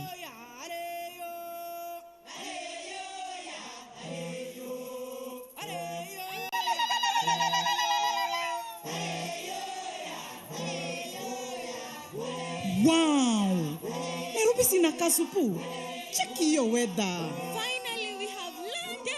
Hawa ndio wana to receive. Hata nimeona jina yangu. Oh wait, the dancers, Amelia. Oya, mimi ndio Sharon. Kwani amnioni? Ai, Kwani ama dancers wako cold aje? Kwani nini happen? Cheki, sisi ni watalii na bado tuko nyumbani. Tunaweza jikaribisha. Kwani ni kesho? Wasame, they expected watalii wakuwe ni wazungu. Umdani ICA, ndiye. Everyone can be a mtalii. Kioko anaweza akatoka Ukambani, aende paka Mombasani, ajionee maji mingi mara moja. Wafula anaweza akatoka Western, mpaka Eldoret, aende akuwe mkimbizi. Everyone can tour Kenya and be a local tourist. There are a million places to visit. Unaweza ukatembea mahali kama Nairobi National Park. Unajua it's the only park within a city. Ama tuende Reteti Elephant Sanctuary where you can actually adopt a baby elephant. You see, ndovu ikuwe na jina yako. Kila mtu na ndovu yake. Cheki, si tuende Homa Bay, Takawiri Island. Ama just imagine umeenda place umekaa tu hivi unaona flamingos kama 1 million. Unajua hapo ni wapi? Lake Nakuru. Badala ya kutafuta desert Dubai, si tuende hapa Chalbi. Haya, wako mpaka na sana. Yes. Ama uende Hell's Gate, uone mahali shetani analala. Ngoja guys, kuna place tumesahau. Hatuwezi kosa kwenda Masai Mara. Kwanza saa hizi kuko na wildebeest migration. What do you mean? Mara hiyo. You guys, I like your energy. I think I should take you somewhere. Wacha nipeleke hao warembo kwa Jamhuri Day Special ambayo imeandaliwa na PPMC na MC chake ni Godaman. Unajua hao warembo wako 25. Mr. President, you saw what I did there. Yo! Ladies and gentlemen, today we affirm ourselves with the right to self-determination, dignity, and freedom. We use music as a tool to promote local tourism, culture, and the Kenyan beauty. And right now, with our Kenyan spirit, make some noise and let's celebrate Kenya!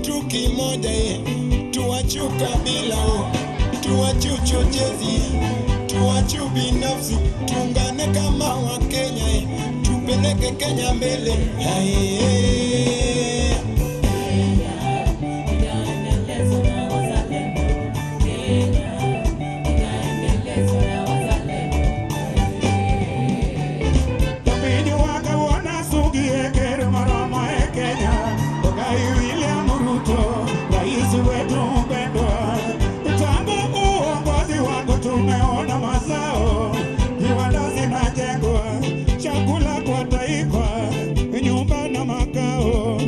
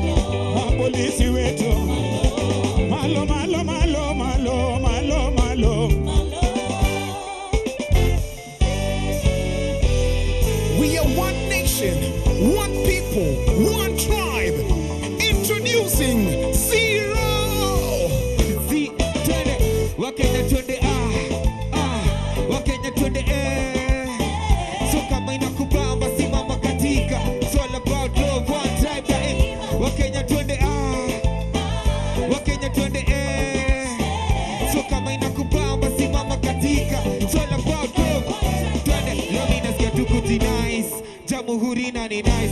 It's all about love, one time. We need the best, see what them. Night to bambe, see what them. Kupiga kura tusikose noti. Twende, ati tuhakikishe kila kitu pete. Hamsi niko to the 50. Forms in the adukienda east west. Tuko on track, kiza beat the latest. Wakenya twende Wakenya twende So kama inakubamba simama katika. It's all about love, one tribe daima. Wakenya twende Wakenya twende So kama inakubamba simama katika. It's all about love,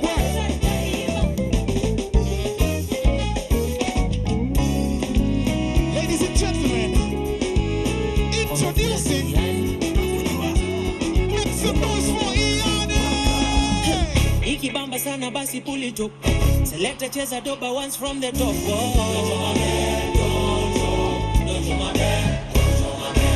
Tunisha speaker, we mash it up.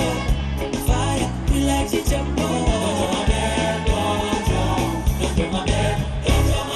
Kotao, CBD, kwa penthouse. Wanadani CBD, ni guess what? Ukinijua bendi tunasosa. Na ni magrami tundo tunangoja. Dojo mabe, kwa mdomo ni kube. Na doba Johnny Mwaki ukipenda imele. Napendwa na mape, na wote Johnny Chen. Nikikusalimia unanijibu tu mabe. Napenda vile makala wamekuja wamebeba. Napenda vile mamanzi wamekuja wameiva. Ikibamba sana basi pull it up. Select a cheza doba once from the top.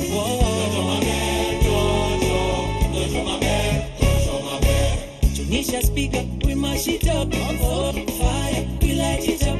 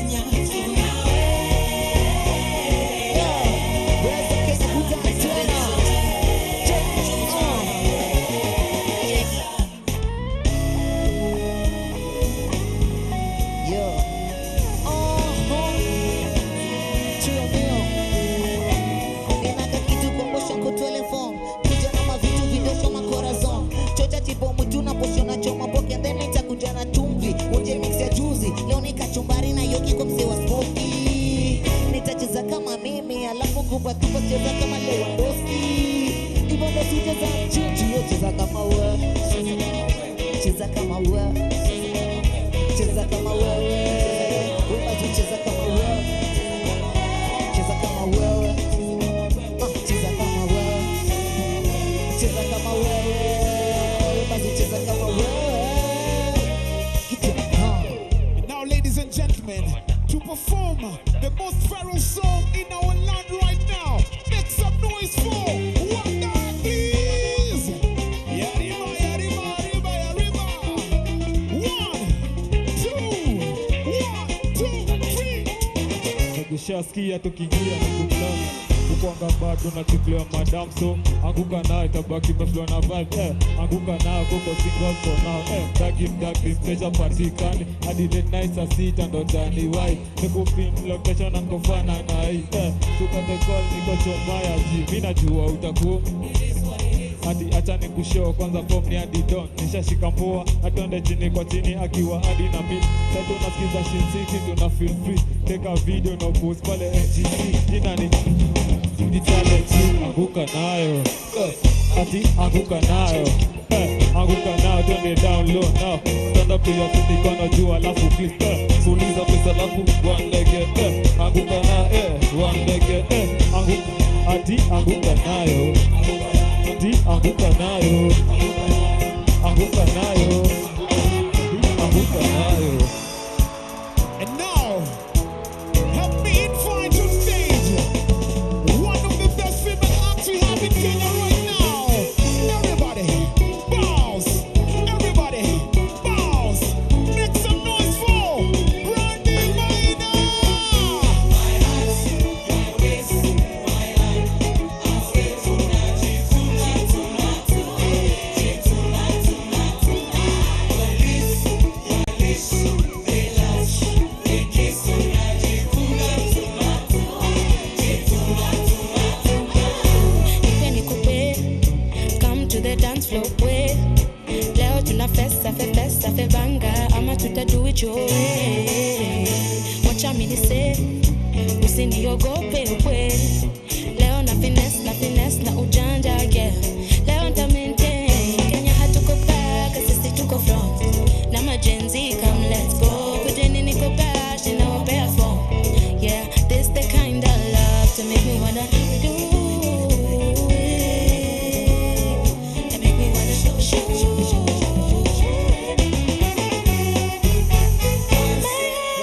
My place, my land, I'll stay.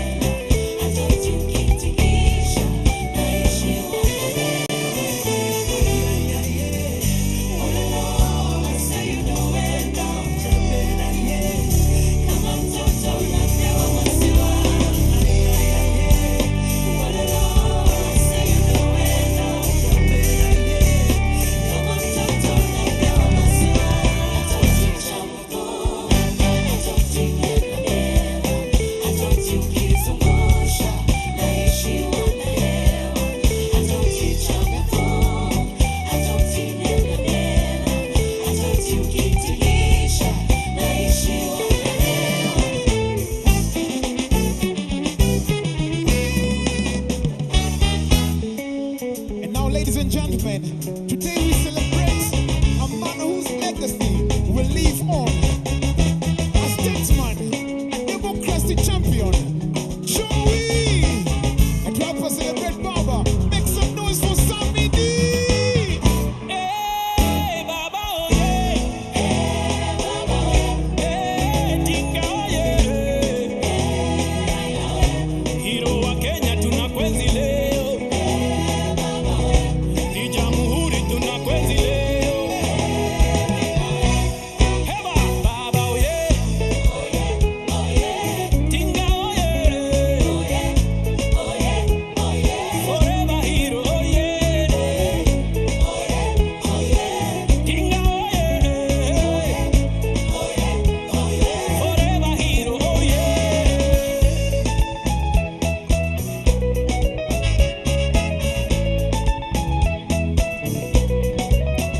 Ulipenda wote, ulitupa mwanga kwa kila moyo, ulileta amani. Tulikupenda tukajifunza, kwako tuliona roho safi. Baba wa Kenya, Raila ni moyo wa kweli. Sasa tuna danse kwa machozi na furaha, tunacheza julishi kwa heshima. Kizazi kipya sasa tuko imara, tunasema jina lako Baba, oh yeah. Baba, oh yeah. Oh yeah, oh yeah. Tinga, oh yeah. Oh yeah, oh yeah, oh yeah. Forever hero, oh yeah. Oh yeah, oh yeah, oh yeah. Tinga, oh yeah. Oh yeah, oh yeah, oh yeah. Forever hero, oh yeah. Forever hero, oh yeah. Oh yeah, forever hero, oh yeah. Mambura, oh yeah, oh yeah. Forever hero, oh yeah. Ladies and gentlemen, make some noise for OG Sean Baba. Nishuhudi Baba wa Kenya, vembada vembada vembada vembada vembada vembada vembada energy synergy wa Kenya, vembada vembada vembada vembada vembada bada bada bada bada energy synergy. Okay, alright, nishuhudi Baba.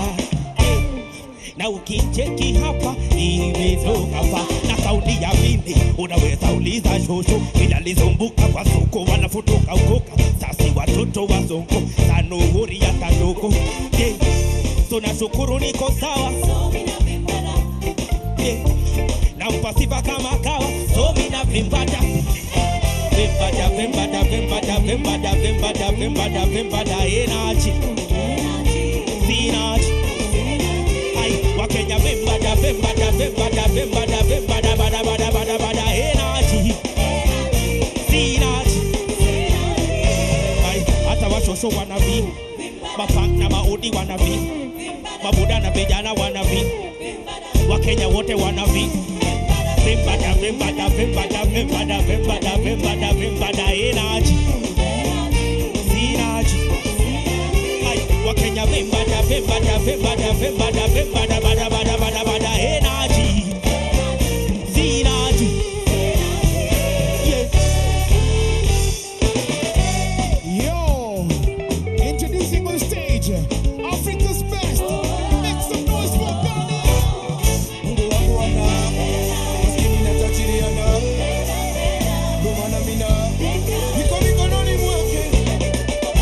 Mungu wangu wana maskini na tajiri ana gomana mina niko mikononi mwake. Ibilisi analeta, kuna watu wakicheki unabarikiwa sana, wanateta anazidi kuleta mvua ya baraka na mabeka inazidi kunyesha. Ibilisi ananyeta, kuna watu wakicheki unabarikiwa sana, wanateta anazidi kuleta mvua ya baraka na mabeka inazidi kunyesha. Asifuye mvua imemnyea, na msifu jua amenitendea.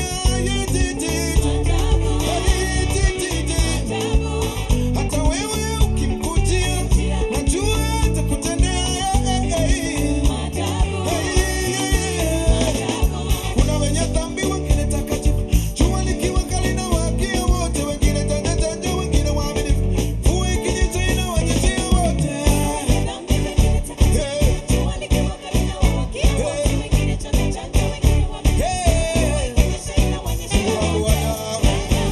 inatajiriana ndio maana mina niko mikononi mwake Mungu wangu ana maskini inatajiriana ndio maana mina niko mikononi mwake.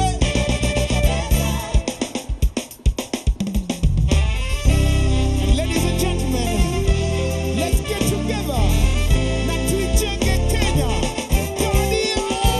Akina mama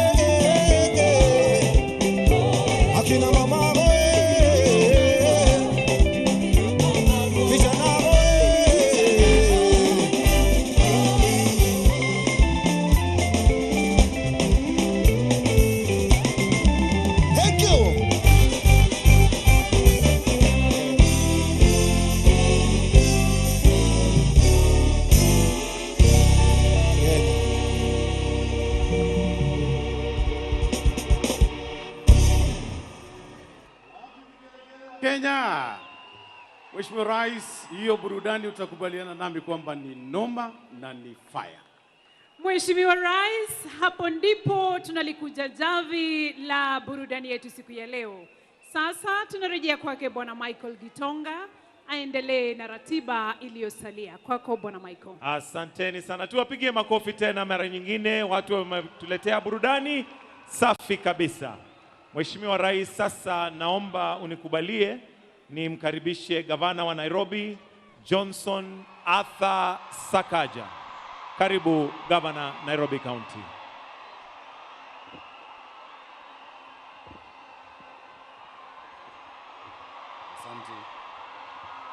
Asante sana. Kweli burudani imeanza. Tarehe 12 ndio sherehe huanza rasmi. Na hiyo sio ya mwisho. Tukitoka hapa, mtukufu Rais, tunawakaribisha nyote kule Uhuru Park kwa Nairobi Festival ambayo inaanza leo hadi tarehe 14 ili tuweze kupata burudani kama hii na tushangilie utamaduni wetu. Hawa wasanii wetu si wameweza? Hawa wasanii wetu ni fire si fire? Ni noma si noma?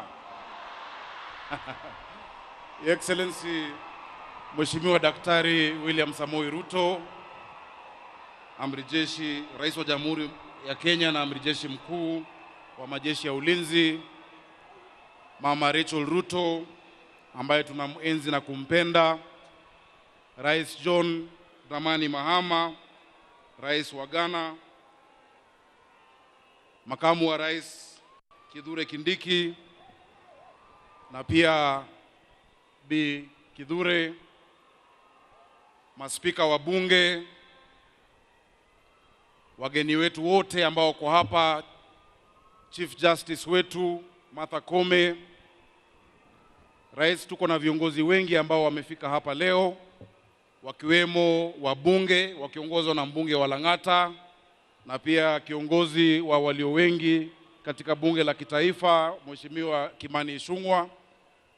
Tuko na naibu wa gavana wa Nairobi, mawaziri na wengi zaidi.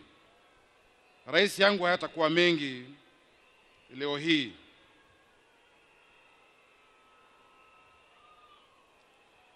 Mheshimiwa Rais, tumejionea kufuata mada ambayo tuko nayo, na ni muhimu tukumbuke ya kwamba miaka 62 iliyopita hapa katika kaunti hii, si mbali na tulipo leo, bendera yetu ilipepea juu ya watu uhuru katika nchi yao wao wenyewe.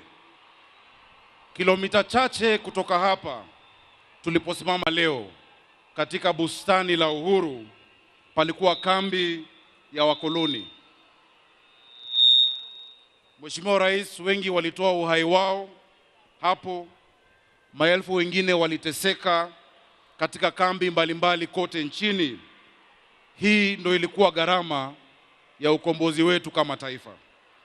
Tunaweza anza wapi kulipa deni hii kwa wale waliotangulia, ila kwa kuwakumbuka sio tu kwa mafanikio yao pekee, bali pia kwa maadili yao. Miongoni wa mashujaa wa Nairobi alikuwa ni Tom Mboya. Tom Mboya alisimama imara katika msimamo wake hata ilipokuwa haipendwi au ilipokuwa sio rahisi. Alikuwa mwenye kujenga katika ukosoaji wake na hakuchoka kamwe, hakuchoka kwa uzalendo wake. Mimi kama mtu ambaye aliyatumia maisha yangu yote katika utumishi wa umma, nakiri na kusema ya kwamba kiwango hicho alichoweka ni kigumu kukifikia.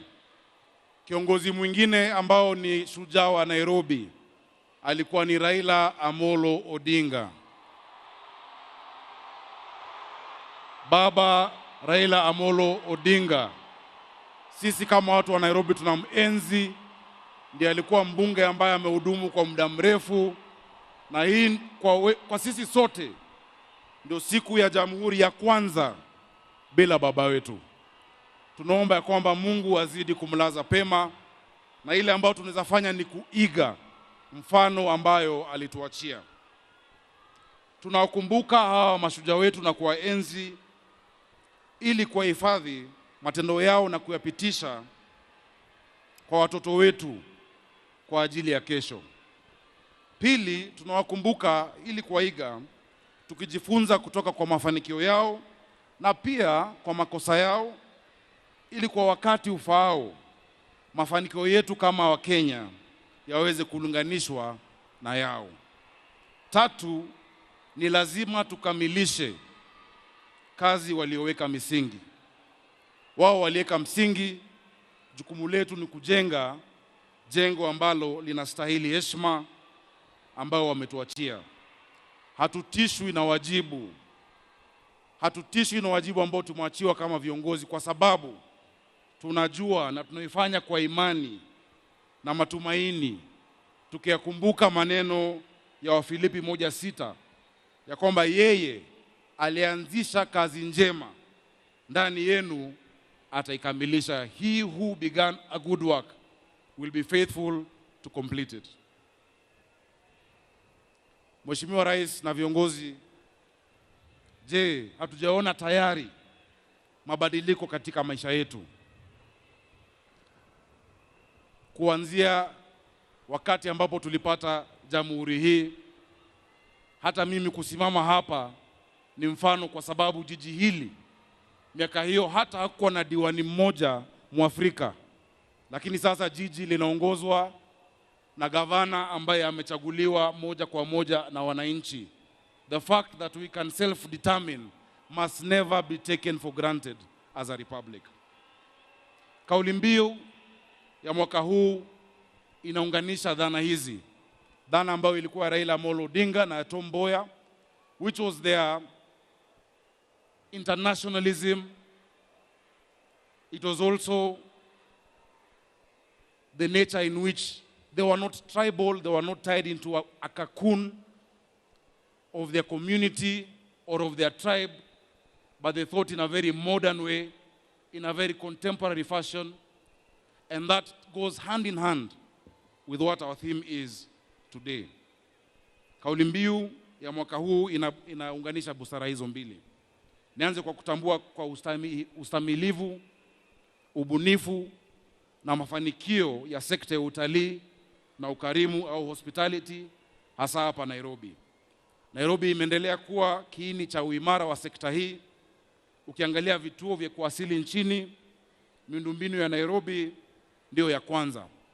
Na ukiangalia idadi ya ziara, hifadhi ya taifa hapa Nairobi, Mheshimiwa Rais, imekuwa na wageni wapatao 500,000 kwa mwaka tu ambao uliopita. Tunakaribisha wageni kila siku na tunaendelea kujizatiti katika sekta hii. Vile tumesikia waigizaji wetu wakituonesha, na Wakenya lazima tuelewe, mtalii sio ati lazima iwe ni mzungu.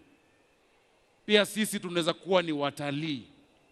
Wangapi wenu mmetembea katika Nairobi National Park? Wangapi wenu mmefika katika Giraffe Center? Sisi kama Wakenya tujaribu pia kutembea na kujua taifa letu. Mheshimiwa Rais, sitaki kusema mengi, ila pia ni kukushukuru kwa sababu kwa muda huu, kwa mwaka ambao umepita, tumeona kwamba umetushikilia kama makaunti na pia Nairobi. Pamoja na wewe tumeweza kufanya kazi nyingi, kujenga mabarabara, watu wetu wanaziona zinaendelea katika maeneo yote ya jiji la Nairobi. Tunakushukuru na tunajua kwa mwaka ambao unakuja tutaweza kufanya kazi nyingi zaidi. Jameni wa Kenya, tumpigie rais wetu makofi. Tunajua kwamba mwaka ujao sherehe hii itafanywa katika uwanja mpya wa Talanta ambayo unaendelea kule Lang'ata Road. Sijui kama utatukubali. Na sisi kama watu wa Nairobi tunakuomba uwanja huo uite Raila Odinga International Stadium ili kumkumbuka baba wetu ambaye alituacha. Au sio? Tunakubalia watu wa Nairobi? Tunakubalia. Rais, umeona sauti ya wananchi, na sauti ya wananchi ni sauti ya Mungu. Wanasema nirudie. Tunaomba rais wetu mpendwa William Samoei Arap Ruto ya kwamba mwaka ujao sherehe hii ifanyike katika Talanta Stadium, na kama watu wa Nairobi tunakuomba uipe jina Raila Odinga International Stadium.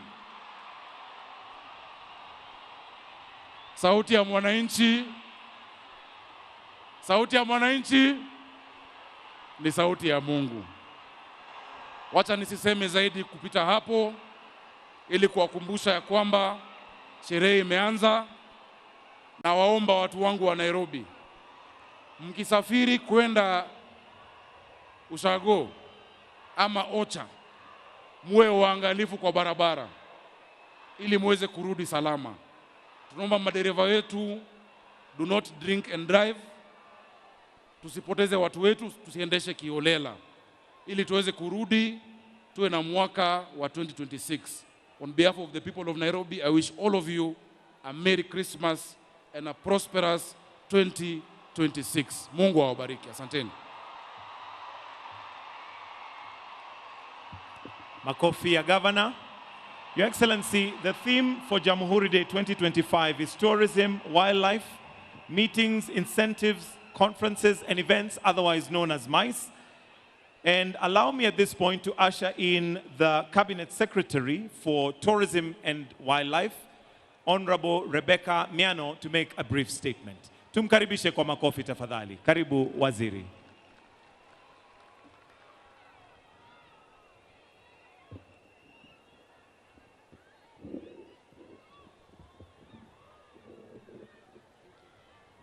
Your Excellencies, distinguished ladies and gentlemen, guided by His Excellency the President's vision, today we reintroduce Kenya to the world through a tourism manifesto anchored in magical Kenya, the origin of wonder.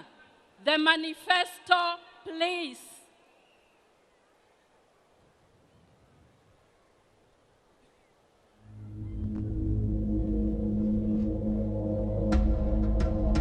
Before the world had maps, there was Kenya. Before language, there was rhythm. Before time had a name, there were footsteps across this red earth. This is not just a place. It's a pulse. It's the breath of the wild. The whisper of ancestors in the wind. The drumbeat in your chest you thought was yours alone. Come here and unlearn. Trade your inbox for a horizon. Trade reception bars for baobab trees. Come walk barefoot through the origin of everything. Life, flavor, fire, soul. Because Kenya is not a destination, it's the birthplace of all. The homeland of wonder, the reset the modern world forgot it needed. You don't visit Kenya, you remember it. You return to it. You wake up in it. This is magical Kenya. The origin of wonder. Welcome back.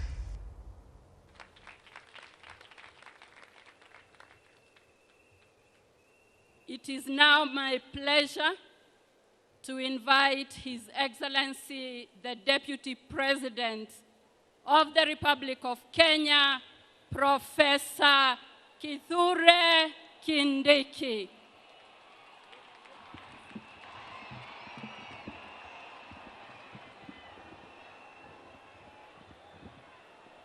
Kenya hoye! Jameni wananchi, nchi yetu ya Kenya ni fire si fire. Jameni wananchi, rais wetu William Ruto ni fire si fire. Kwa mara ya mwisho, wananchi wa Kenya ni fire si fire. Mr. President William Ruto, the President of the Republic of Kenya, and Commander-in-Chief of our Defense Forces, First Lady Rachel Ruto, the visiting head of state, the President of the Republic of Ghana, His Excellency John Mahama, all dignitaries present, all protocols observed. Mr. President, this generation will never pay fully the sacrifice and the debt of those who paid the ultimate price and sacrifice for the independence of our country.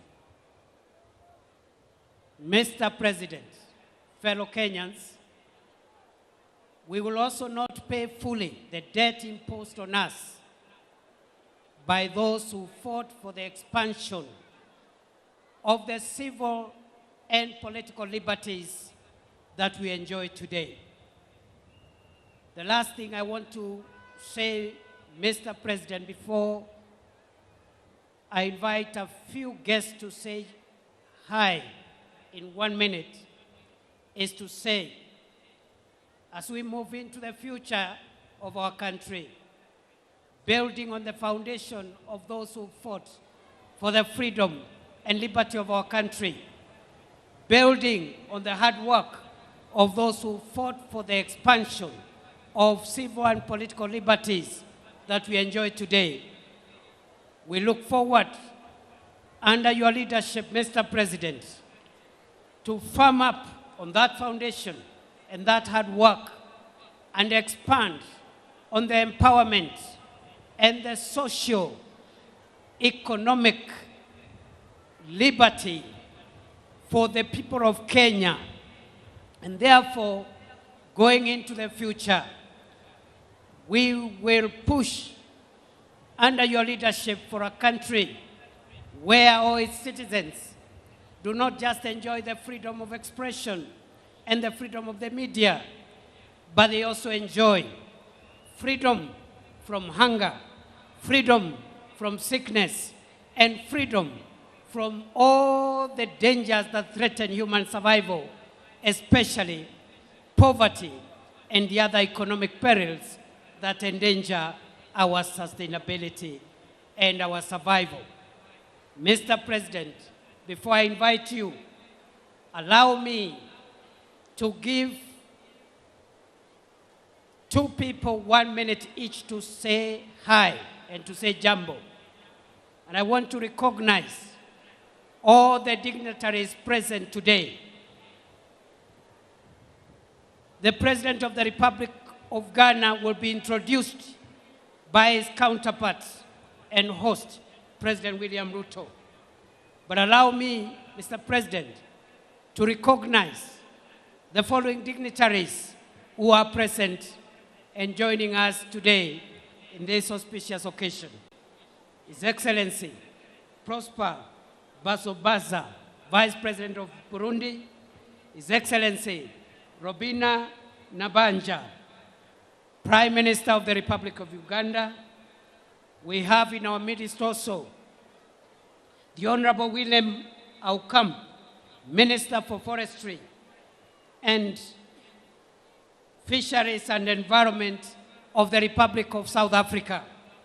We have in our midst the Honorable William Lukuvi, Minister of State in the Prime Minister's Office from the United Republic of Tanzania.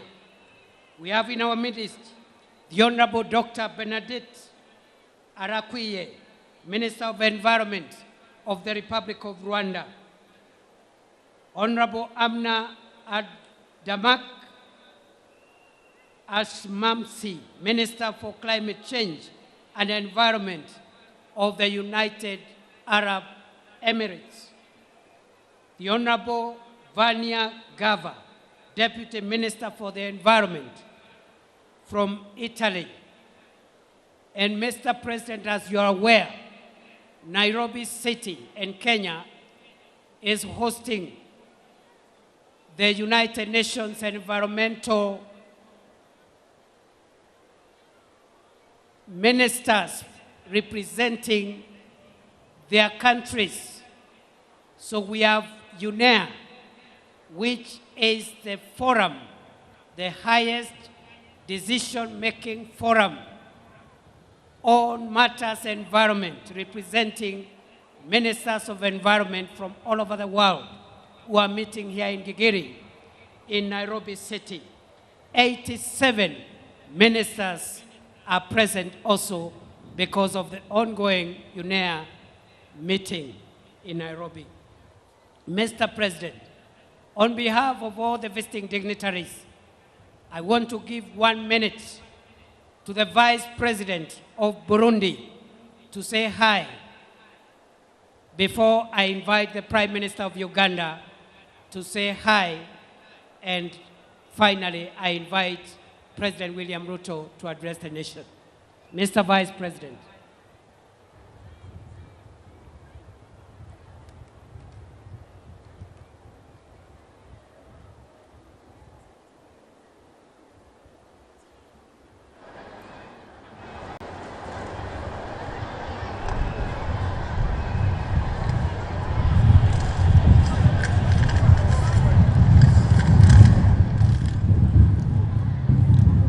His Excellency Dr. William Samuel Ruto, President of the Republic of Kenya, and Rashid Ruto, First Lady of the Republic of Kenya, His Excellency Kithure Kindiki, Deputy President of the Republic of Kenya, His Excellency the President of the Republic of Ghana, Excellencies, distinguished guests, ladies and gentlemen, good morning. On behalf of His Excellency, the General Major Evariste Ndayishimiye, President of the Republic of Burundi, that I have the honor to present today, to other commitments, and on behalf of the people of the Republic of Burundi, allow me express excellencies, extend my great congratulations to the government and the people of the Republic of Kenya on this remarkable occasion. This event is very important as it represents values that a nation together, freedom, dignity, and the right to shape one's own destiny. On this special day, it is my great pleasure to wish you peace, prosperity, and friendship continue to grow stronger. Once again, congratulations on Independence Day. May the spirit freedom keep us united and strong always. Happy Jamhuri Day. Thank you. Congratulations again. Thank you very much, Your Excellency, Vice President of Burundi. Your Excellency, sir, it is now my pleasure to invite for a minute the Prime Minister of the Republic of Uganda, Her Excellency Robina Nabanja, to say jambo and hand over to you, sir, a special message from your brother and counterpart, President Yoweri Museveni of Uganda. Your Excellency, Dr. William Samoei Ruto, President of the Republic of Kenya, Your Excellencies, distinguished guests, ladies and gentlemen, I bring you warm greetings from your brother, General Yoweri Kaguta Museveni, the President of the Republic of Uganda. He was unable to come because Uganda is undergoing an electoral process. He, however, sent me to represent him. I am the Prime Minister of the Republic of Uganda. I've been given 1 minute. Let me hand over the message to you, Your Excellency, on behalf of the President and the people of Uganda. Thank you so much. Thank you very much. Makofi tafadhali, makofi. Thank you very much. Fellow Kenyans, brothers and sisters, I think we have come to the apex of today's celebrations. I now request that we be upstanding as I welcome His Excellency President William Samoei Ruto to come and address the nation. Ni fire, si fire. Asante sana Mheshimiwa Naibu wa Rais. Tafadhali nawaomba tunaweza kuketi chini.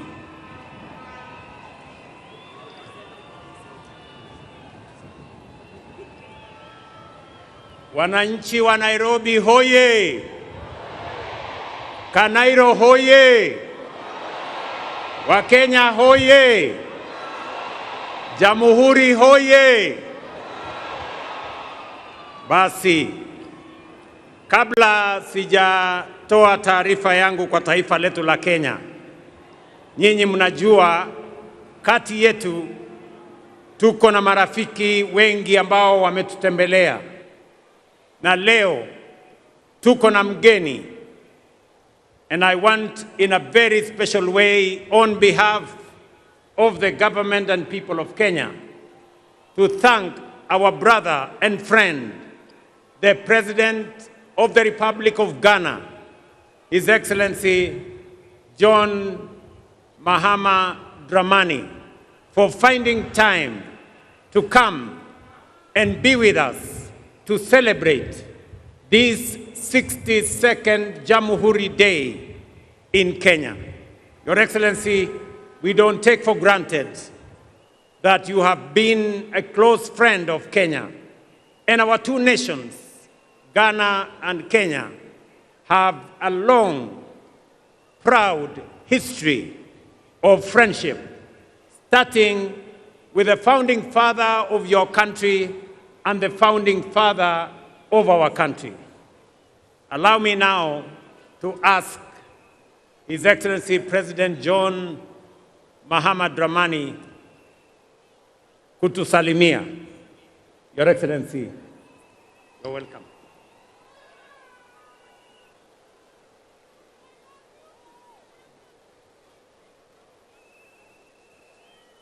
Thank you very much, my brother, the President of the Republic of Kenya, William Ruto. Let me acknowledge your beautiful wife, the First Lady of Kenya. I bring you greetings from the people of Ghana, and to say that on this day, your 62nd Jamhuri Day, the people of Ghana are in solidarity with their brothers and sisters in Kenya. On this day, we pay respect to the memory of our forebears who fought for our freedom, and we do not take their sacrifice for granted. The friendship between our independence leaders, Mzee Jomo Kenyatta and Kwame Nkrumah, has become an enduring flame that has continued to bind our two countries together. Our forebears won us political independence. It is the responsibility of our current generation of African leadership to win economic independence and prosperity for our people. Africa faces many challenges, including a global order that is rigged against it. We face systems that make us suppliers of unprocessed raw materials and importers of finished products. The time has come for us to add value to Africa's exports. The time has come for us to claim a fairer share of our natural resource endowment. The time has come for us to provide transparent and accountable leadership. The time has come for us to unleash the creativity and energies of our young people. We must increase trade amongst ourselves, and so we commend the protocol on the African Continental Free Trade Area. We must show Pan-African solidarity with all members of the African diaspora, and that's why I wish to express the sincerest appreciation of the people of Ghana to the people of Kenya for your timely intervention in Haiti to bring relief to the long-suffering people of Haiti. Ghana also, in the spirit of Pan-African solidarity, is sending troops from our 48th Engineers Regiment to help Jamaica in its rebuilding efforts after the devastating Hurricane Melissa. Kenya continues to be a respected member of the African Union and other international bodies. And so Ghana wishes Kenya well on this very auspicious occasion. And finally, before I resume my seat, accept my personal condolence and the sympathy of all Ghanaians on the passing of a great statesman, Mzee Raila Odinga. May God grant him peaceful rest. Long live Kenya, long live Africa, long live Kenya-Ghana relations. Asante sana.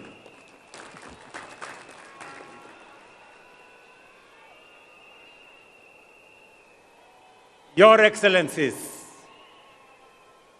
distinguished friends, fellow citizens, I have always observed this day with two emotions held in tension: deep gratitude to our forefathers and a restless question for ourselves. Have we been faithful stewards of the freedom they won? And have we truly advanced the nation they left in our hands?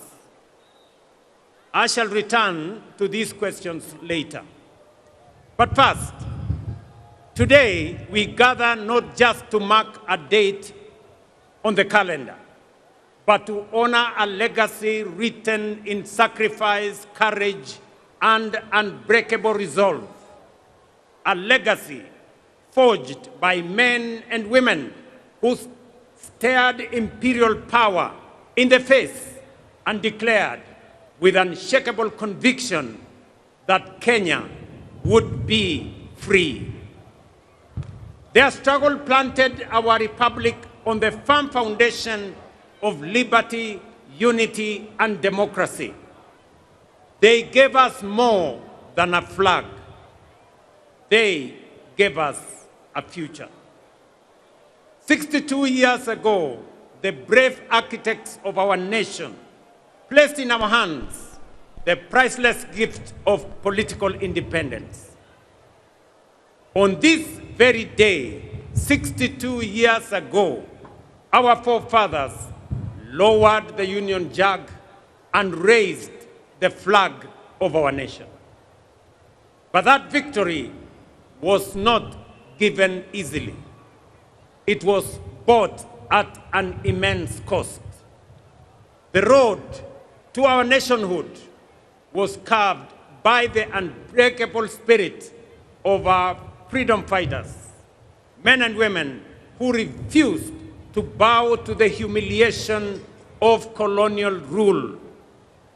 From villages to towns, from farms to factories, to classrooms and marketplaces, Kenyans from all walks of life rose as one, declaring that our humanity would not be diminished, delayed, or denied. And when brute force was unleashed against them, their determination outlasted it. Thousands paid the ultimate price. Many more were detained. Whole communities were uprooted. Punishment, pain, exile, and prison became the tools of repression. But what no empire could crush was their determination, resolve, and the unity of purpose. Across ethnicities, across regions, across class and creed, they became a force history itself could neither silence nor stop. Their sacrifice opened the path to self-rule. Their courage delivered the independence we celebrate today. And it is upon their shoulders that our republic stands strong. The architects of our nation overcame the trials of their time. While our challenges are different, their lesson is eternal. They rose to the dictates of their moment. It was not easy, but it was necessary. And because they did it, we are here today. So, today, fellow citizens, history turns its gaze upon us and asks, faced with the challenges of our time, have we stepped up as they did? When he took the oath of office, Mzee Jomo Kenyatta warned us that independence would mean nothing if it did not improve the daily lives of ordinary citizens. Tom Mboya reminded the nation that the greatest struggle, and indeed the hardest struggle, was not political independence alone, but development itself, the economic empowerment of our people, and the unlocking of their full potential. They stood and they understood that freedom was only the beginning, that the deeper battle would be against poverty that chains potential, against disease that steals opportunity, and against ignorance that dims human possibility. And so today, we are gathered to mark Jamhuri Day. We do more than remember history. We honor the architects of our nation for giving us the first great watershed period in our nation building, political independence. Just as the first generation rejected colonial domination and set out to confront the new enemies of poverty, disease, and ignorance in all their forms, they discovered that independence did not amount to freedom in its full and fullest sense. Along independent Kenya's history, power became centralized. Dissent was silenced. Competition was crushed. Fear replaced hope. Once again, however, Kenyans rose, and from their struggle emerged the agitation for democracy, human rights, and the rule of law. In the darkest days when it was dangerous to speak, brave Kenyans spoke. When it was illegal to organize, courageous Kenyans organized. Students, clergy, lawyers, journalists, workers, and politicians stood firm against detention, against torture, against exile, and even death, so that Kenya could break and breathe again. This generation of courage produced towering figures whose sacrifice expanded the democratic space we enjoy today. Foremost among them was the late Right Honorable Raila Amolo Odinga, a stalwart of our country's democratic journey, who left us just under 2 months ago. Raila devoted his life to the pursuit of freedom, justice, and peaceful coexistence. His courage, resilience, and unwavering belief in the power of the people shaped defining chapters of our national story and inspired generations to believe that change is possible. I now respectfully urge all of us to join me in observing a 1 minute of silence in honor and remembrance of the Honorable Raila Amolo Odinga and honor his sacrifice, service, and enduring legacy.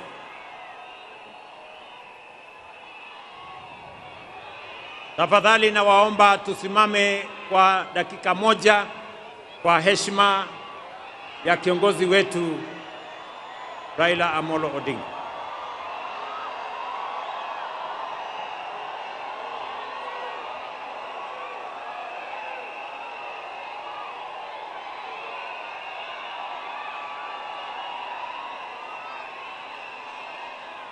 Asanteni sana. Asanteni sana. May his spirit continue to guide our nation forward. His resolve, as well as the resolve of our forefathers, gave us the 2010 Constitution, a charter that restored the sovereignty of the people, restrained imperial power, entrenched rights, and devolved government and authority to the grassroots. But it promised something even greater. It guaranteed economic and social justice. It declared that health, housing, food, water, education, and social security were not favors. They were fundamental rights. It was a bold promise. It was a moral imperative. It was the unfinished dream of both the independence and subsequent generations. Yet today, with honesty and humility, we must admit that this promise remains incomplete.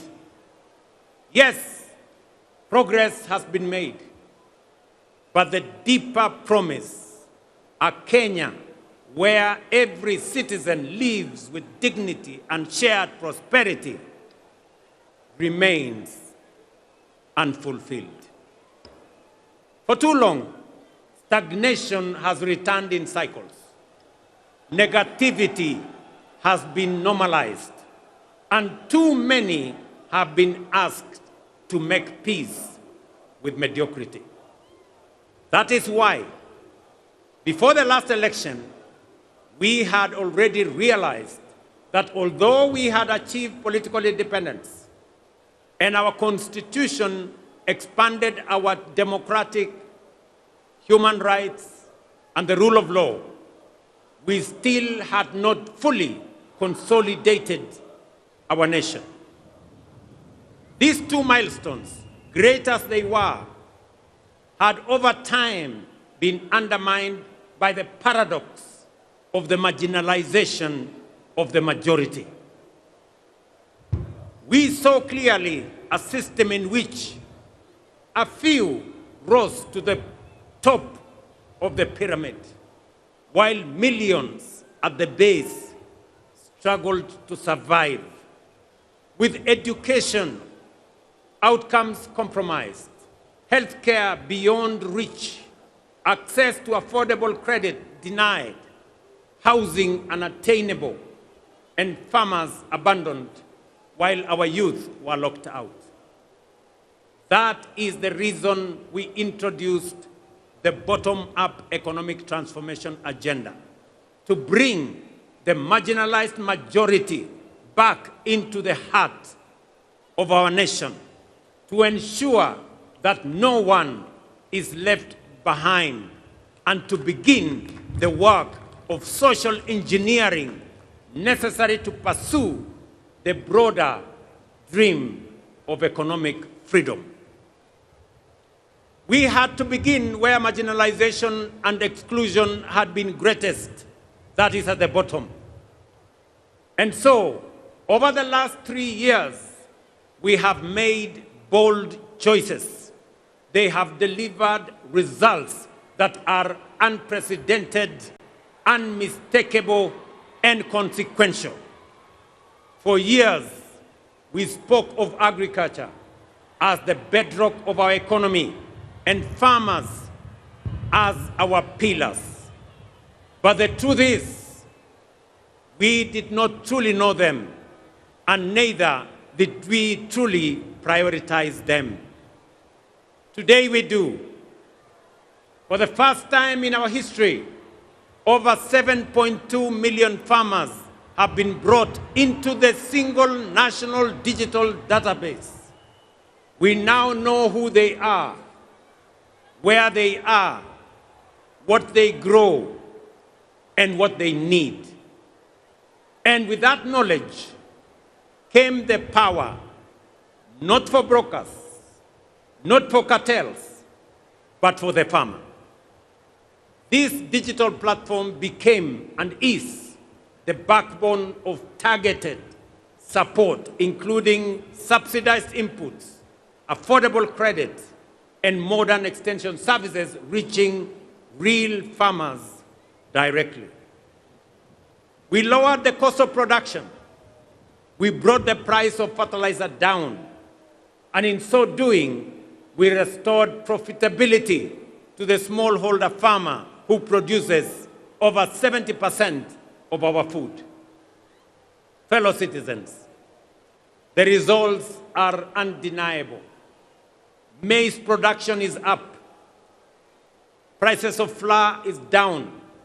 The tea sector is rising. Coffee is rebounding. Dairy is expanding. And the sugar industry has been reformed. By strengthening value chains, cooperatives, irrigation, and processing, we have built systems that work for our agricultural sector. And now, with millions of farmers no longer forgotten, we are ready to walk with them to the next chapter of economic freedom. 3 years ago, education was in distress. Classrooms were overcrowded. Many universities were technically insolvent, and teachers were overwhelmed. Today, we have hired 76,000 teachers, and by next month, a total of 100,000 teachers, the largest recruitment of teachers in Kenya's history. We have built 23,000 new classrooms, and 1,600 laboratories are under construction across the nation. Importantly, through the student-centered funding model, we placed the learner at the heart of our reforms. For the first time in our history, scholarships and loans now follow need and merit, ensuring that every deserving student has a chance and a just and equal opportunity to pursue their dreams. Nearly 500,000 students have already benefited from this funding model. Students who, under previous systems, would have been excluded by policies that failed to recognize them. This reform has lifted the financial burden from families and enabled students to choose courses that align with their talents, with their aspirations, and with the needs of our nation. Our healthcare, we have another irrevocable decision that no Kenyan should be too poor to live. For decades, universal healthcare was spoken of, but in our time, it is being actualized. We engaged 110,000 community health promoters who are now reaching millions who were once excluded, forgotten, and without access to healthcare. CHPs have already visited over 9 million households, screening millions of Kenyans for various ailments, including diabetes and hypertension. At the same time, we built a unified health information system that now gives us full visibility of our health facilities, patients, their progress, enabling us to track healthcare delivery in real time. Today, over 28 million Kenyans are registered under the Social Health Authority, up from 8 million under the old system. That means 19 million Kenyans who were once forgotten are now in the healthcare equation. Among them are 2.3 million vulnerable Kenyans, orphans, widows, and the elderly, whose healthcare is now fully paid by the government of Kenya. Healthcare was never meant to be a privilege.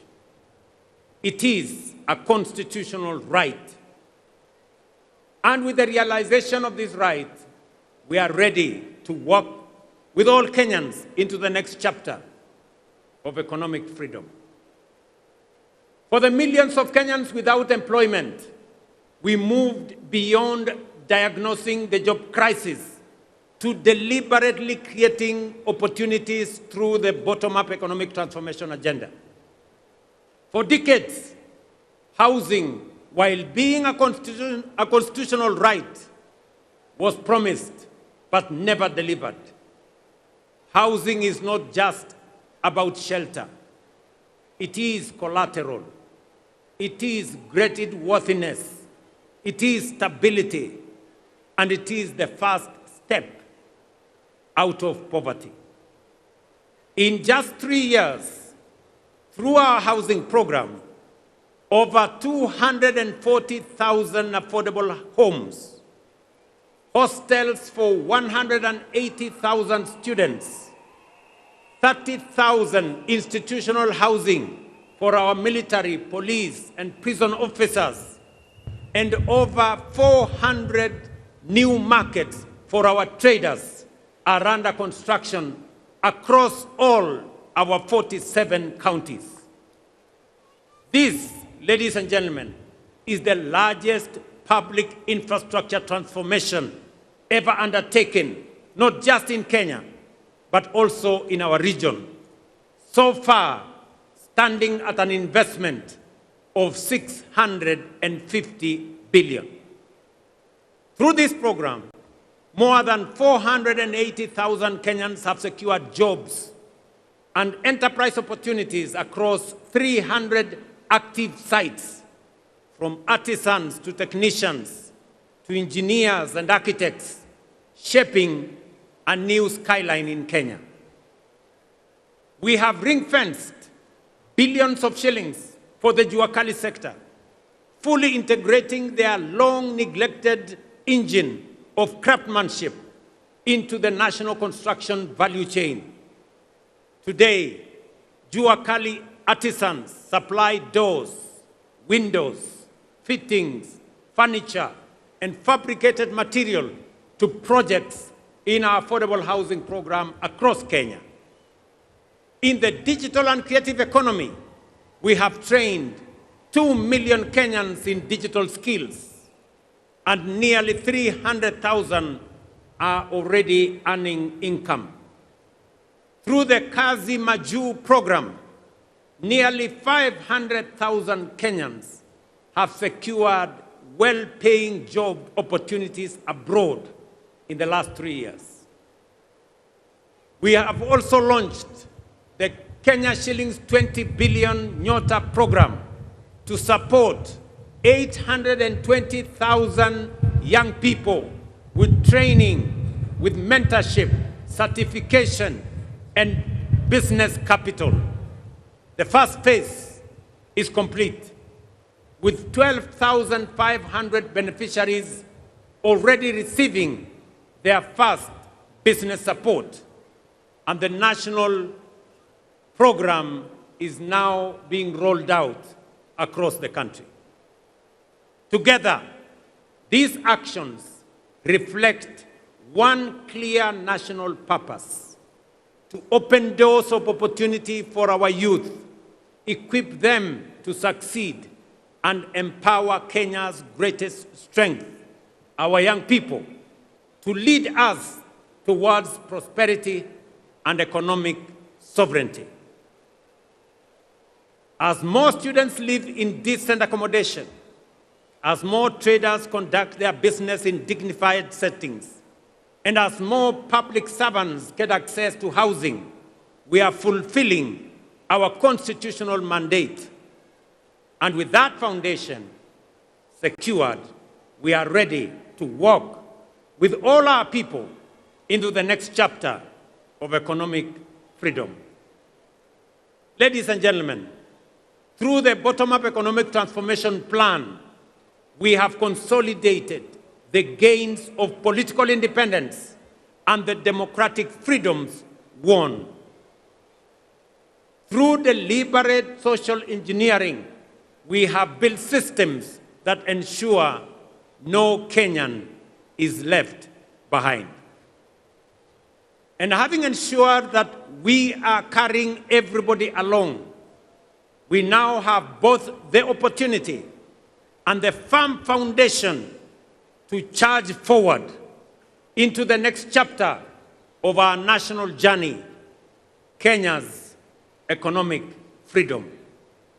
With the measures we have put in place to restore dignity, inclusion, and opportunity, we must now press on.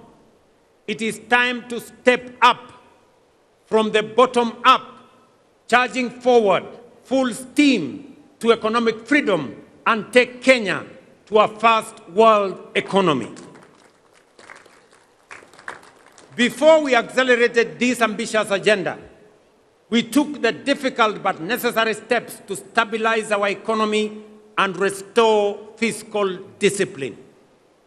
Inflation has fallen from 9.6% in 2022 to 4.5% last month.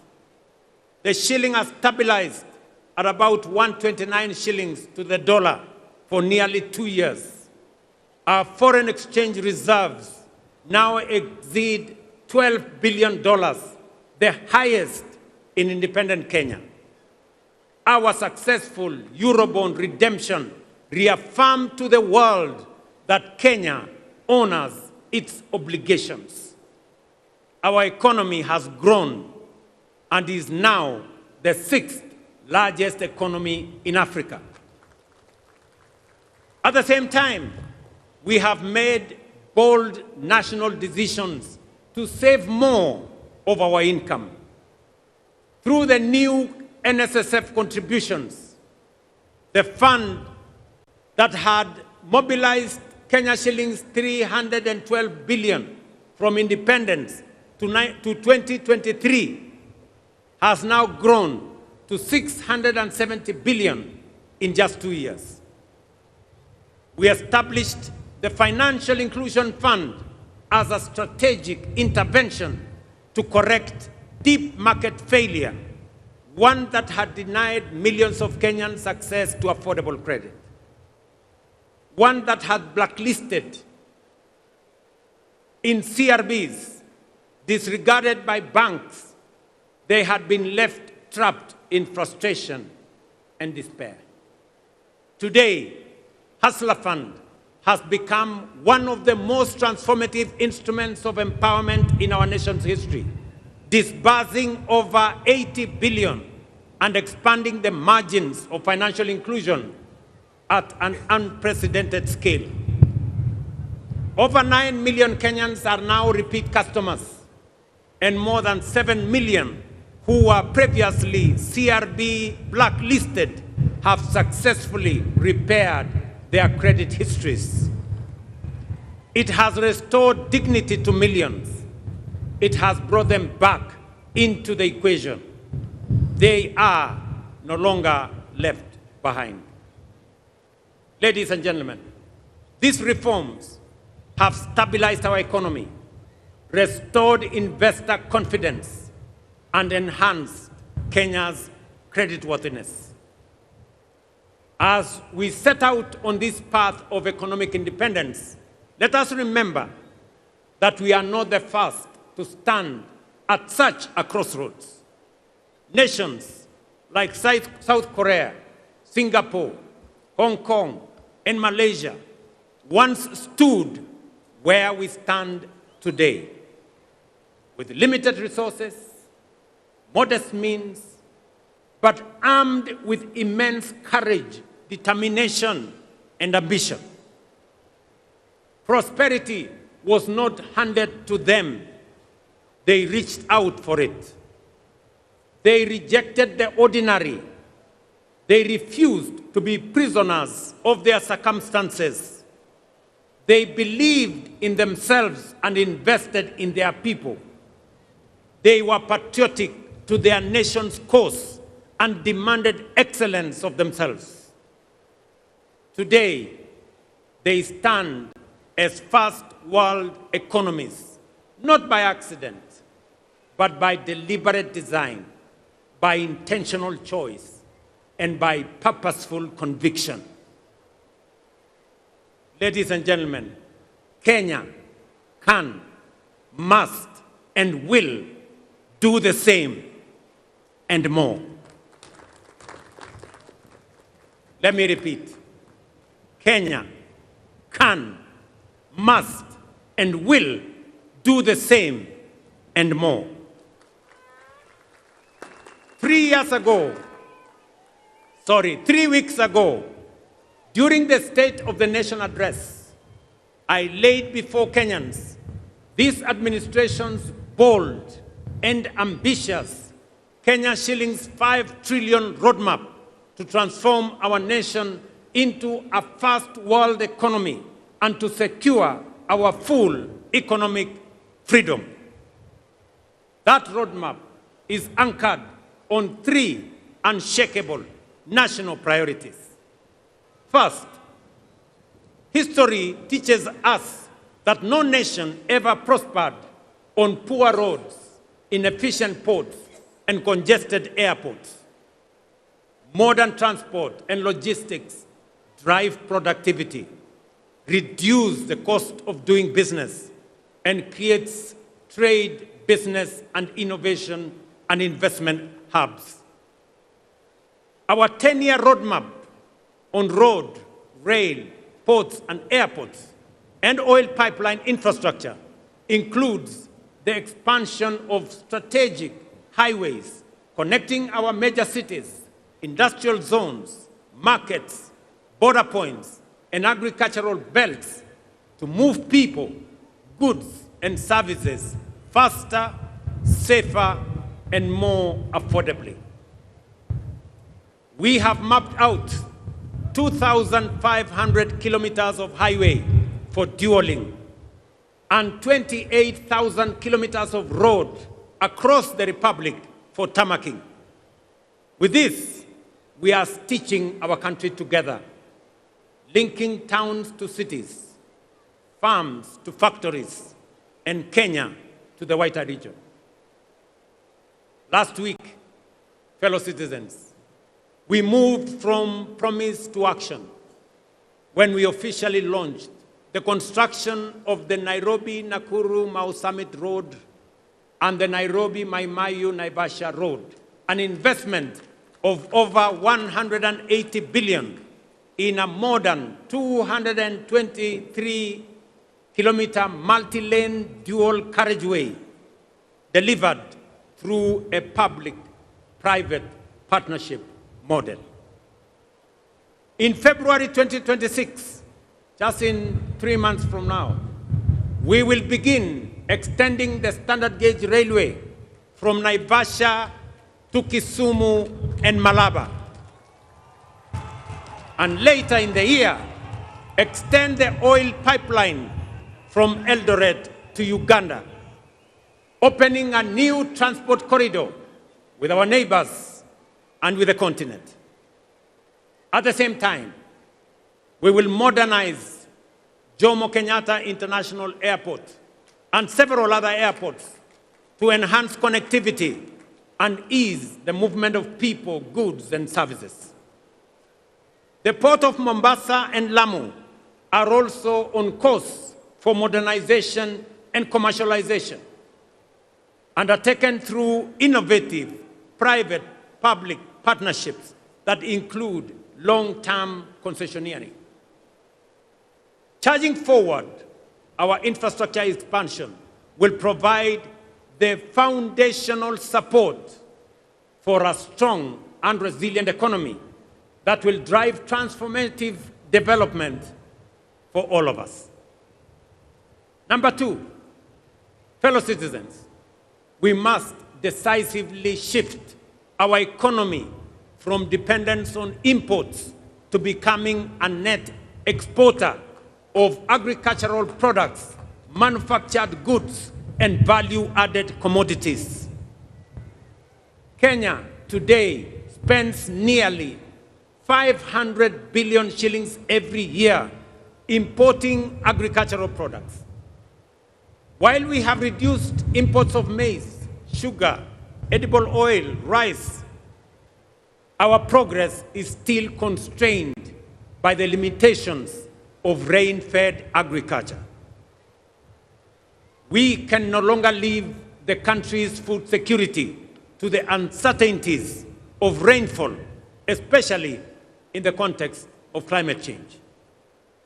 To feed our people and produce surplus for export, large-scale modern irrigation is the only viable pathway forward. We have mapped out 50 mega dams, 200 mini dams, and over 1,000 macro dams across all our 47 counties, especially in our arid and semi-arid areas, which have expansive, fertile, and arable land currently not under production because of lack of water. With this plan, an additional 2.5 million acres of land will be brought under agricultural productivity through extensive water harvesting, water storage, and advanced irrigation technologies. This is not only about food and water security. It is a nation-shaping investment. It will drive our transition into a net exporting economy. It will uplift rural communities and end the indignity and shame of food insecurity. And it will anchor sustainable development for generations ahead. Charging forward, investing in modern irrigation will supply adequate quantity, good quality, and reliable raw materials required to power agro-industrialization. Through our special economic zones, export processing zones, and county aggregation and industrial parks, and our strategic market infrastructure across Kenya, these raw agricultural materials will be transformed into high-value products for domestic, regional, and global markets. Third, fellow citizens, energy is the lifeblood of any modern economy. Although Kenya's installed capacity stands at 3,300 megawatts, the intermittency of solar and wind leaves us with a firm capacity of only 2,300 megawatts, which is far below the demands of the Kenya we are building. To power our domestic consumption, agro-processing, and value-addition industries, e-mobility, digital expansion, and a future driven by data centers, artificial intelligence, and modern technologies, we must scale up energy generation exponentially. Kenya possesses extensive and largely untapped renewable resources, including geothermal, solar, hydro, wind, and nuclear, ready for development and for generation. Charging forward to modernize our economy, accelerate our development, and compete globally, we must and will generate at least 10,000 megawatts of new energy over the next 7 years. Fellow citizens, to finance this 5 trillion national economic freedom project, relying solely on national budget would leave us waiting forever. Borrowing would only deepen our debt and burden future generations. Raising taxes would place unbearable strain on households. And choosing inaction would condemn our nation to stagnation. That is why we must act with courage, innovation, and foresight to design alternative financing mechanisms, leverage mature national assets, and tap into robust public-private partnerships to undertake this national development imperative. Fellow citizens, 3 weeks ago, I signed the Government-Owned Enterprises Bill into law. The new law revolutionizes the management and governance of state-owned enterprises, professionalizing boards through merit-based independent appointments, and tying leadership to measurable results. This is a very consequential reform. It is the most far-reaching reform of government corporations since independence, aimed at turning legacy parastatals into commercially disciplined companies that will serve our public interest. The passage of this law ends the era of cronyism and patronage in our state-owned enterprises. This law explicitly disqualifies any person who has served in a public or political office within the last 5 years from appointment. On Monday, under this new legal framework, and to start this administration's bold and ambitious Kenya shillings 5 trillion roadmap to transform our nation, the Cabinet will meet to consider and approve the architecture of the National Infrastructure Fund as the engine that will align our financial resources with our development goals.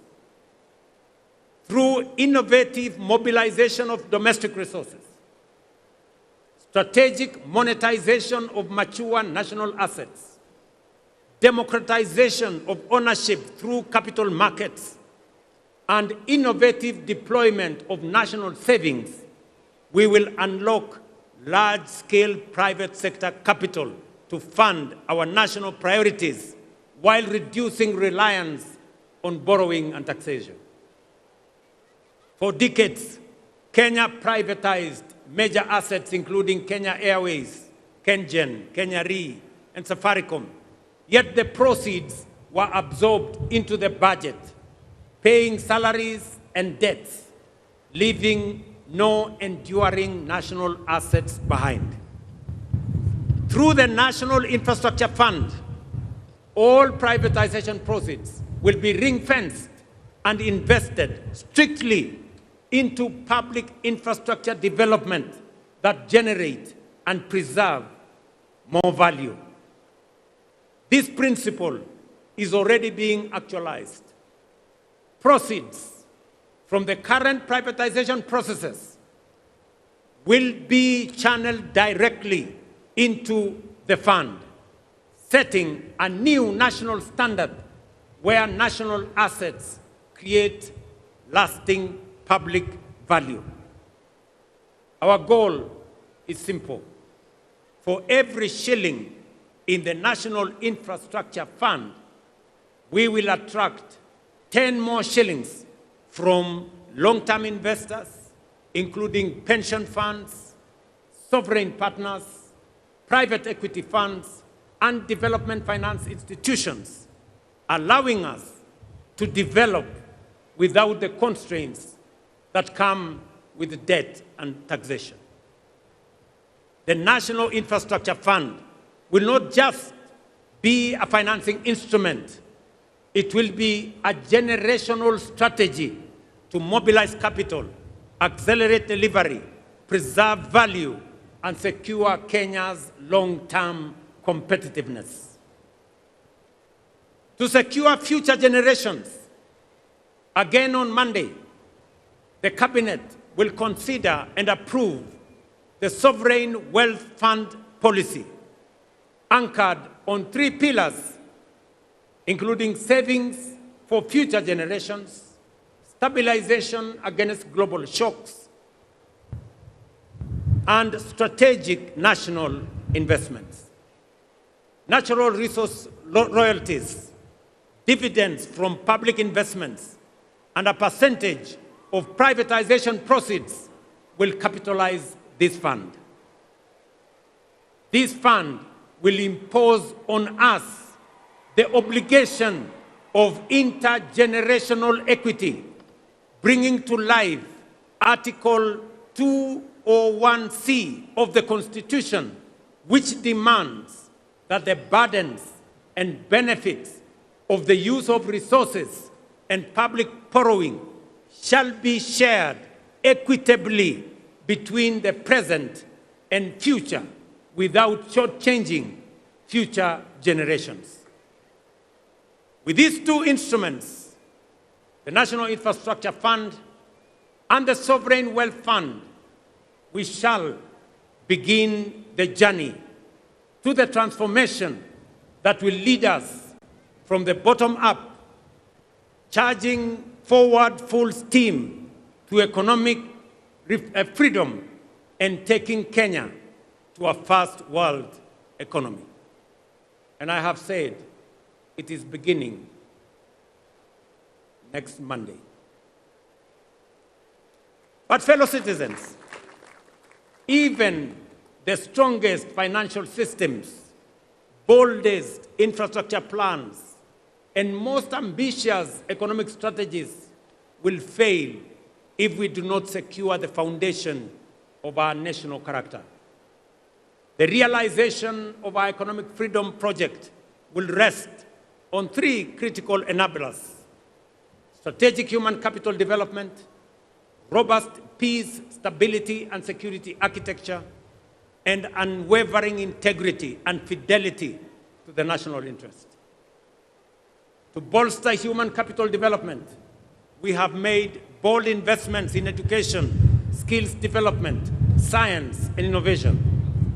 We have raised the education budget from 490 billion in 2021 to 700 billion this financial year, and expanded science, technology, engineering, mathematics education. But to power our first world strategic human capital requirements, we must and will raise the National Research Fund from the current 0.8% to the requisite 2% of GDP. This is not, ladies and gentlemen, spending or social spending. It is nation building. The second enabler underpinning this national project is peace, stability, and security. For no nation can prosper in an atmosphere of disruption, violence, and criminality that leads to economic sabotage, destruction of property, and loss of lives. Stability is not an option. It is an enabler of everything we seek to build. Serious investors will not commit their investments in a country. Only serious investors will only commit their investments in a country that is peaceful, that is stable, and that is secure. For Kenya to attract sustained investment, for businesses to thrive, for jobs to expand, and for families to live without fear, we must secure our nation firmly, fairly, and without hesitation. Finally, the collective interests of all citizens, which form the national interest of Kenya, must be at the center of every action and engagement. Patriotism is putting the interests of the nation before tribe, clan, or self. Integrity, in its highest form, is patriotism in action. It is believing in our country. It is refusing to betray Kenya.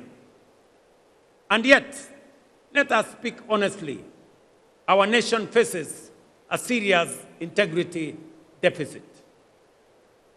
It begins early in our homes, in our schools, where seemingly harmless dishonesty later matures into grand corruption. Corruption is not merely theft of money, it is the theft of hope, opportunity, and destiny. This is compounded by negativity, division, erosion of shared values, and ethical and ethnic political mobilization.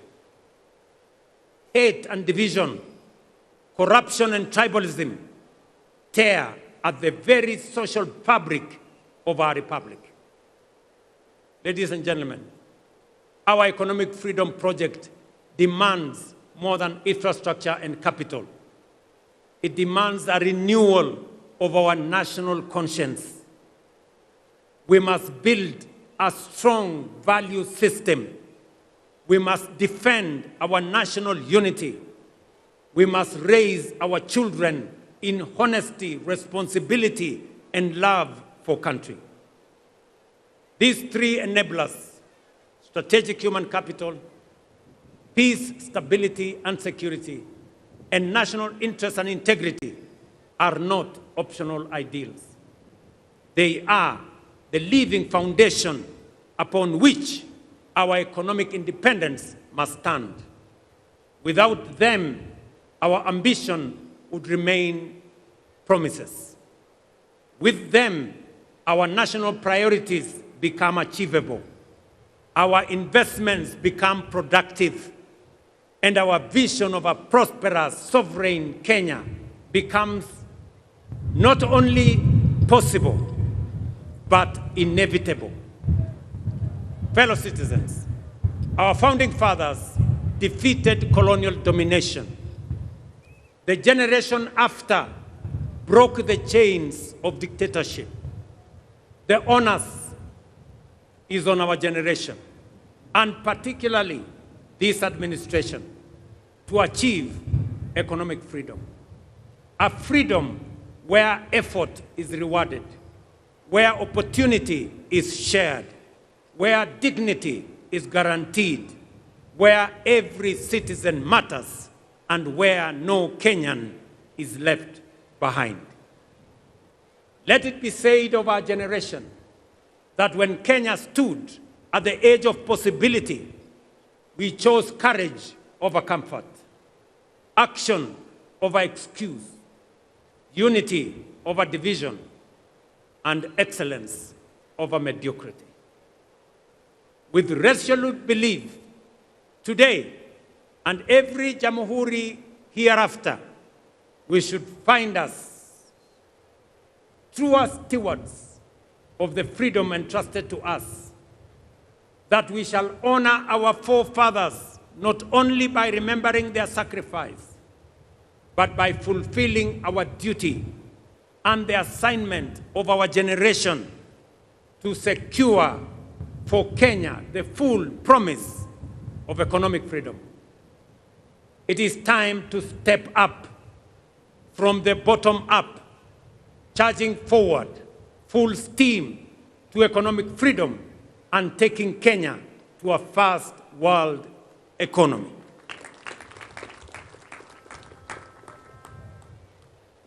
Kabla sijamaliza, ndugu wa Kenya, mimi nataka niwaeleze hivi. Kwanza kwa watu wa Nairobi. Nairobi hoye! Nairobi hoye! Mimi kuna mambo mengi tunafanya katika mji huu wa Nairobi. Kuna mambo tumekubaliana na county government ya Nairobi. Tunajenga zile barabara ambazo zilikuwa zimekwama hapa Nairobi. tumekubaliana ya kwamba hizo barabara tumerudisha contractors wote ambao walikuwa pale barabarani. Na sasa barabara zinaendelea kilomita 60 hapa Nairobi. Kwa mfano barabara ya Muhuri kule Dagoretti South, barabara ya Mama Wahu kule Dagoretti South, bypass ya Mihango Link kule Embakasi East, Umoja 1 SDA Road kule Embakasi West, Tindigwa Road kule Roysambu na Road C Embakasi South. Pia mumeona pale Valley Road, ile barabara ilikuwa imekwama pale, tumeleta contractor anaendelea na kazi. Ile barabara ya Ngong Road pia inaendelea, kazi inaendelea pale. Barabara ya Haile Selassie vile vile inaendelea. Na ningependa kutangaza ya kwamba kwa sababu barabara ya expressway imekamilika na wananchi wanatumia pale juu, barabara ya chini iko na matatizo. Na ndio sababu kuanzia hii Disemba mukienda Krismasi, tutajenga upya barabara kutoka kule JKIA kupitia hapa mpaka kule ABC na tuifanyie beautification, ndio Nairobi ionekane kama city ya taifa letu la Kenya. Vile vile mimi ninajua ya kwamba kuna wananchi wengi wanaishi nje ya Nairobi lakini wanafanya kazi na biashara hapa Nairobi. Wananchi wengi wanaishi Kiserian, wanaishi Rongai, wanaishi Ngong, na kuna msongamano mkubwa sana wa wananchi wakikuja asubuhi na kurudi nyumbani jioni. Ningependa kutangaza ya kwamba mwaka ujao ile barabara kutoka Bomas of Kenya kwenda Rongai kwenda mpaka Kiserian na barabara kutoka Bomas of Kenya kwenda Karen kwenda pale Shade Hotel, kuteremka kwenda Ngong, kwenda Bulbul na kwenda mpaka ifike kule Kiserian, tutaifanya iwe dual carriageway, ndio wananchi wa pale wanaweze kutembea kwa njia rahisi. Najua pia ya kwamba wananchi wengi wanaishi kule Thika, na sasa barabara ya Thika Road pia imejaa na kuna msongamano mkubwa sana wa magari katika barabara yetu ya Thika Road. Ningependa pia kutangaza ya kwamba mwaka ujao vile tuko na expressway kutoka JKIA, pia tutajenga expressway kutoka Thika mpaka ifike hapa Museum Hill, ndio wananchi wale wanateseka na mambo ya jam tuweze kuondoa jam ya sehemu hiyo.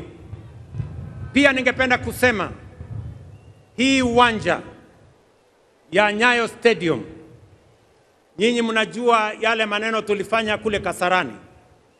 Tuliweka paa ama uvuli ili wananchi wanapokuwa hapa wasipigwe na jua. Mimi nataka niwatangazie ya kwamba kuanzia Januari hii Nyayo Stadium vile vile tutaweka canopy. Hii ni mara ya mwisho wananchi kuwa hapa wakipigwa na jua. Tukisonga mbele, hii kiwanja pia itakuwa na kivuli. Vile vile tunakamilisha ile kiwanja ya Talanta pale Jamhuri. Munajua kazi kubwa ambayo imefanyika pale, kweli ama si kweli? Na nimesikia yale gavana wa Nairobi amesema ya kwamba ile uwanja wa Talanta ipatiwe jina gani? Ati mumesema ipatiwe jina gani? Mumesema ipatiwe jina la Raila Amolo Odinga International Stadium. Nimewasikiza na tukikamilisha tutafanya hivyo.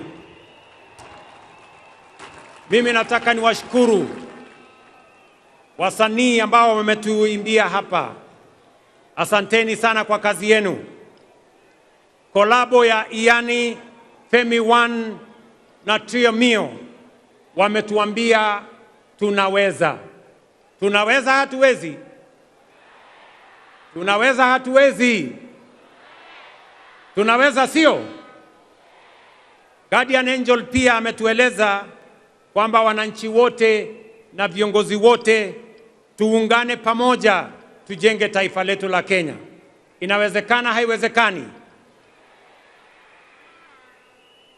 Mimi nataka niwapongeze askari wetu ambao walikwenda kule Haiti na mumewaona hapa, tuwapigie makofi jameni. Wamerudi nyumbani na heshima kubwa sana kwa taifa letu la Kenya.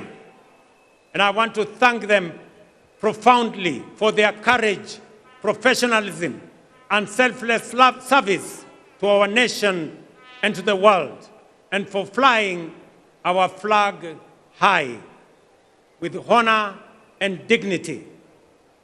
Mimi nachukua nafasi hii kuwatakia Krismasi njema yenye baraka na mwaka mpya wa 2026 wenye mafanikio makubwa sana.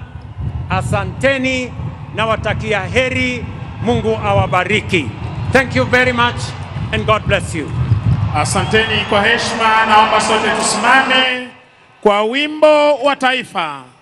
Let's all be upstanding for the national anthem kindly.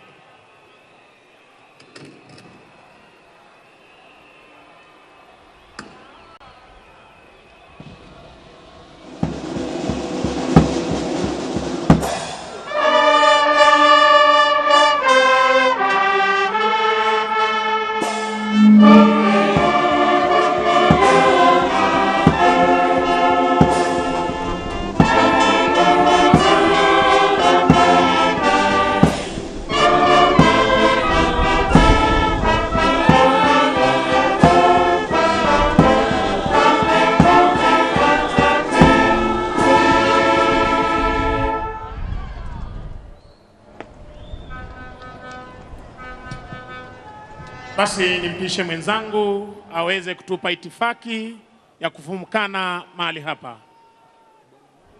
Bwana Mike Gitone, uwanja ni wako. Shukrani za dhati mwenzangu Bwana Misango Mbaye. Ningependa kutangaza sasa viongozi wote watatulia ili tuweze kuondoka kwa itifaki iliyopangwa. Na naomba sasa kutangaza kwamba Mheshimiwa Daktari William Ruto, Rais wa Jamhuri ya Kenya, pamoja na mama taifa ni zamu yao kuondoka sasa. Ladies and gentlemen, allow me to announce, it is my pleasure now to bid farewell to His Excellency the President of the Republic of Kenya and the Commander-in-Chief of the Defense Forces and Her Excellency the First Lady. Mheshimiwa Rais, kwa hiari yako naomba uweze kuondoka. Na shukran kwa kushiriki siku ya leo pamoja nasi. Makala ya 62 tuwasema hongera kwa kazi unayozidi kufanya. Mheshimiwa Rais pamoja na mama taifa wanaondoka sasa.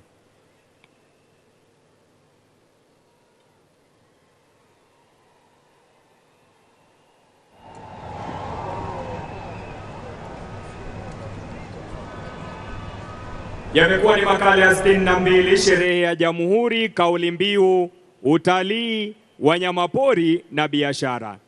Akisindikishwa na mkuu wa majeshi ya ulinzi Jenerali Kahariri Charles, anamsindikisha Mheshimiwa Rais kuweza kuondoka.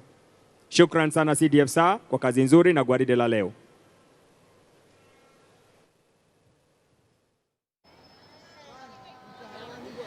All right, thank you very much. This is 12th of December, Jamhuri Day 2025, which has just come to a final conclusion. We did get to hear the words of the President of the Republic of Kenya, and our chief guest today, who was the President of Ghana, alongside our Deputy President, Kithure Kindiki. We also did get a word or two out of the Prime Minister of Uganda and the Vice President from Burundi. They did acknowledge the presence of various dignitaries from South Africa all the way to Italy, all the way to United Arab Emirates. Now, the President did mention a couple of things, and Bataru and me here, we're just going to do a bit of an analysis about what he said.